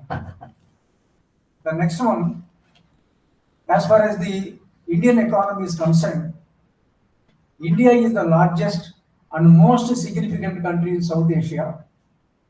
We have land borders. Its land borders include Bangladesh, Pakistan, Sri Lanka, not Sri Lanka. We have sea borders with Sri Lanka.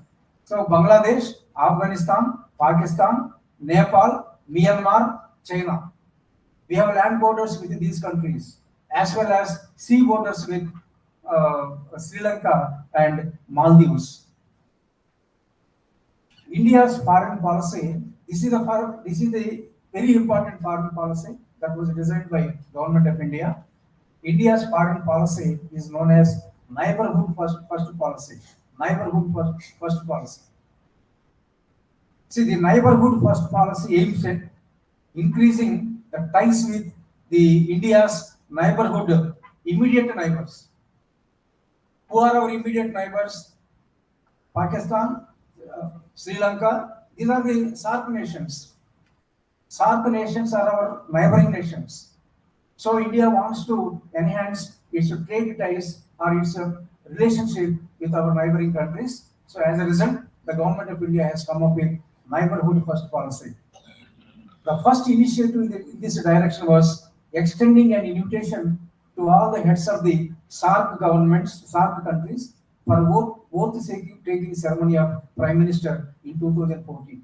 This was the first initiative that was taken up by Government of India by extending an invitation to all the heads of the governments of the SAARC countries for the oath taking ceremony of the Prime Minister in 2014. The policy focuses on resolving bilateral issues through mutual agreement. The policy wants to address all the bilateral issues through mutual agreement. For instance, the India and Bangladesh have signed a pact to operationalize the historic land boundary agreement. So both the countries came forward both the countries have signed this agreement, land boundary agreement. So through mutual agreement only, so it was possible, this agreement was possible by having this bilateral relationship, by resolving some bilateral issues. Next one. India has entered into MOU with all member nations of SAARC. Memorandum of Understanding with all member nations of SAARC. So as because of having memorandum of understanding, nothing but agreements, these agreements ensures free flow of resources. For example, Indians can invest in the other nations of SAARC, the remaining nations of SAARC, and we can also attract investment from the remaining nations of SAARC. Free flow of resources, free flow of goods. There will not be any restrictions on exports and imports as far as the SAARC nations are concerned. And labor also can be transferable from one place to another place. And information across the member nations of SAARC. So India had MOU with all member nations of SAARC, and India has focuses on enhancing trade ties with the neighbors. We wanted to enhance our trade relations with our neighbors. India has participated and invested in most of the member nations of SAARC. You can observe the India's investments in almost all member nations of SAARC. So as a vehicle for development, India has participated and invested in the SAARC economies, and the policy also put emphasis on technical cooperation. See, some of you might have heard about a dedicated SAARC satellite. Recently, a dedicated SAARC satellite was developed to share the fruits of technology like telemedicine, e-learning, etc. with the people across South Asia. And the neighborhood first policy also focuses on disaster response resource management. Because see, there will be a cooperation between the member nations of SAARC. This policy, which was designed by India, will offer some technical assistance, not only technical assistance, and in terms of expertise in disaster management also for all the member nations of SAARC economies. And India provided immense assistance to Nepal in the aftermath of 2013 and 2016 earthquake. India has provided assistance to Nepal in the aftermath of 2016 earthquake, and India wants to strengthen the security in this region. So in order to enhance security in this region through military cooperation, various exercises have been conducted by India. Various exercises like Surya Kiran with Nepal, Sampriti with Bangladesh aim to strengthen the defense relations.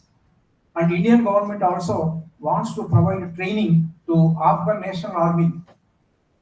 When Sri Lankan President visited India on July 21st, 2023, India laid a renowned emphasis on India-Sri Lanka economic partnership in the areas of maritime, energy, and financial connectivity. And you are all aware, India was the first responder to Sri Lanka in the wake of economic crisis. We have provided some financial assistance to Sri Lanka because Sri Lanka experienced some crisis. So, for that, the Indian economy has provided some assistance to Sri Lanka, and at the same time, India was quick to send humanitarian aid to the Afghanistan after the Taliban takeover of Afghanistan. In the wake of COVID-19 also, India has supplied the vaccines to some of our neighboring economies. And with regard to the trade between the countries is concerned, as far as the share among SAARC nations is concerned, trade between India and Afghanistan ranges from 0.8 to 5.5%. For example, if you observe trends in trade between the different nations of SAARC, you will find the close trade ties between India and Bangladesh. So, among the share in SAARC nations, the share between India and Bangladesh accounted for 58% in 2022-23, and the India and Afghanistan share ranges between 0.8 to 5.5%. Bhutan share amounted to 0.1 to 2.5%, Maldives 0.5 to 1.5%, Nepal 7.2 to 22.3%. So you cannot recollect the data from the beginning. Just just you remember the major highlights. Among the South nations, the trade ties between India and Bangladesh has been strengthened, followed by Sri Lanka. Sri Lanka occupied second place as far as the share among the South nations is concerned. The third place, the Pakistan occupied the third prominent place. The next one, as far as the, if you take the relations between India and the world economy, India is one of the most influential countries in the world today, with its presence across the different continents. Bounced back from COVID-19, India is now a key driver of world economic growth.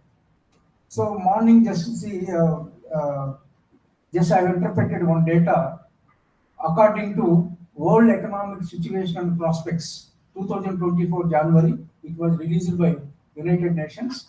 According to this report, the world economic growth was is expected to decelerate from 2.7% in 2023 to 2.4% in 2024. And the India is expected to achieve 6.2% of growth in 2024. If you take some of the developed economies, GDP growth, you will find the deceleration in developed economies GDP growth also. Developed countries. The developed economies GDP growth will decelerate from 1.6% in 2023 to 1.3% in 2023. And the developing economies growth rate will be the same in both the years. In 2023, developing economies have achieved 4.1% of growth. In 2024 also, developing economies growth rate will be the same. It will be at 4%.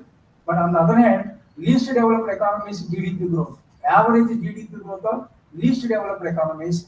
See, there was some improvement in 2000. There will be some improvement in 2024 as compared to 2023.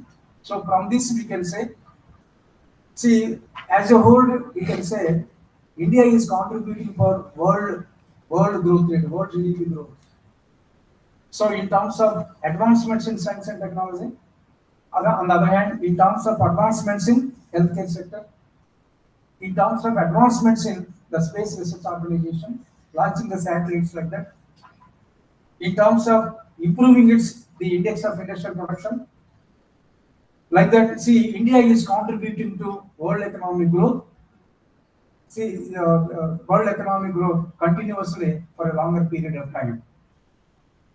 According to International Monetary Fund, as per the latest report of International Monetary Fund, the India is expected to contribute over 16% of the global growth. Recently, IMF told International Monetary Fund, India is expected to contribute 16% to world growth, complete world growth. So further, the International Monetary Fund has mentioned some of the reforms that were undertaken by Government of India. The reforms that were introduced in infrastructure sector and digitalization, these two sectors, IMF has mentioned that reforms introduced by India in the field of infrastructure on one hand, on the other hand, digitalization have made India a star performer among the member nations across the world, among the countries across the world. So IMF also expects that India's contribution to world growth would be 18% in the next coming 5 years. So India's contribution to the world growth was at 16% at present, according to IMF, and it is expected that India's contribution to world growth is expected to reach 18% in the next 5 years. And if you take some of the regions across the world is concerned, if you take South Asia, India is the leading economic power in South Asia, and its cultural and linguistic attitudes are the heritage is widely respected. So it is the super economic power in South Asia, India. its cultural and linguistic heritage is widely accepted.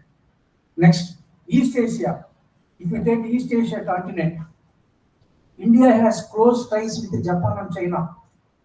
Now you might be aware, China is the largest trading partner. It was emerged as one of the largest trading partners. USA was the largest trading partner, followed by China. China occupied second place.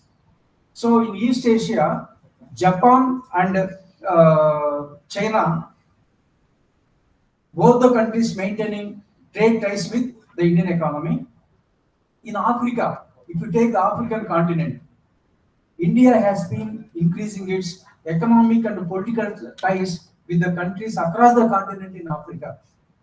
So we are able to maintain economic and political ties, political relations with most of the countries across the African continent.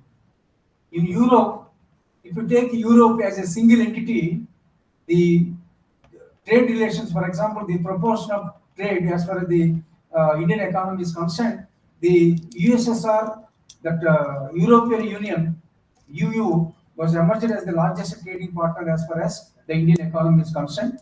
In Europe, India has a strong trade ties with many countries and is also a major source of immigrants to this continent. So India was emerged as a major source of immigrants to this particularly European Union continent. In Northern America, see, most of the students and professionals are going to North America in search of employment opportunities. And at the same time, educational opportunities also, the access to education also. So for Northern America, for that continent, India is a major destination for students and professionals seeking education and work opportunities. In Latin America, in Latin American countries, India is invested heavily in the fields of trade, energy, and infrastructure. And you will find most of the investments in Latin American countries. So India has invested heavily in Latin American countries in the areas of trade, energy, and infrastructure. And if you take the middle class people in the country, because growing middle class people in India, see, you are considering as that growing middle class people also as one of the factors in terms of contributing to the world economic growth. At present, we had 300 million middle class people in the country, 300 million middle class people. And it is expected the middle class population would reach to 600 million by 2030. So if the middle class population rises, what would be the impact on aggregate demand? If the population rises, there will be more aggregate demand in the country, more aggregate demand. But see, for example, our country is not in a position to clear the entire, to achieve the balance between aggregate demand and aggregate supply. As a result, the country should depend upon the imports. We have to depend heavily on importing goods and services in order to meet the growing requirements of the people. Because I mentioned at present the middle class people was amounted to 300 million, and it is expected that the middle class population would reach to 600 million by 2030. So as a result, see, whenever the population grows, middle class people rises. They demand for more goods and services. Population is growing. Whenever population rises, they demand for more goods and services. Thereby, aggregate demand will be more. Whenever aggregate demand rises as compared with aggregate supply, the prices will be pushed up. So, in order to avoid that inflationary pressure, rise in general price level, the country should produce the adequate amount of goods and services to meet the growing needs of the people. But to see, the Indian economy was not in a position to focus more on raising the aggregate supply because we have certain deficiencies. We are also experiencing certain deficiencies. So as a result, we used to depend heavily on imports. Thereby, there will be more demand for some of the goods that are exported by the different economies across the world. Thereby, we can also expect that the world trade growth will be more in the coming days. So like this, the rise in middle class people are contributing for the world GDP growth in the coming years. Like that, just we are arguing. The next one, trade GDP ratio. See, all of you might be aware of trade GDP ratio. It indicates the degree of globalization. Now, the trade GDP ratio has reached to 47%, trade GDP ratio.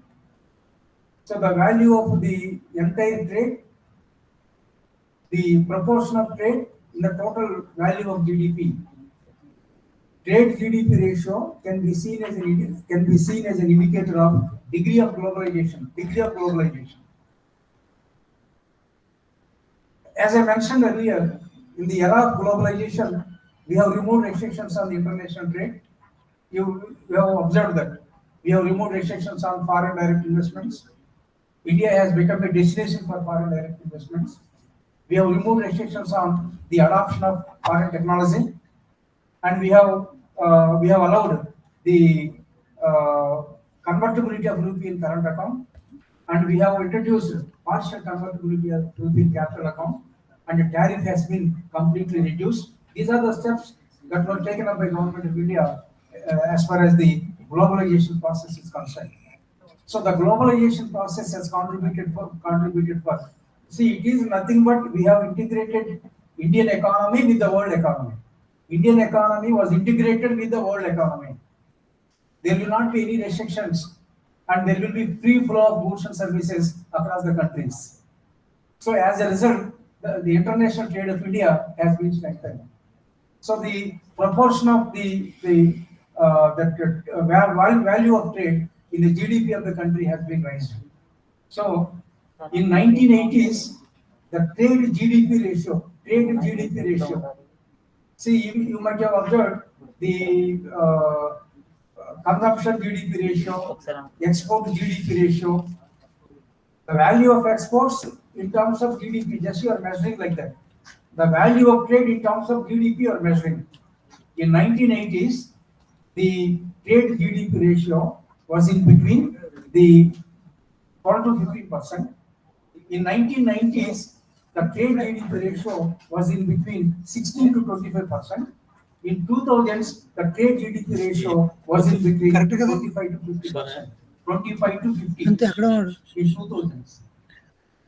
In 2021, the trade GDP ratio stood at 45.67%. 45.67 trade GDP ratio. In 2022-23, the trade GDP ratio is expected to be around 47%. So it clearly reflects that the international trade occupied a prominent place as far as the Indian economy is concerned. In 1950-51, at the time of independence, during 1950 to 1961, the share of England in India's total exports was high. Share of England in total exports from India was high, followed by America.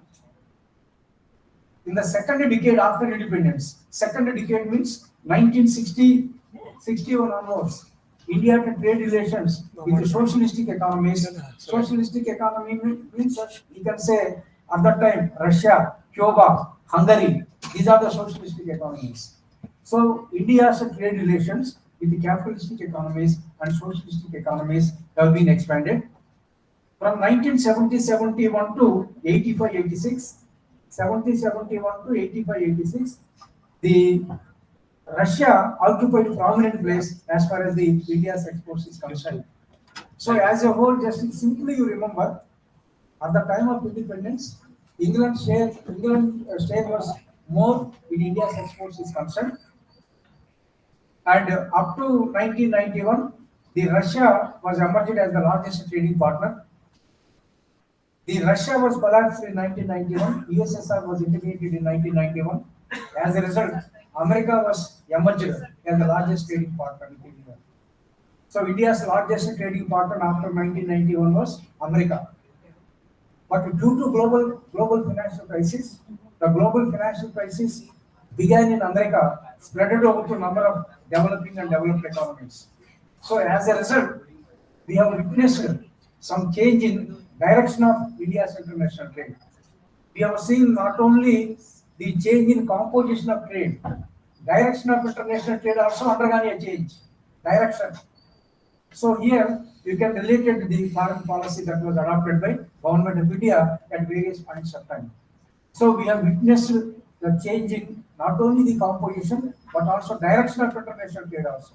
Composition means you know that at the time of independence, the major export items from India was jute, tea, coffee, rubber. These are the products at the time of independence. Now the major export items from India was, what is our export basket now? Last year, petroleum products. It occupied 18% of the total exports. And gold was emerged. Gold is the import, the second import item. But export, the petroleum products is the major export item from India in 2022-23, last year. Gems and jewelry, textile, engineering goods. These are the major export items from India. Like that, you see, so we have witnessed that much of changes in composition and the direction of international trade. So simply just to remember, up to 1991, Russia was the largest trading partner with India. And in 1991, Russian economy was collapsed. As a result, America was emerged as the largest trading partner with India. And it was continued up to 2007. But due to global financial crisis, we have also witnessed changes in the direction of international trade. So in the recent years, you might have observed China, Singapore, Hong Kong, South Korea, Malaysia. These are the economies emerged as the largest trading partner with India as far as the Asian region is concerned. Asian region. These are the economies. And from OECD countries, Organization of Economic Cooperation and Development countries, Switzerland. And we have established good trade ties with Switzerland from OECD countries and United Arab Emirates and Indonesia from OPEC countries. So here we have observed changes in the direction and composition of international trade. It can be linked with foreign policy that was adopted by Government of India. And India's aim, we aim at rise our share of exports in the global trade. Now, the present share of India in the global trade, as far as exports is concerned, the present share of India's exports in the global trade was 2.1% now at present. And we wanted to enhance it to 3% by 2027. And by 2047, we wanted to reach to 10%. So these are the exact figures. Just I am leaving slides. Surul sir will share with you. Just you go through the data. But this part is also very important as far as the changes that were observed in India's foreign policy is concerned. The very important one, just two more policies. Just I will interpret here. Look East policy and Act East policy. Simply remember, Look East policy was launched in 1991. Through Look East policy, India wants to establish political, economic, and at the same time security cooperation with the member nations in Southeast Asia. That is the main objective. Look East policy aims at establishing political, economic, and security cooperation. Political, economic, and security cooperation with other member nations of Southeast Asia. So by keeping in mind, India has entered into various multilateral agreements with East Asian nations. That is Look East policy, Look East. Establishing political, economic, and security cooperation with the member nations. The next one, Act East policy, Act East. See, Act East policy not only focuses on political cooperation, and it also focuses on security at the same time, the cultural, strategic, and cultural relationship. Now, India wants to promote its cultural relations and its strategic relations with other member nations of Southeast Asia. Southeast Asia. So as far as the Look East policy is concerned, I have mentioned only political, economic, and security cooperation. This Act East policy also focuses on political cooperation, but also with the security, cultural, and other strategic relationship with other member nations of Southeast Asia. As far as the particularly its neighboring countries of Asia Pacific region also. Under Act East policy, some initiatives have been taken. Under this policy, Act East policy, here I have mentioned cultural and strategic relations, Act East policy. So these are the initiatives taken up under Asia, that Act East policy. Agartala Akaura rail link between India and Bangladesh. This is one of the initiatives under this policy. Intermodal transport linkages and inland waterways through Bangladesh, and highway project connecting northeast. We have some northeastern states, and the highway, there was one highway project was proposed. That highway project connects northeast state, Tripura, Assam. These are some of the states. So highway project connects northeast with Myanmar and Thailand. And under Act East policy, as far as the India and Japan is concerned, we wanted to promote infrastructure facilities in the country by way of creating roads, bridges, and modernization of hydroelectric projects. So, along with the neighborhood first policy, you have to be very much clear with the Look East policy and Act East policy also.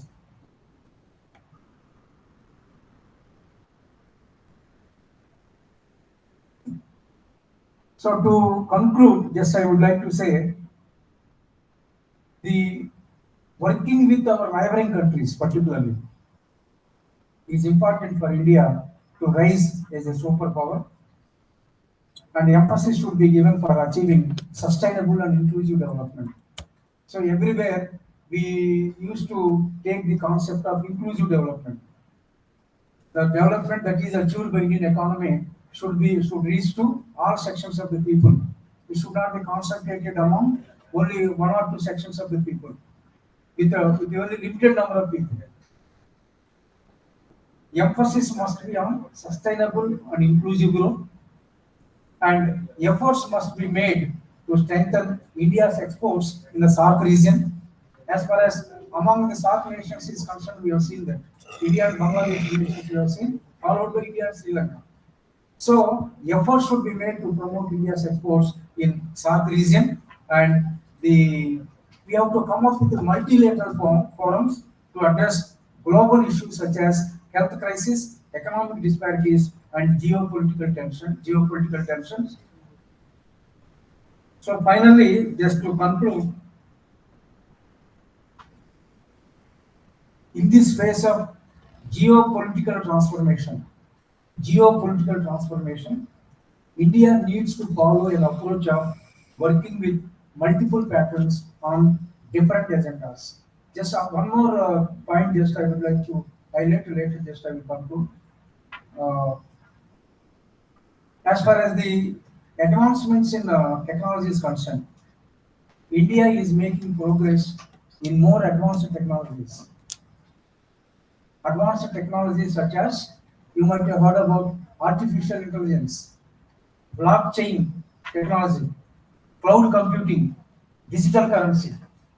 So India is making progress in more advanced technologies such as artificial intelligence, blockchain technology, cloud computing, and digital currency. And to conclude, just I would like to say, India is becoming a driving force in defining the future of global technology. So, with this, I thank the organizers of this conference, particularly my friend Dr. Swaroop Kumar and other organizers of the conference for giving me this opportunity to stand before you. Thank you very much.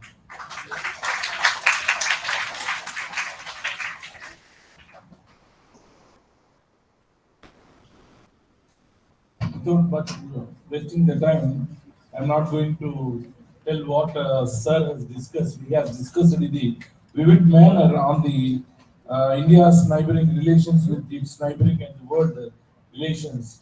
He has dwelled into the so many thought-provoking areas. So, quickly, if you have any questions, just quickly. Any one of you are having questions, please come up. Now, if you don't have any questions, we will pass on to the next presenters. Anyone? Okay, thank you. We'll conclude this session. The chairman of the session will call the papers.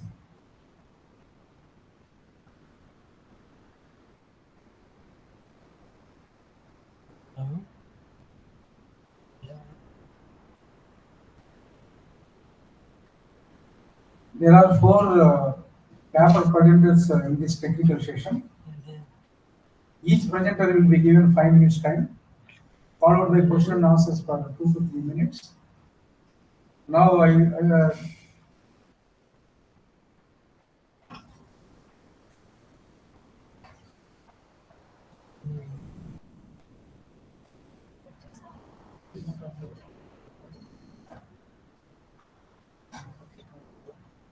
request Mike Malawi to present the paper.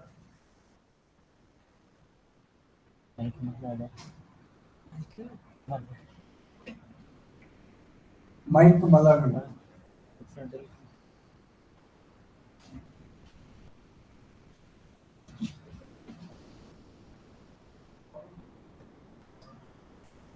Okay. The next presenter, Mark. Third, Mr. Suresh, Government Degree College. You have 5 minutes for presentation, followed by 2 to 3 minutes for question. 5 minutes for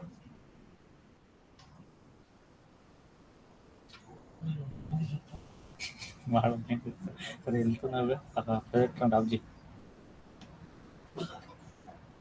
ఇది పోతుంది project of చేయను పోతుంది పద్దాకులు పోయింది ఏం తెలీదు అదిగో పోతుంది వస్తుంది ఆఫ్ చేసి స్క్రీన్ ఇచ్చేస్తా ఆఫ్ చేసిన మరుక్షణం స్క్రీన్ లేచింది.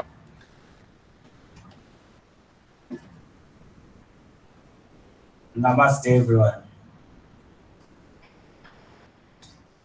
My name is Mike Chungu.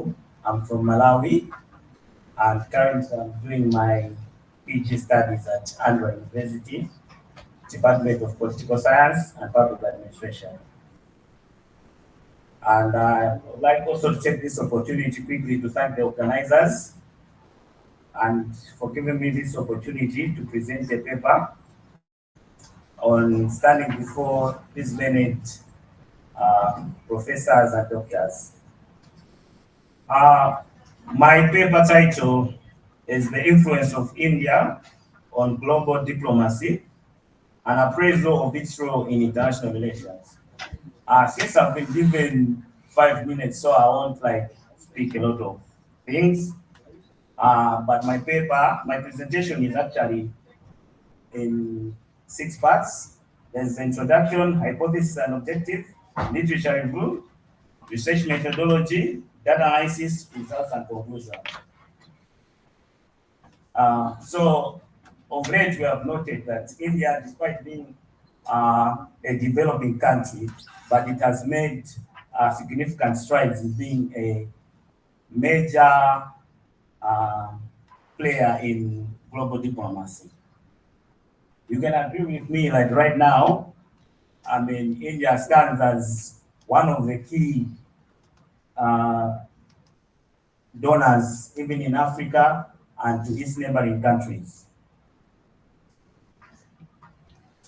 So it is against this background that I decided to write this paper to assess and analyze India's influence on the global level. I'll skip the literature because of time. But the research methodology I used was qualitative methodology. I reviewed papers from scholarly databases such as Google Scholar, PubMed, Scopus, and Web of Sciences. And the analysis that I used to analyze the data was thematic analysis and citation analysis. And the result and conclusions were that it revealed that India has influences in three themes. The first one is the bilateral alliances and multilateral involvement. And the second one is that India has sector focus where it helps other emerging or developing countries. The third one is that it has regional factors such as Africa, Southeast Asia, and Indo-Pacific regions that it's targeting. So through bilateral relations and multilateral relations, India has been able to navigate the difficulties of international development cooperation while advancing its interests domestically and promoting Southeast cooperation due to its strategic adaptability. And through its sector focus, India uses its comparative advantages and domain knowledge in these areas to help the economic and social development of recipient nations in accordance with their development needs. When combined, these findings show how India's foreign aid and how it affects both global development for underdeveloping countries. India's sectoral focus, strategic approach, and regional collaboration enhance economic growth, strengthen South-South cooperation, and advance sustainable development. By sympathizing these observations, this study presents a comprehensive knowledge of India's role in international development aid and emphasizes the importance of further research and collaboration to effectively solve global challenges. This marks the end of my presentation. At this point, I can now attend to questions if there's any. Thank you.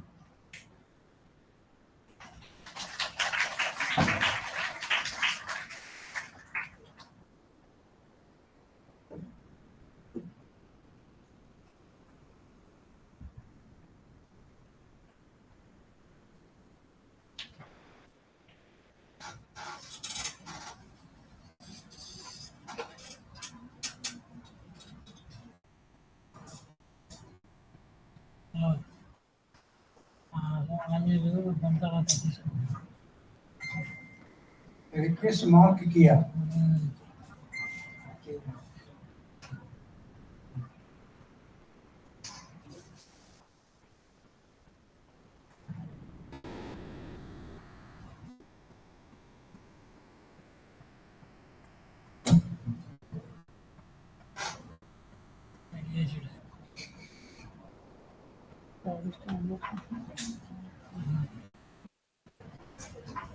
Okay, good afternoon, everyone. Okay, as the moderator said, my name is Mark. I'm from Kenya. Yeah, I'm doing my master's at Andhra University. So, first and foremost, I want to thank everyone, the planners of the event. From the onset, I can see it is well planned, and the owners deserve some hearty claps. It is well organized. Without wasting much of my time, allow me to say that since India gained its independence, it has marked a very, very good strides ahead of other countries which even gained independence ahead of India. And for instance, I can say that India is headed to the right direction. based on the political, economics, social, and other factors, I can say that India is heading to the right direction. From emerging from a third world country to the developing country, and now it is heading to a developing country. India is making a good stride. Based on what I prepared here,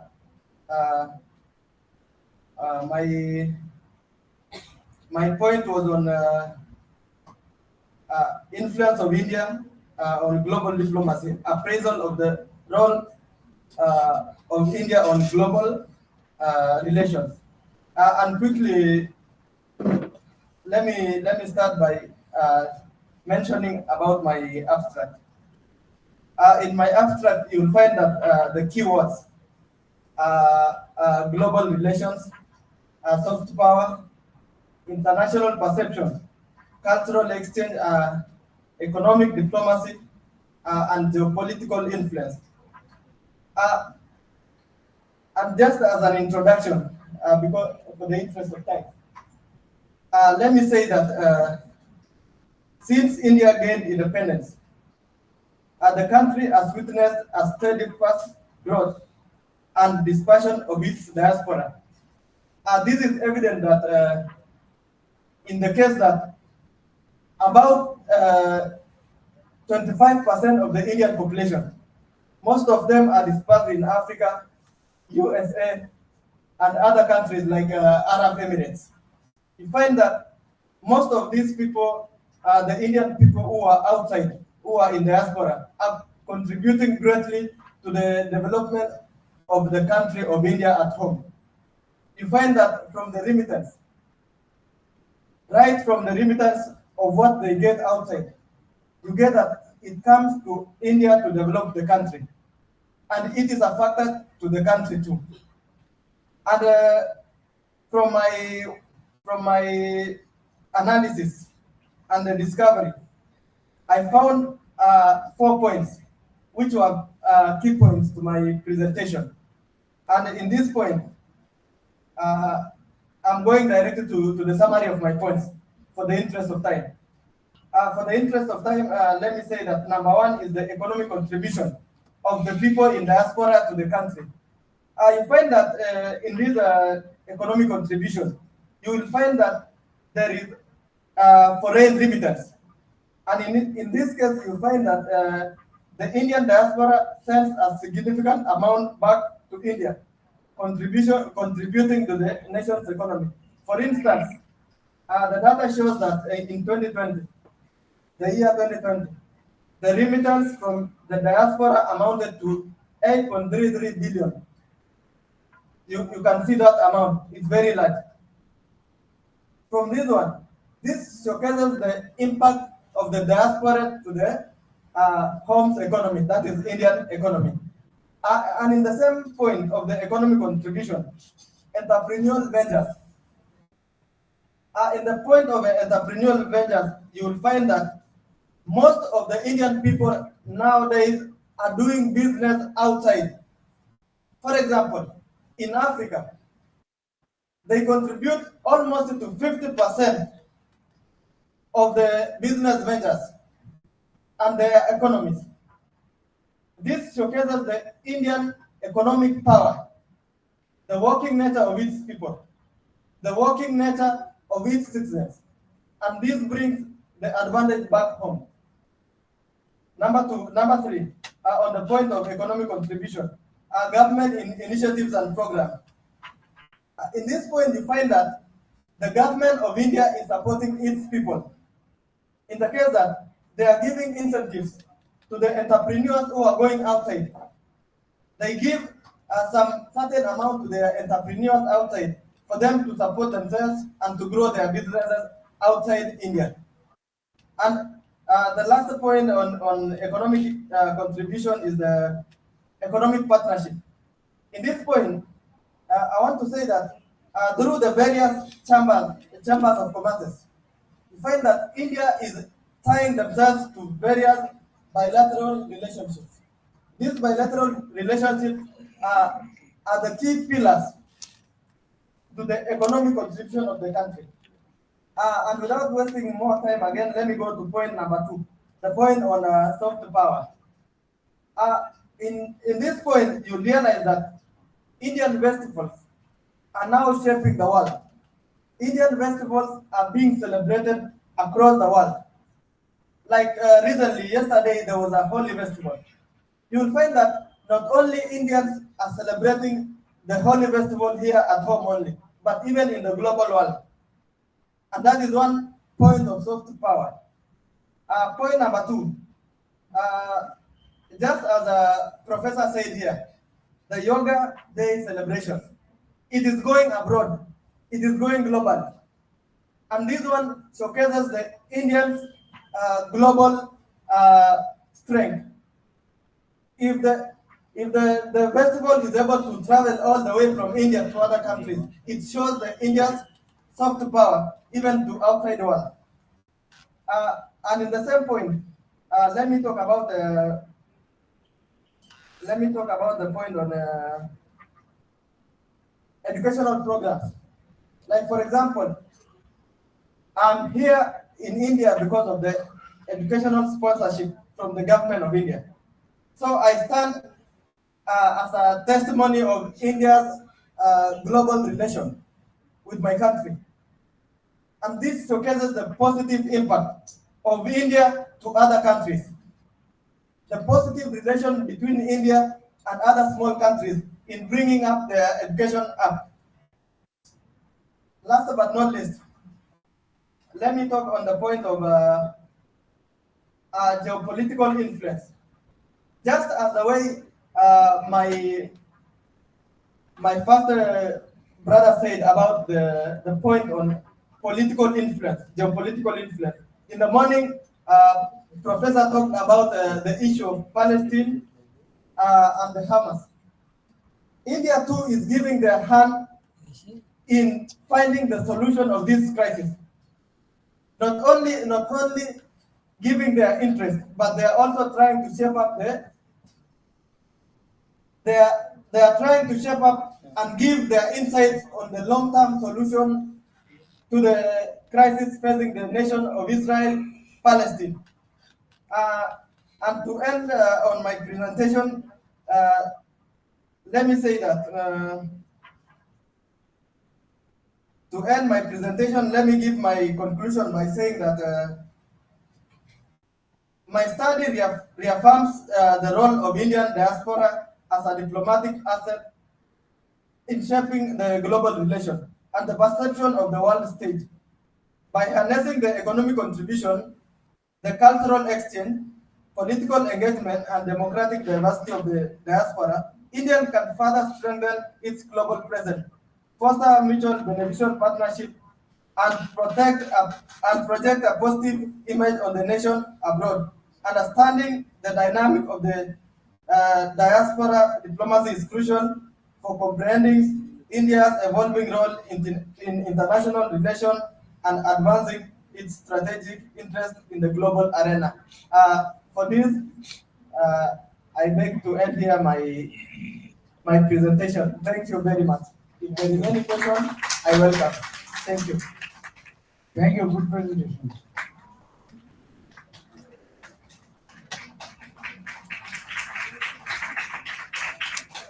I request Mr. Sundar Ram.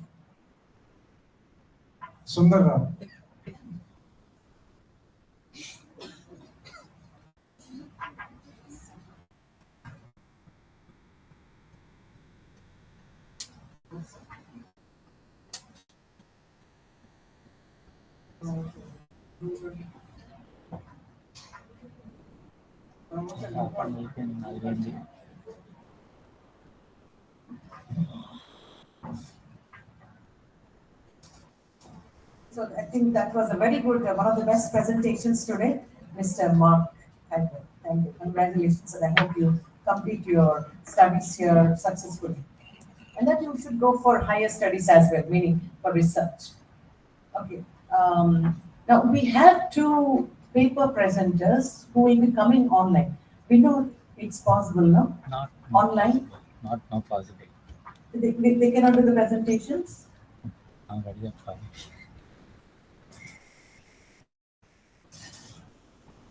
YouTube So we'll go for online presentations and Not then for we'll go for tea and then we'll wind up for today. We have two presentations. Okay? It's not Not possible. possible. YouTube live నడుస్తుంది madam ఇప్పుడు ఉంది నా దగ్గర night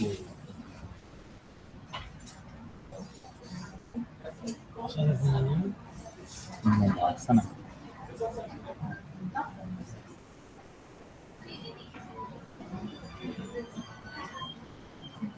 సరే సరే సరే సరే సరే ఇదే బ్యాన్ చేశారు యూట్యూబ్ ఏం నడుస్తుంది ఎట్లా నడుస్తుంది చెప్పు అలా అలా I think it will be concluded in a matter of 15-20 minutes. I want to get going there. There's some technical problem probably. We should be having two online presentations. They are presenting from one from Telangana, Hyderabad. The other one is from myself, Professor Pradeep Pilli, and the other one is a research scholar, Juhi. So I think we'll give them a chance, sir, and find out what is the problem.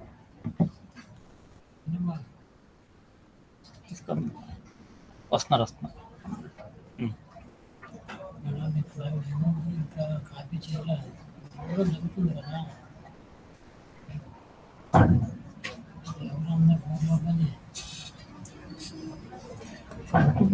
Copy అవ్వలేదు Prasad.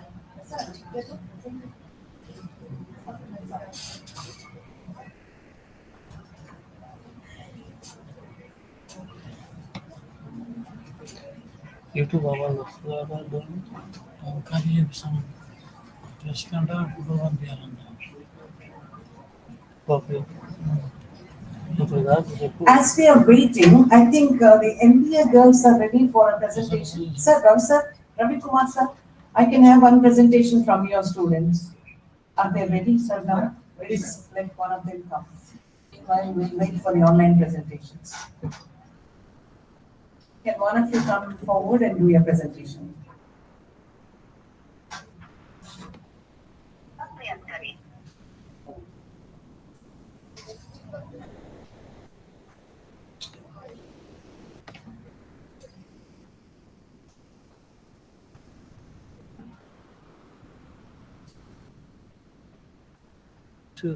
Audio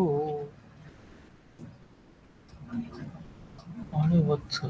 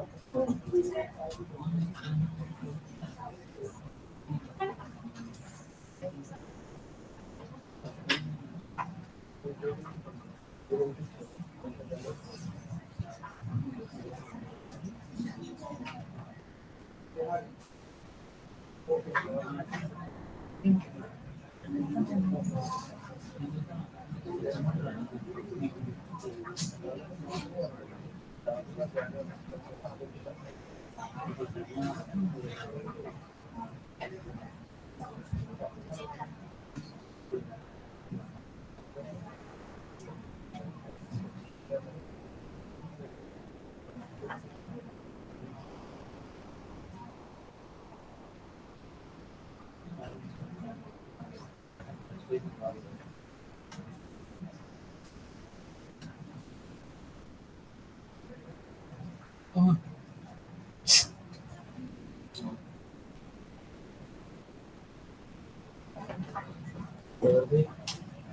Respected dignitaries, teachers, students, and other invitees.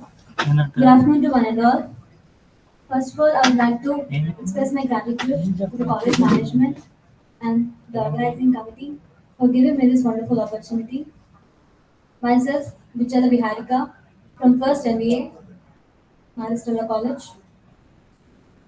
It's a great honor for me to stand before you on this auspicious occasion.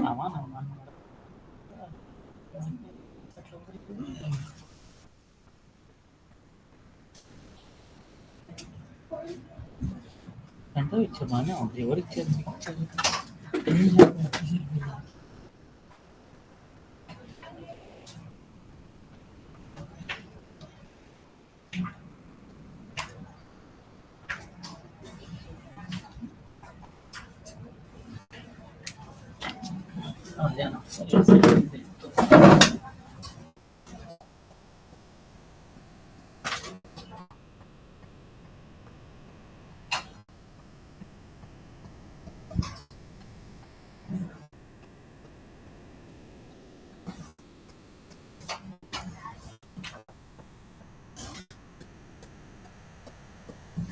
Okay, please continue.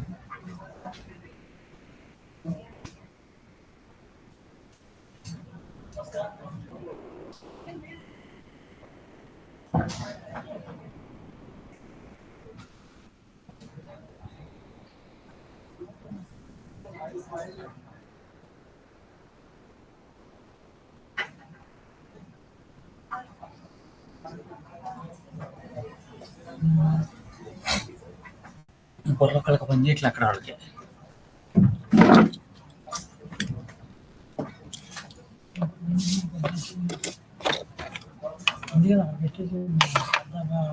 ఆయన దగ్గర ఉంటున్నాడు సరువు sir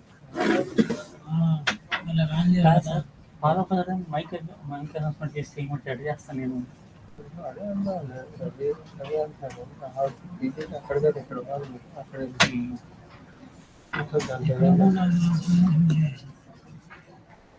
ఏం అర్థం కాదు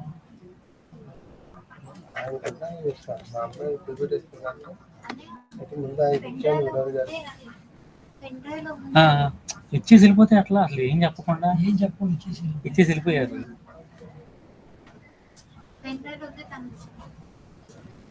అవును అంతే చెప్పాలి కదా ఇప్పుడు వాడదా కాదా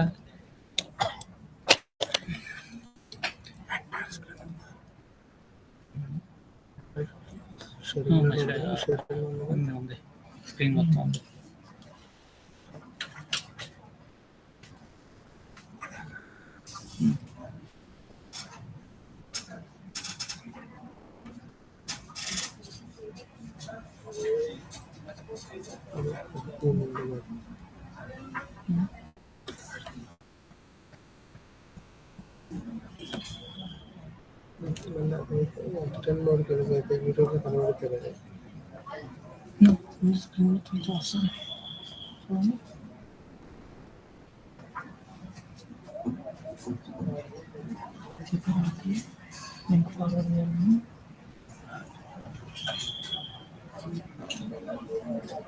Respected dignitaries, teachers, and student friends, and other invitees, good afternoon to one and all. Myself, Vijayawada, from first year MBA, Stella College. First of all, I would like to express my gratitude to the college management and to the organizing committee for giving me this wonderful opportunity. It's a great honor to stand before you on this auspicious occasion. Today, I'm going to present a paper entitled on Analysis of India Multilateral Strategy for International Security and Development.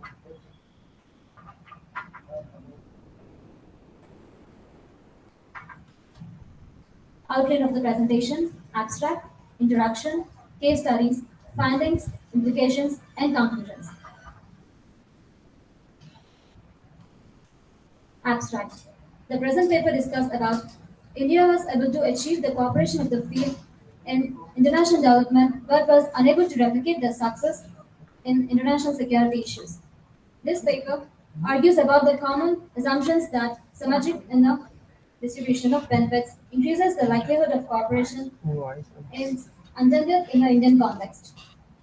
Rather than the security issues make it more likely that the cooperation will be possible compared to a more symmetrical allocation for the benefits for the longer period of engagement on international development issues becomes lower. introduction, the focus of this paper is not limited to India's performance at the United Nations. Rather, it is about understanding India's strategic approach to the building coalitions and achieving multilateral cooperation with the international organizations. India's involvement with the United Nations can be divided into two thematic areas: international development and international securities. The paper begins by discussing the theories of multilateralism and international cooperation theory and their application to the Indian context. The second part examines about a few case studies on India's involvement in the United Nations and provides a critical analysis of India's multilateral strategy on issues of international development and international security.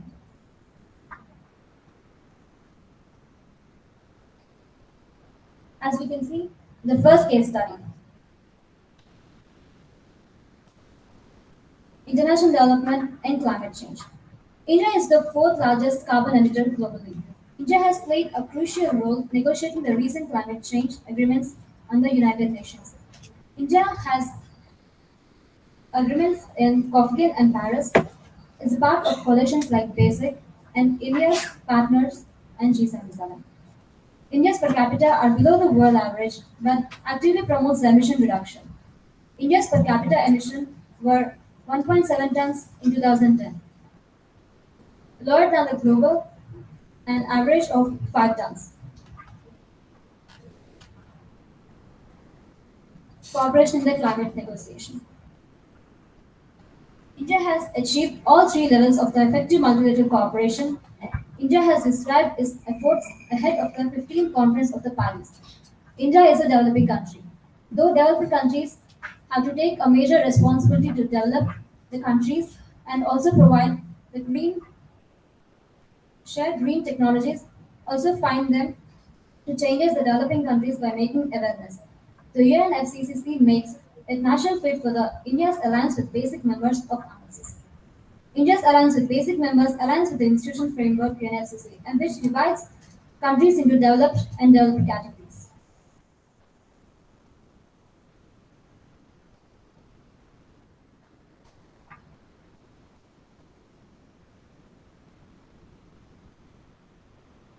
Effects of collaboration.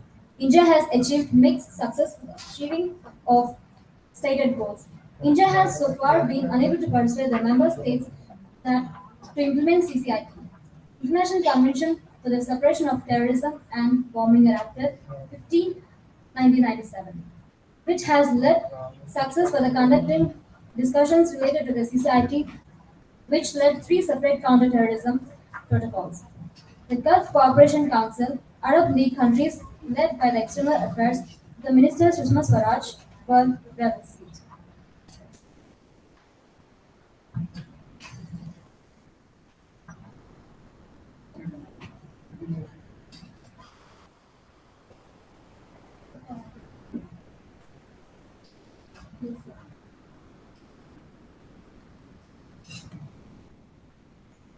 Let's discuss about the case study.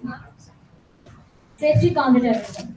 India's proposal is to adopt an international treaty defines terrorism improves the informative process for the prosecution.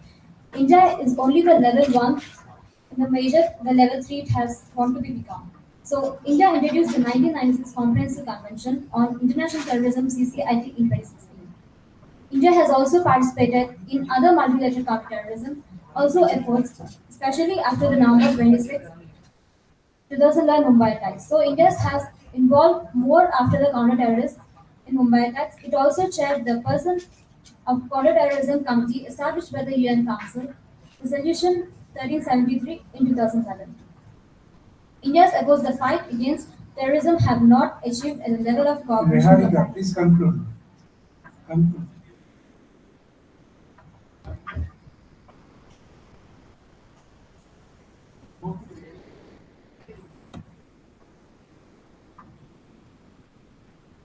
While India continues to advocate the constructive engagement at the UN cooperation on international security issues and yet underpinned by an symmetrical distribution of benefits and costs, and advocates for a shorter period of discussion on these issues, as continues to emerge as a major player in the international system, engagement strategies need to be addressed and improved. If India achieves the counter-terrorism and Security Council reforms goals, it will not only strengthen India's position as rising power, but also add credibility to its reputation as a multilateral partner and strengthen its soft power.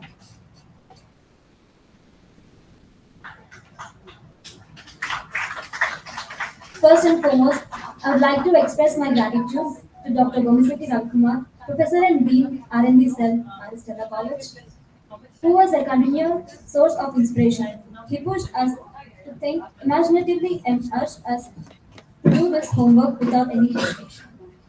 His vast knowledge, extensive experience, and professional competence in teaching and research enabled us confidence in successfully accomplish this paper. This endeavor would not have been accomplished possible without his help and supervision. Thank you, Ravikumar sir. Thank you for giving me this wonderful opportunity. Thank you, Niharika. Very well. Next, Anusha.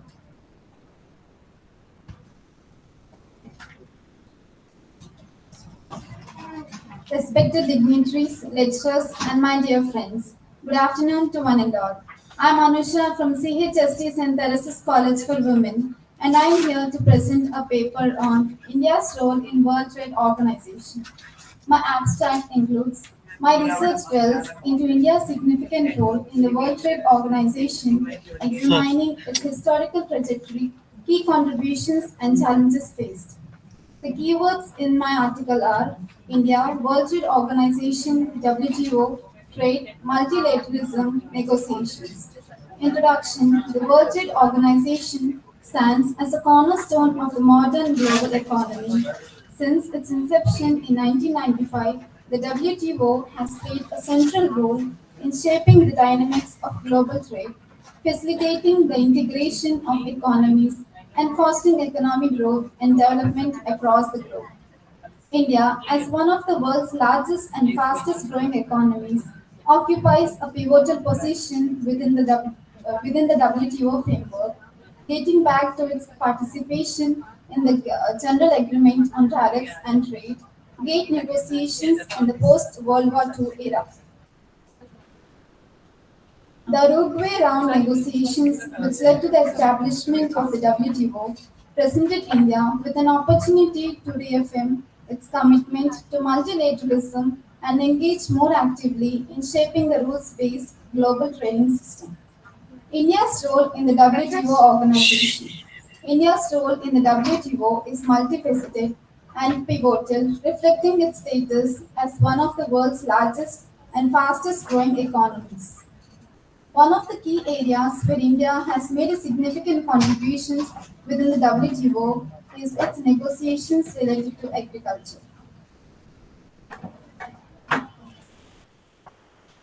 India's pharmaceutical industry, renowned for its production of affordable generic medicines, has been a vocal advocate for measures to ensure access to essential medicines for all, particularly in developing countries facing public health crises.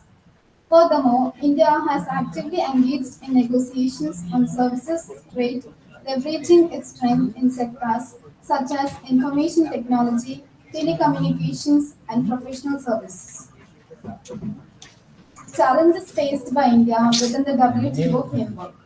India's engagement with the WTO has been marked by numerous challenges reflecting the complex interplay of domestic imperatives, diplomatic dynamics, and global economic forces. Asymmetry in negotiation power. This power asymmetry undermines the ability of developing countries like India to assert their interests effectively and secure outcomes that are favorable to their economic development objectives.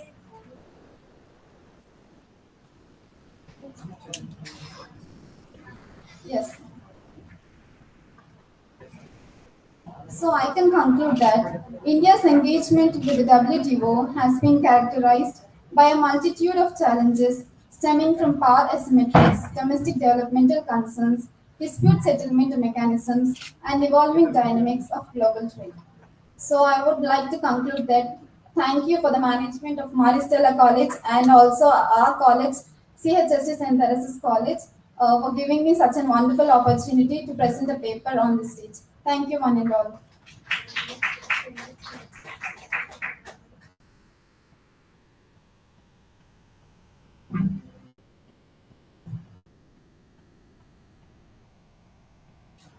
We'll conclude this session. Then next onwards, some online and paper presentations are there. As I discussed, some of the topics have been presented, and altogether, including the resource person, six people, two from Chungu and one Mike and one or two girls. Altogether, five papers has been presented in this session. I thank you for one and all for giving me this opportunity. Thank you. Thank you, sir, for successfully conducting this session. And thank you, Kotiruddy, sir, for being with us this afternoon and successfully conducting the session, of course, delivering your resource, your very valuable lecture, sir. Now it is our honor to just greet you and to honor you, felicitate you with a small memento.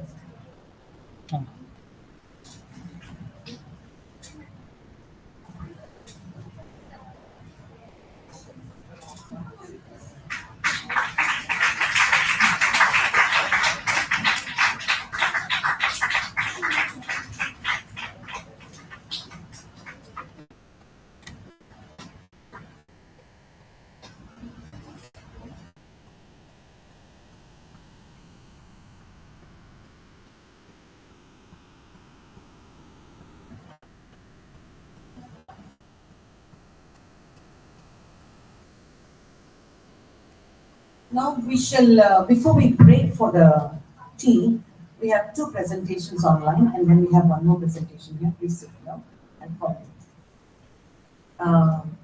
So if we are ready, Vinod, online presentations. ఎవరు ఉన్నారు ఎవరు వచ్చారు ఏందో అర్థం కాదు ఏం పేరు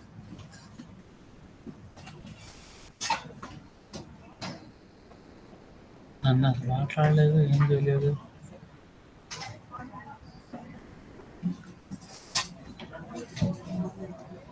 సరే నన్ను ఫోన్ నాకు చెప్పేసి ఇచ్చారా వాళ్ళకి పేర్లేంటి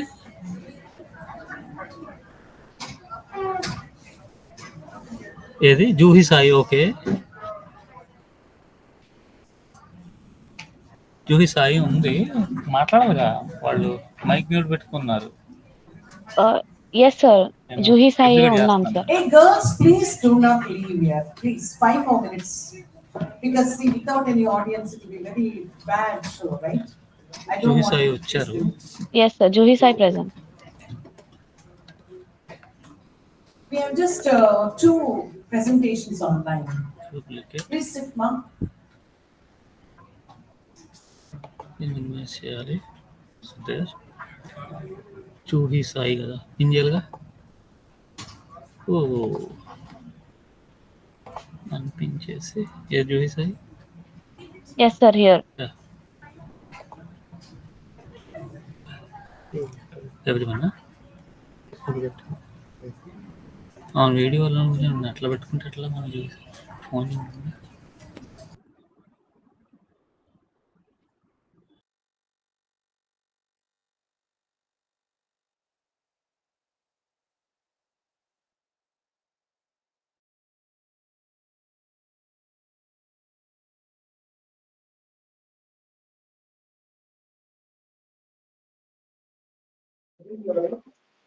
Screen, sir.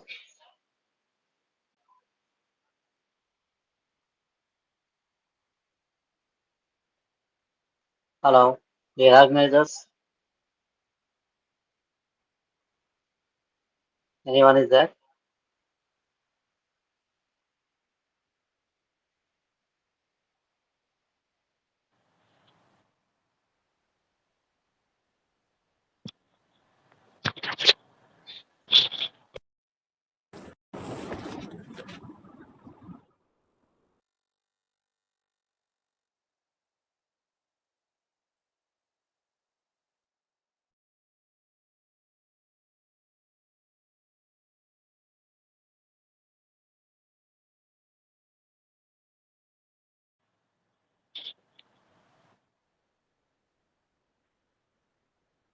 Am I audible?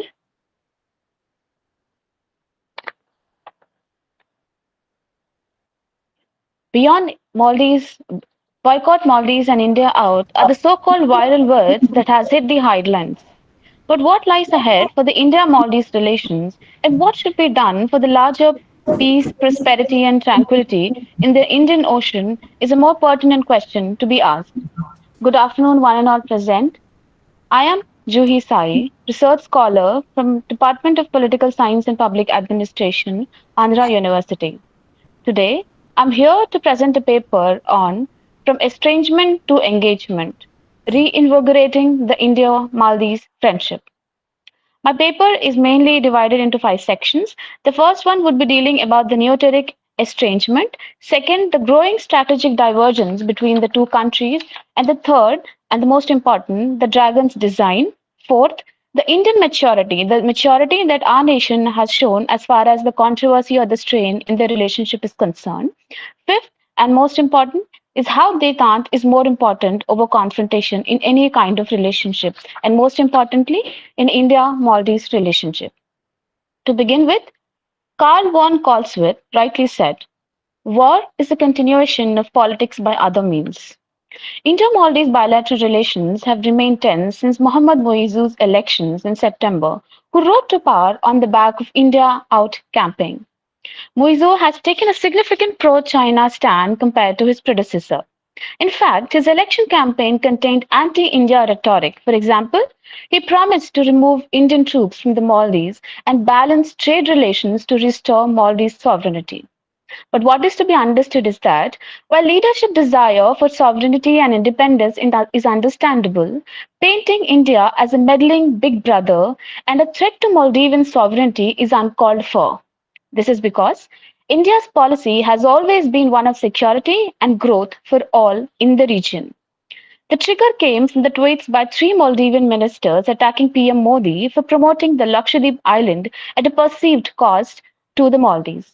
Hurt Indians have crowded social media sites calling for an economic boycott of the Maldives. Amid the amplifications of the Boycott Maldives campaign, President Mohammad Moizu urged the ancient giant to reclaim its top spot in the tourist arrival to the island nation while on his 5-day visit to the China.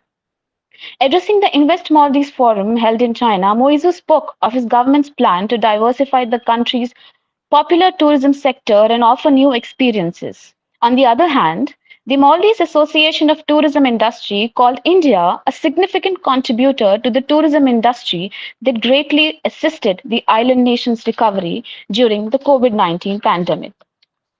Moizu said China remains one of the closest allies and developmental partners of the Maldives and commended the BRI, that is Belt and Road Initiative, for delivering significant infrastructure projects. The two sides agreed to elevate China-Maldives relations to a comprehensive strategic cooperative partnership and work towards a China-Maldives community with a shared future. Maldives skipped the latest round of Colombo Security Conclave's NSA level meet that was held in Mauritius, while at the same time Maldivian Vice President Hussein Mohammad Latif visited China. It also decided against renewing the 2019 MOU on the Hydrographic Survey Initiative, which is due to expire in 2024. Thus, it is seen that the Maldives, with Moizu, seems to be heading on a collision course with India, reversing the former Ibrahim Modi Soleh administration's India First policy. Among the several emerging cracks in the partnership, one of the most significant is the replacement of Indian military personnel deployed to operate humanitarian flights by a civilian technical staff. As the news of India replacing its defense personnel with civilian technical staff, there were reports that a military pact with China was signed seeking military assistance and stronger bilateral ties. Moizu also announced that the government's health insurance scheme will cover visits to UAE and Thailand too, to diminish reliance on a select group of countries, clearly indicating towards India. Moizu and Xi Jinping signed key agreements that would end Maldives' dependence on one country for imported staple goods by growing them locally, because currently Maldives is more inclined or dependent, I would not say dependent, but has a majority of share that is coming from India. For example, 95% of its granite, over 80% of rice, 60% of eggs, 40% of steel bars, and so on are more linked towards India. And India exports cauliflowers, eggs, melons, live animals, and so on to Maldives. Thus, this shows that South Asia, which was once India's backyard, is now space where China is increasing its footprints. Now, let us understand Dragon's design. Chinese president said that China respects and supports the Maldives in exploring a developmental path suited to its national conditions. This clearly means that China wants Maldives to emerge out of India's shadows. A Chinese military delegation also recently visited Maldives, Sri Lanka, and Nepal to discuss further cooperation in defense issues. Beijing has invested substantially in South Asia in a push to counter its strategic rival India due to their monumental battle for geopolitical supremacy.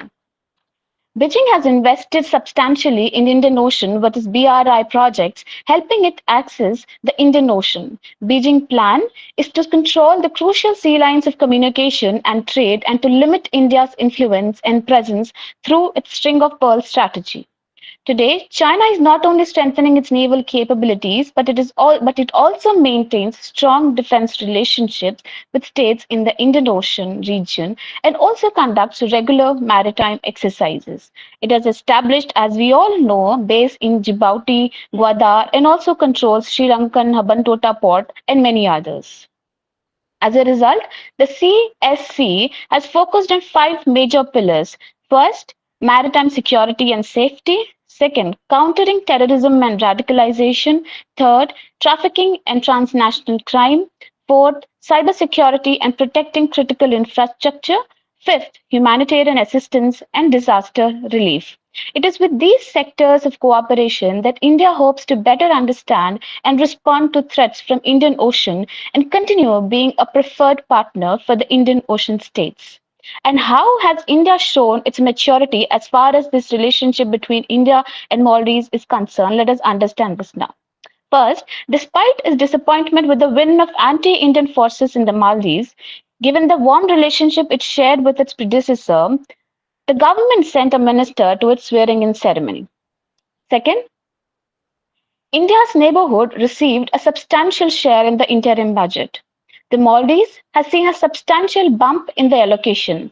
The allocation for the Maldives for 2023-2024 was rupees 400 crore, which went up to rupees 770 crore, indicating India's increasing investment in the Maldives nation.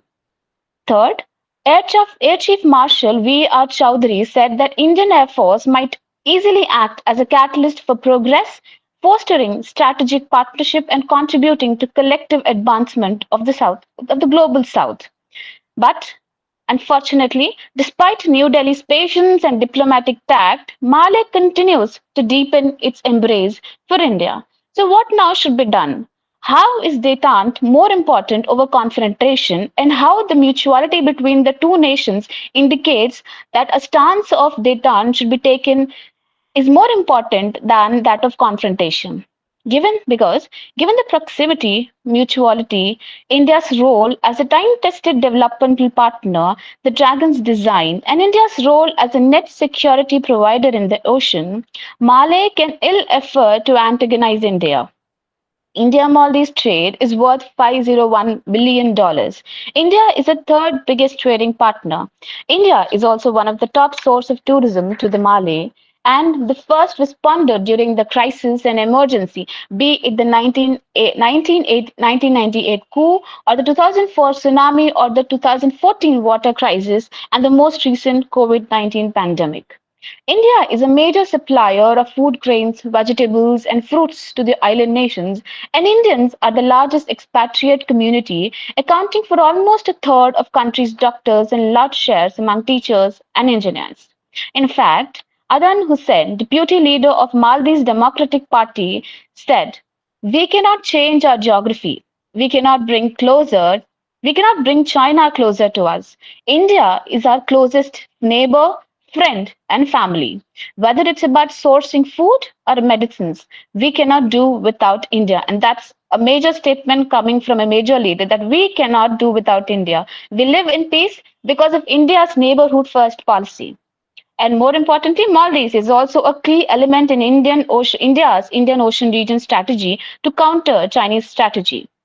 It has also consistently taken pro-India position in Organization of Islamic Cooperation.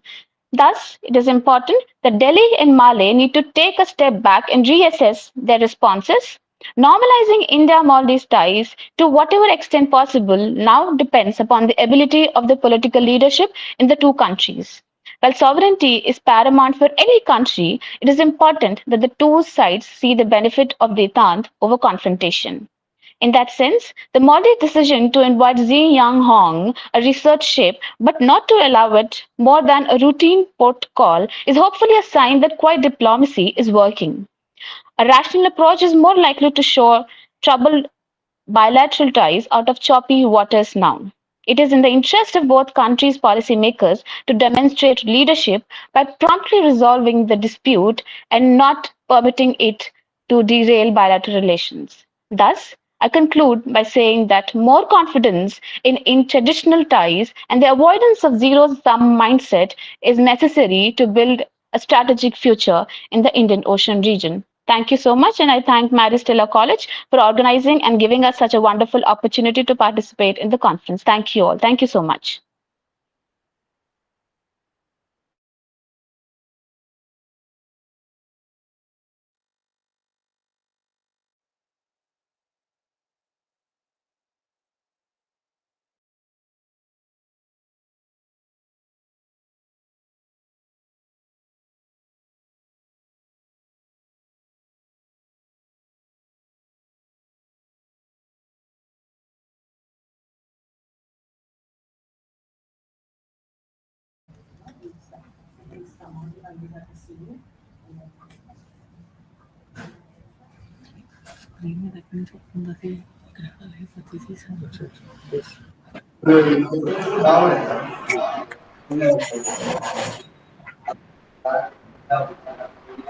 Good evening, everyone. I am Dr. Pradeep, lecturer in English from Aragondapalam, in collaboration with Dr. G. Pushparaju, lecturer in chemistry from Government Model Degree College, Aragondapalam. I would like to present our paper titled India's Role on Diplomacy of Cyber Security. So before I go into the topic, I would like to discuss on few points what made India to focus on the cyber security. So go to history. There are few things that inspired India to do research and to invest on this cyber security. The first one is a Cosmos Bank. It is a cyber attack in Pune. And other incident is WannaCry. Is also a ransomware attack took place in 2017 that affected top 5 cities in India. And another one is targeted infrastructure attacks, and it is also a major critical infrastructure attack. And during the demonetization related attacks happened in 2016, and later on in 2022, Air India also suffered a lot from this cyber attack and compromised with the 4.5 billion customer records. And Delhi AIMS is another incident which serves this institution and compromised by a ransom cyber attack. Another one is JustPay. It took place in 2021. It is also India-based payment company suffered a data breach that affected 35 million customers. So these are the few incidents that inspired, motivated India to focus on this cyber security. And in 2013, India established its national cyber security policy to create a secure and resilient cyberspace. In 2020, India ranked 10th in the world for global security, whereas in 2019, India stood 47th. So soon, within a span of 5 years, it reached to top 10. So because of its efforts and also the lessons it has learned through big loss. And when the National Cyber Security Policy was released in 2013, there was a response from many people. They welcomed it grandly and underwhelming, and a reaction to a string of unpalatable incidents from Snowden's revelations and massive compromise of India's civilian and military infrastructure to the growing international pressure on Indian IT companies to fix their frequent database. And 2013 policy was a micro example of this restructure finding refuse in a haphazard post-incident response.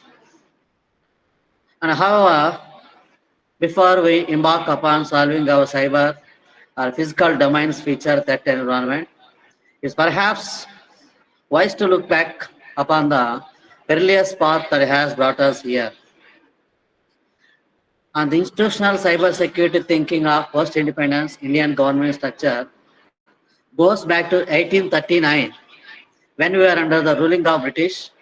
So the then Governor General of India, Lord Dalhousie, had asked a telegraph system to build in Kolkata, which was the capital of British Raj, the British government.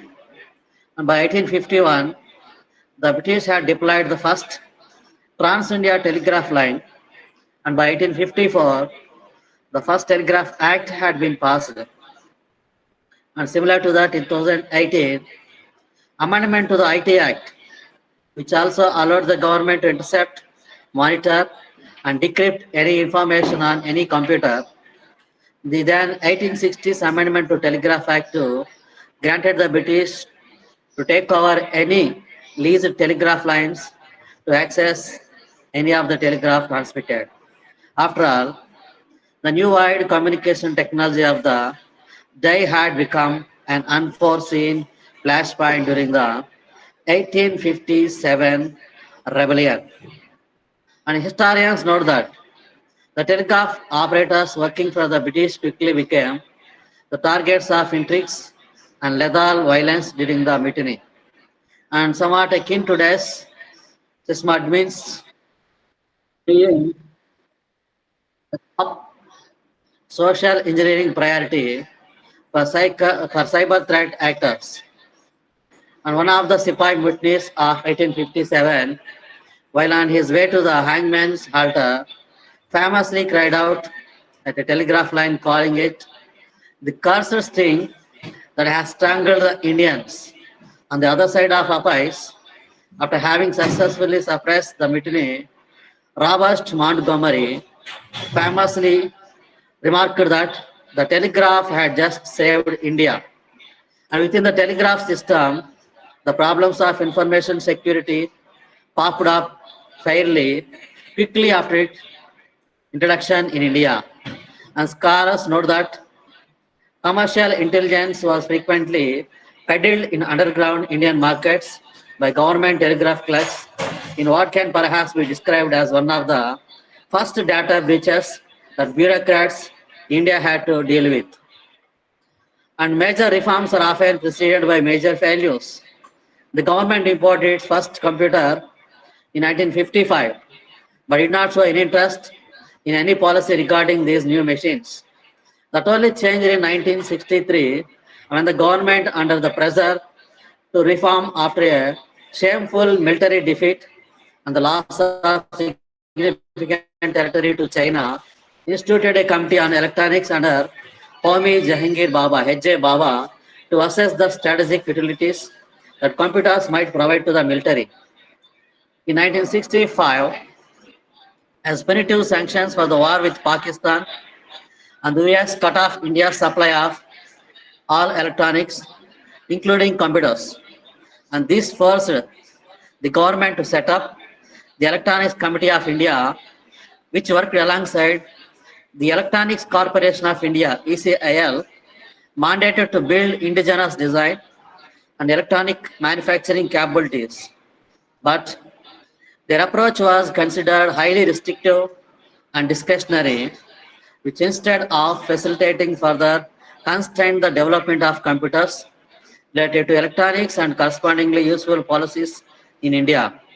Moreover, no one was ever writing commercial software in India, but at the same time, the demand for export quality software was rising. The situation was such that ECL had to publish full-page advertisements for the development of export quality software. Consequently, in the early 1970s, Mumbai-based Tata Consultancy Services, TCS, managed to become the first company to export software from India. As the 1970s progressed and India moved on to 1980s, it gradually became clearer to more and more people in the government that the socialist policies were not working. In 1994, the same year when the word cyberspace appeared in scientific novel called Neuromancer, a policy shift towards computing and communications technology was seen in the newly formed government under Rajiv Gandhi. The new computer policy, shaped largely by N. Sheshagiri, who was the Director General of the National Informatics Center, significantly simplified procedures for private actors, was released within 20 days of the Prime Minister taking the oath. And owing to this liberalization, the software industry in India took off in 1988. 38 leading software companies in India came together to establish the National Association of Software and Services Companies, called NASCOM, with the intent to shape the government cyber policy agendas.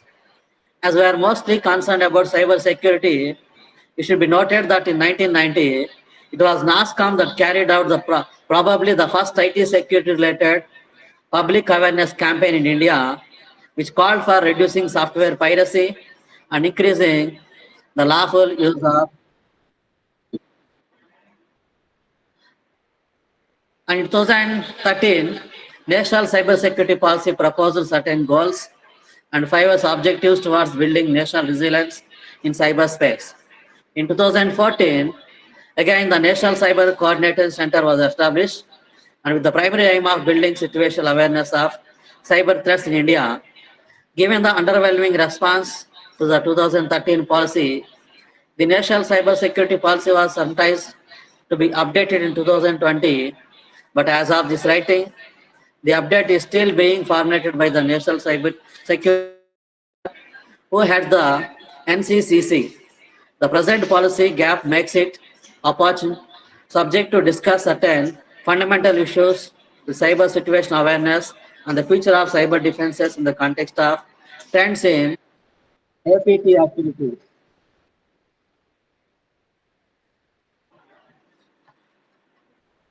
And I would like to conclude.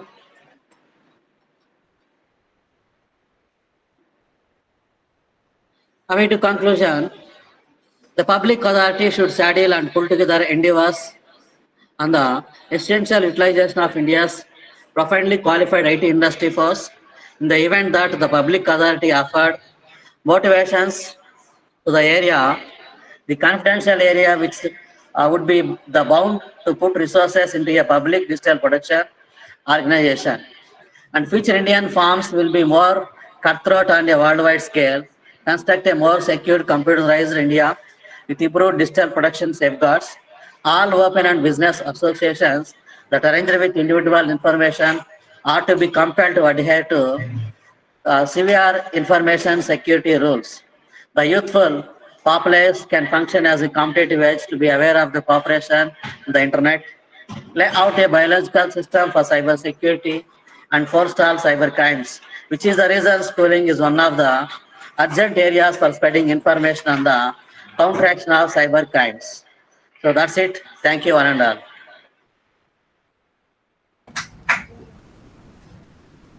Thank you, Dr. Pradeep Pillingaru. It was a very interesting presentation. Anybody has any doubt, any questions? Yeah. You're ready? So we have one short presentation. This is offline. Thank you. Okay, thank you. Last presentation. The last presentation for today, please come.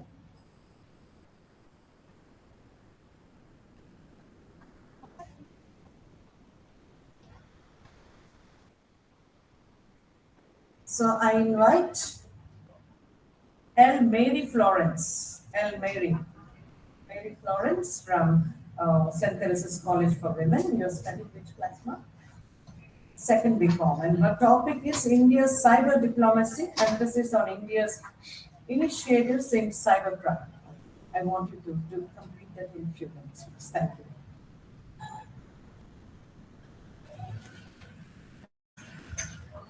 Firstly, I would like to thank the management of Stella College for giving me this opportunity, the dignitaries, the lecturers, and my dear friends. My topic is India's cyber diplomacy and emphasis on India's initiatives in cybercrime. The fact we need to understand as young citizens of India is that the cybersecurity and the policies are not reaching as far as India's internet networking is being reached. And the number of cases depending on cybersecurity have been increasing day by day. The country's safety and security lies in the digitalization policies that the government is taking. So it is important for the citizens to feel stabilized, safe, and secure in a country like India. With the rise of Pegasus issue,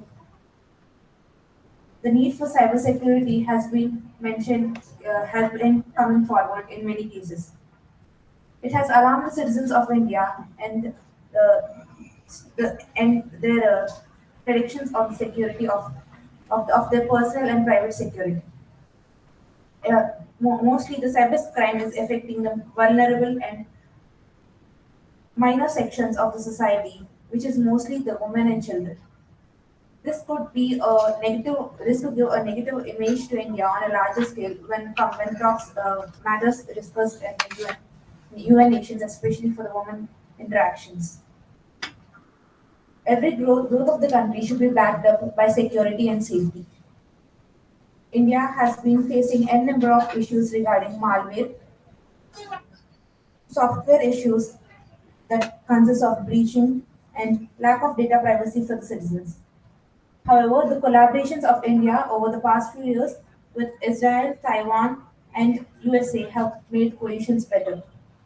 The Indian Computer Response Team, that is the CART India, is an initiative which is collaborating with the US communities to make sure that the data is safe for every citizen of the country. It tracks for any data breaches or any security alerts and makes sure before any incident could take place, it makes sure that the citizens are aware of it and are protecting themselves in a reliable manner. Also, the Cyber Suraksha Bharat introduced by our Prime Minister has played a major role in making India cyberspace safe. The cyber wars and the cyberspace is a conceptual theory which has been discussed by many of the international organizations and the Quad community collaborations. Also, the appointment of Chief Information Security Officer by government, that is the CISO, and the passing of Personal Data Protection Bill in the Parliament had brought a large changes in steps towards cyber security. So, as citizens of India, there is a need for us to ensure cybersecurity as the world is becoming more digitalized. We as youth need to take steps forward in a much careful and deliberate manner to keep our data safe and secure. Also, following the government's initiatives and how the government is trying to protect its privacy of its citizens. Thank you. Thank you, Anna.